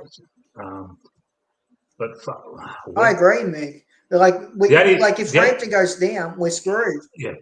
The only silver lining I see if Frampton goes down is, let's say Frampton goes down and we haven't got any backup, we have to put McStay back. That puts that gives West a shot. And West, I wish we could fit him in somewhere, man. He's giving me Jack Rewalt vibes, you know. Forward craft. If he gets good fucking service, man, he'll fucking reward the team, man. Yeah. Since his draft and stuff, I've always compared him to Tex Walker. Tex Walker, yeah. Because just the mongrel, he's got a really good ground game for someone of that height. Yeah, and I think Tex was only 192, 191, so Tex wasn't that tall. But just the aggression, the really strong desire for a contested mark. And because he's got the extra height, because West is I think 195, I think. So I'm pretty happy with how West is tracking. We just need to play him. And even as I said earlier, go, Chris. I was thinking before, remembering McStay did anything on, last Friday, I was thinking Buller and West are going to play for sure. They were the two best players on the ground in the forward line. I thought they were going to play for sure this week. Yeah. See, they that Debolfo, but he's not fucking listed. So, all right. Why are you giving him the fucking tall back role? Fucking give it to someone that can fucking play seniors, man. Yeah, Yeah, absolutely. I agree. So what did fucking TJ do? He did something. I didn't see it, but he did something really stupid near the end of him. Like he didn't go for the hard ball or something. Yeah, did it look really? Yeah, bad? he was just off like all game. Like he had some moments in the fourth, where he looked like he was starting to show something. I'm sort of happy just to put it down to him just having a slow start to the year. Yeah. So I'm not really like one to just throw like the baby out with the bathwater. So I reckon he's got because I reckon especially with like Ryan, like I mean I'll say it, like I was very, very quick to throw Ryan in the category of, okay, this guy's probably going to get cut. Because I mean the pressure's probably on him because he's out of contract. He's definitely old enough to be leading in some capacity in the VFL. So I think the pressure's obviously on him to do something, and the fact that he played as well as he did, like, I mean, I do. He probably, if he gets a game, he might only get like 3 or 4 games, but I do hope we at least like try and give him a shot though. But I don't know, my trust in Fly is just it just doesn't exist because he just doesn't really. The one I hope gets drafted in the mid-season is Tickle. He was the one. He impressed me very much like last week. I thought he was really good in the defence. I hope he gets drafted in the mid-season draft. How tall is he? He's 200 centimeters. Oh, is he? Okay. Yeah, he's actually a key defender. He's early 20s, obviously. No, he's like 26, 27, but Okay. he's the Band-Aid fix that you can have. Yeah. So if you don't get someone through a trade period or whatever, he's at least something. Or you reckon he could do a job in the senior in a senior AFL game if required? I mean, given the fact that it was his first game in defence, like it's a very small sample size. But he actually surprised me. He actually held his own really well. Again, saying that, like it's a small sample size, and it's I'm sure that's probably the first time he's played defence, in that role. But he can only improve from last week. But again, it's one of those things. If you can see someone stand up early days, that's normally a really good sign that maybe they were born for that role.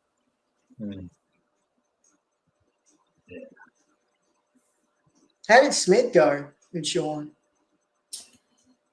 Yeah, I thought he was all right. Like I didn't think he played like a bad game. It was just a game that probably he basically did enough to like not worry me, and it was just more of a, okay, this is a thing where if we continue to get what he was dishing out, and he builds on it, gets confidence from it, we could potentially get a good VFL season out of him. Probably maybe won't be good enough to survive for next year, but at least it's I think at the very least he's trying to give himself a chance to make something of his career, because it's going to be really interesting, because I think it'll come down to how many we actually retire, because if we can get away with not delisting too many and all of our outings come from like retirements, I'd be pretty happy with that, because a lot of the players we have, like I don't think we have really any. I don't know, it's like AFL level and stuff, but I don't really think we have many like bad players on our list. Like, even Howes stood up in the VFL. I thought he was like massive. Honestly, even if you throw Howes up forward in the AFL, even just a big body, just tell him, mate, aggression. Yeah. throw your body around and just get aggressive.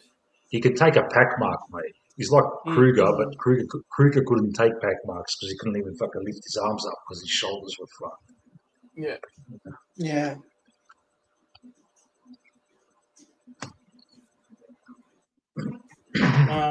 But that's the thing, and again with someone like a House, like you give that kid a bit of confidence.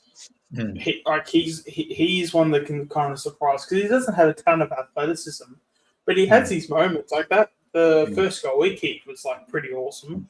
Yeah, like he basically snapped it from the boundary. And he literally snapped it in a way where it was swinging away from goal, and he still kicked it on the boundary. Like that's so fucking hard to keep those ones. Yeah. So yeah, if he's doing that, he's doing pretty well. Yeah, and fucking McCarthy, that first piece of play, I don't know what it was. It was. I think it was just a kick, and he hit the target or something. And I'm thinking, no, you can just tell by the way he moves, man. Then a few minutes later, he's found space for himself inside 50. He's taken a mark. He's put it through. It's like, mate, this guy, mate, you know? Yeah. I saw the whole first quarter and then just little bits of the rest of it. So that's all I can go on. Yeah, because I mean, obviously, like the team did like lose and stuff, but yeah, if you actually look at like what they were doing, even Hayes was really good. I thought Hayes was like really busy. Yeah. Again, didn't really do too much on like the stat sheet from what I remember, but how did Reef go in that first half? Yeah, I thought he was solid. I think he had about 7-8 touches. I think his efficiency was like 85, 90%. I saw him early days. I saw him jump up and he's punched it. I'm like, fuck, don't do a Darcy Moore. Just fuck him up the thing, mate.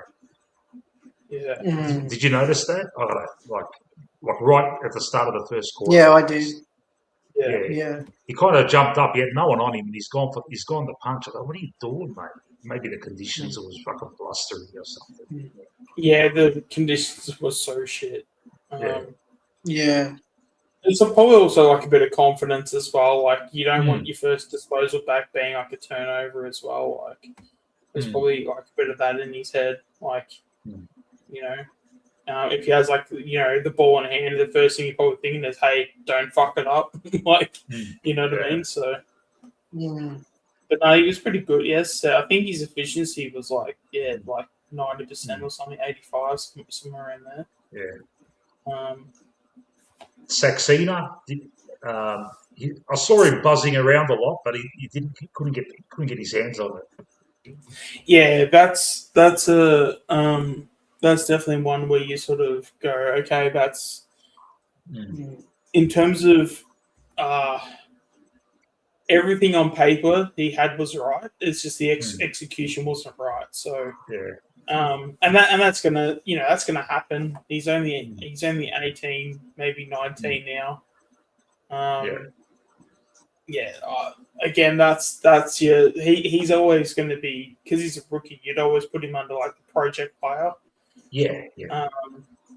But again, I see so much potential with him. But once he's confident, he also needs to build into his body as well. Again, same as like Swaddling and all those guys. But I see like just like a high level IQ player.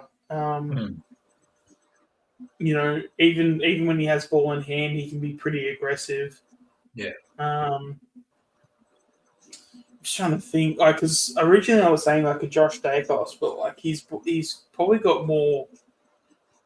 He's probably got more forward, sort of a good like forward. Is the word nous? Just like a good like forwards brain. Whether if he has enough fitness to go onto a wing or something like that, we'll see. But he's giving me Josh Dacos sort of vibes, but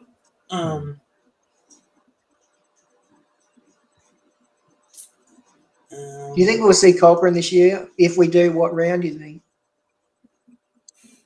Look, we won't see him if we're if we're okay with injuries. But if we cop an injury plague, we'll definitely see him. I think we should see him anyway. I think he should. Yeah? I think he should play for Howe when Howe sort of like hands it over. Yeah, but that's when probably Darcy Moore comes back and the whole team's like settled, and Howe sort of goes, "All right, guys, I'm done. Like I just can't give any more." And he because he'll probably have a couple calf injuries and stuff, and he'll probably go, "Yeah, that's it." And it's kind of interesting. Do you agree with Dimitri? What's that? Sorry. Do you agree with Dimitri that this could be Pendle's last year? Yeah, I reckon. I reckon it's his last year. How long can you get someone to play fucking 50% game time every fucking game? I just reckon there is a gut feeling. I reckon he's got one more. And because it's like he can play 50%, doesn't have to play all the games. If he doesn't play a game, at least it gives the kid an opportunity or a debut that they otherwise wouldn't have gotten if we have a best 23 player. I think there's enough flexibility around Pendles where you probably could do it. But it also depends on, like, if Pendles is going to, if he continues to get injured and stuff, well, then that's obviously going to be. Yeah, I don't know, because it's also probably on Pendles as well, right? Because that's probably why I reckon he might go an extra year, because I think the club, like Fly, will probably go to Pendles and go, hey, like, are you able to go another year? And I reckon Pendles will probably say yes, and I don't think Fly will question that. Especially if he's taking, like, the minimum wage, 200K or whatever it is. If Pendles is happy with that, then I don't see why not. Because if he's only 200K, then, like, you might as well. What I'd like to see if he plays on next year, just as kind of like a stopgap, play VFL, help Swaddling, Brindable, and the youngsters, teach them their midfield craft, like, training and playing with them every day. And if smash, smash the glass if when for emergency, if I can chuck him in the seniors. Oh, I've been saying that I'd be happy with that. I've been saying that for years, but, like, it's just for some reason, like, just everyone just has to stick up their ass whenever the word VFL gets mentioned. Like, it's so frustrating, I agree. I mean, the same with Howe. Like, what if Howe played 6 VFL games and they're all, if someone like a Cochrane, if Howe was to go down to the VFL to play with Cochrane for 6 weeks, and it's just like, hey, I've got 6 weeks to get you up to AFL standard, follow me, do everything I do, and if you do it to every single degree, then you will debut in 6 weeks' time, or I don't know, something to that effect. Like, how sick would that be?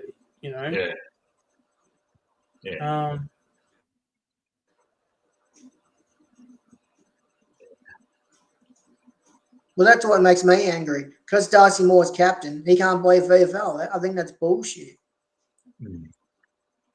I mean, I can. There's enough reasoning to where I can understand it. Do I like it? Not really, because again, it should. At the end of the day, it should be the club that sets the standards. Like, we shouldn't be worried about, like, media and all this stuff. But I can see it as because the media are going to have a field day if Moore is playing VFL. Especially like fucking Kane Collins and all those people that are going to be, oh, Darcy Moore's your captain, but he's playing VFL. Oh, that's a bit of a joke, isn't it? Like, yeah, I can see those fucking clips happening on YouTube and shit. That that like, nobody needs that crap. But someone like a Howe, and if it's specifically, hey, we need you to get Cochrane up to speed, or Like I know you're obviously of this, Mick, but even throwing like a lipper in the VFL and just being like, dude, just 6 weeks. Give it 6 weeks of A+ football, and you'll be straight back in. Yeah. Like the whole lipper fucking love fucking totally perplexes me, man. It's just like fucking hell, man. He's not a fool. You know, I was going through like my first ever stream. I just wanted to see how shit it was, and it was shit. Yeah, I'm all over the place. The sound is terrible, and like what I wanted to do was, because we haven't heard from Manny in ages. I'm trying to compile Manny's best moments kind of thing. Yeah. And he's going off his tree, and he's gone on this fucking long fucking diatribe, bagging the fuck out of Lipinski. And it just made me think, fuck that cunt Lipinski, man. Just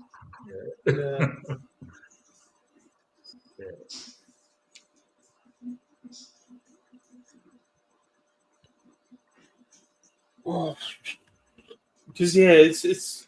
I mean, I can understand it from some points of view, like even through like the player and stuff. But then again, I mean, I'm pretty sure Lipinski's contracted for another, I think, 2 years. So it's not like he would get cut. And as long as guys make it abundantly clear that hey, it's just 6 weeks or 4 weeks or whatever it is, we just need you back in form. Look, mate, if he's best 23 next season, then we won't be in a good spot, mate. No way. No way. You know, if Lipinski is best 23 next season, then we'll be in a shit spot for sure. Yeah. We need for sure. someone else to have overtaken him by then, whether it be Harvey Harrison or Will Hayes or Allen or whatever. Yeah. So I'm just trying to see stats from last game. Yeah, he's getting stats. He's getting kicks, but they're just nothing. It's nothing. It's not creating shit, mate. You know. I mean, he had some plays. Like I remember he had a handball off half back that was over the top of an opposition player to somebody. I think it was like Josh Dacos, and it led like a play and everything. Like he can do stuff, but it's just. Again, it's just a VFL run would just do his confidence that the world of good. I feel like, But it's like, I get why they would fear it, but then at the same time, it's like this is where you need to build a culture of you're in our best 23, but you ain't doing anything close to what we want you to do. You need to go to the VFL so you can get back, so you can feel like yourself again. Feel like you're playing your best football. Because I feel like Lipinski at his best, it's easily in our best 23, but he's just not. Like he's so. I don't want to say he's like seriously far off it, but yeah, I don't know. I feel like once you see something on field, you can then do that time and time again. Like I don't think it doesn't become a skill issue if you've already shown you can pull it off skills wise. I don't even. I can't even work out what his role is. Like he used to be a wingman. Yeah. It doesn't. Is he? I don't think he's playing. I think he is. I've seen him start there. You know, but it's not like he's kind of like dominating his side of the ground or anything. He's getting a lot of. The first 3 games, he's gotten a lot of kicks here and there, but he's not sending it inside 50. He's not going inside 50 and finding space for himself. Escaping his man and finding himself with an uncontested mark 30 meters out.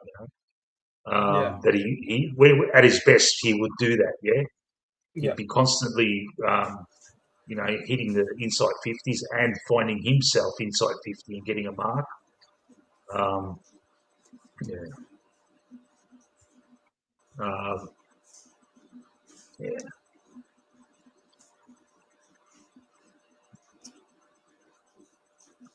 Angry Anderson. Is Coburg a good team? Are they the ones that they're shit?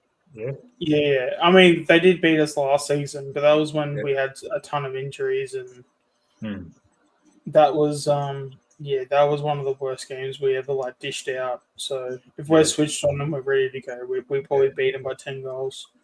Yeah. I was hanging to do a watch along, but man, I texted Anthony and he's like, no, I'm going to do one. I'm like, fuck. I was hanging to catch up with greatness and do a commentary, mate. I wanted to commentate it. Let's do it anyway. Why not? No one will watch it, man, because everyone will be watching Anthony. Who cares? I think they'll go between. They'll be just go between his bars.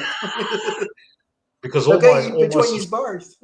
all my subscribers are Anthony's already subscribed to Anthony. The only people who'll be watching it are probably a couple of my mates. I just try it. At the end of the day, will you be watching it any differently anyway? Yeah. No. At least, even if there's 10 people in the chat, at least there's 10 people you'd be effectively watching the game with, Yeah. Because that's basically how I did the streaming when I was doing it. Do it, Mick. I think you should do it.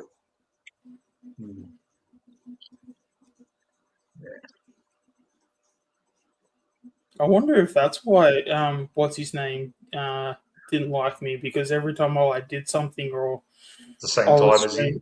I was streaming the same time. Maybe that's what. That's why he got the shits up. I won't name him, but I think you guys can probably connect. But look, I'm conscious of that because Anthony's been wonderful to me. And there's moments where I don't really like technical stuff, and I've called him and he solved it for me. So I would never put myself in a position where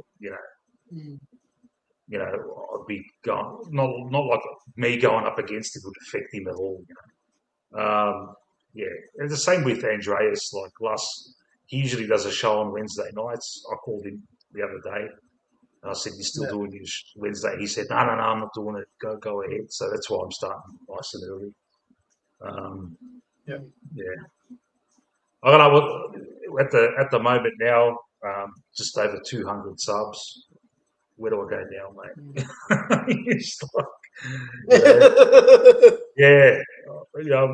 I'm getting texts and that. Oh, build it up, fucking.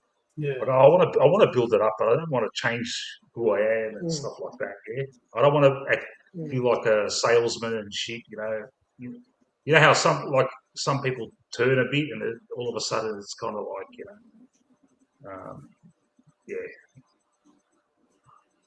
maybe there's a cap to how high I can go while still just being myself, No, but I feel like if you, even with the content you make and stuff, normally it always becomes natural if it was just things you were going to be doing anyway. Yeah. When I did live streams and I did watch alongs to AFL and VFL and even in the off season, and I'd watch cricket and I'd watch Big Bash and stuff.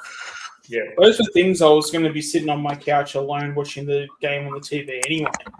So I was like, well, I'm going to be doing this shit anyway. I might as well I might as well have a camera in front of my face, get a bit of social interaction going, and have some people in the chat. And, I'm the same. Yeah. Like on Sunday morning, I saw Into the Woods come up on my feed, and I'm like, I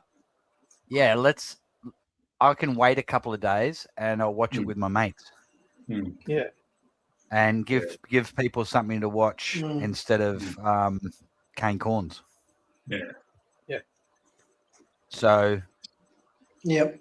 And we were supposed to be earlier, but then I didn't realize Andreas was beyond, and I'm like, I'll just wait till he's finished, And then people can go watch Andreas, and then they got something else to do after that, and you've got back to back Collingwood content. And you don't have to turn on Channel 9. Yeah. Great idea, Matt. Great idea, Matt. You know, when on the piggybacking off champions, Chris. Thank you. That's what, mate. I've piggybacked off fucking off Anthony. Pretty much all my subs are his subs. Pretty much, man. So like, except for a few mates, and me with you too. But that's all good, man. It's great, mate. Thank you. But with your concept, Matt, don't be surprised because it's topical. Don't be surprised one of them fucking just goes through the roof, mate. You know, it depends on what you choose, what you react to. It can, you know, all it takes is a couple of people to share it to the right fucking group or whatever, and bang, you know. Yeah. I was watching the fucking when Carlton was shitting the bed the other day.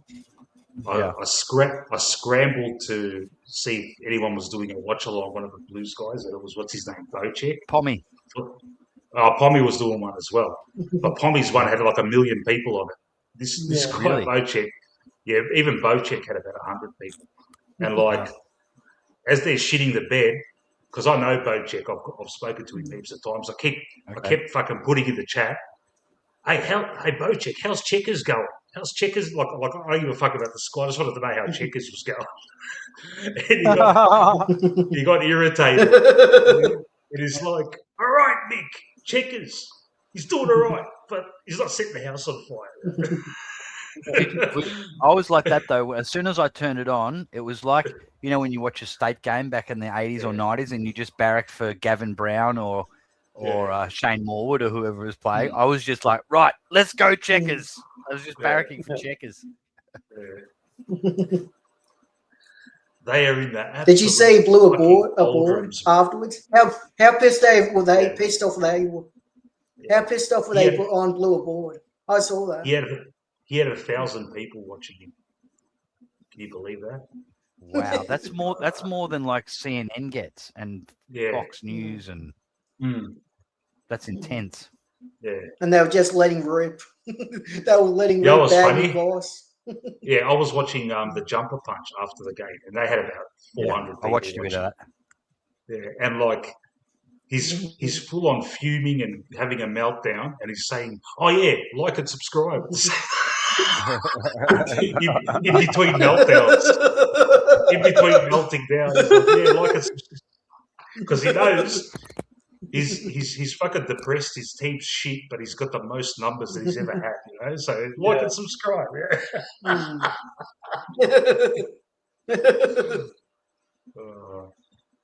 Yeah. Did any of you think Melbourne was going to come back? Yeah. I actually put it in a group chat of so the footy team I'm playing for this year. I basically put it in the group chat there, being like, "Oh, I can smell this upset coming from a mile away, guys. Make sure you keep watching." Awesome. Yeah. Yeah. Hey, gents, I'm going to call it a night because even though I'm not doing nothing tomorrow, I'm fucking tired. No, that's fair. That's about time for me too. Yeah. Me too. So yeah, I wouldn't mind too. Thanks for joining on the panel, guys. Really, really appreciate it. Mick, Sean, Chris, everyone else who jumped on, and anyone else who's still listening. Thanks for hanging in there. And thanks to the Into the Woods boys, Michael and Dermott. We really enjoyed watching your stream. It's always a pleasure and hilarious and fun.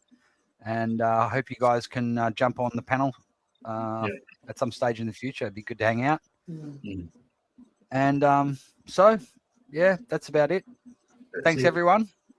See you, Matt. Thanks, We'll mate. see you. Oh, you're going to stream tomorrow, Mick, yeah? Yeah, I'll be going on at 8:30 tomorrow. After Anthony. Yeah. Awesome stuff. All right, we'll have a good one. I'll be tuning in, maybe jumping on, and go Pies. No worries, go Pies. Catch up. See you, fellas. Go Pies. Go Pies. Hot Pies. Cheers.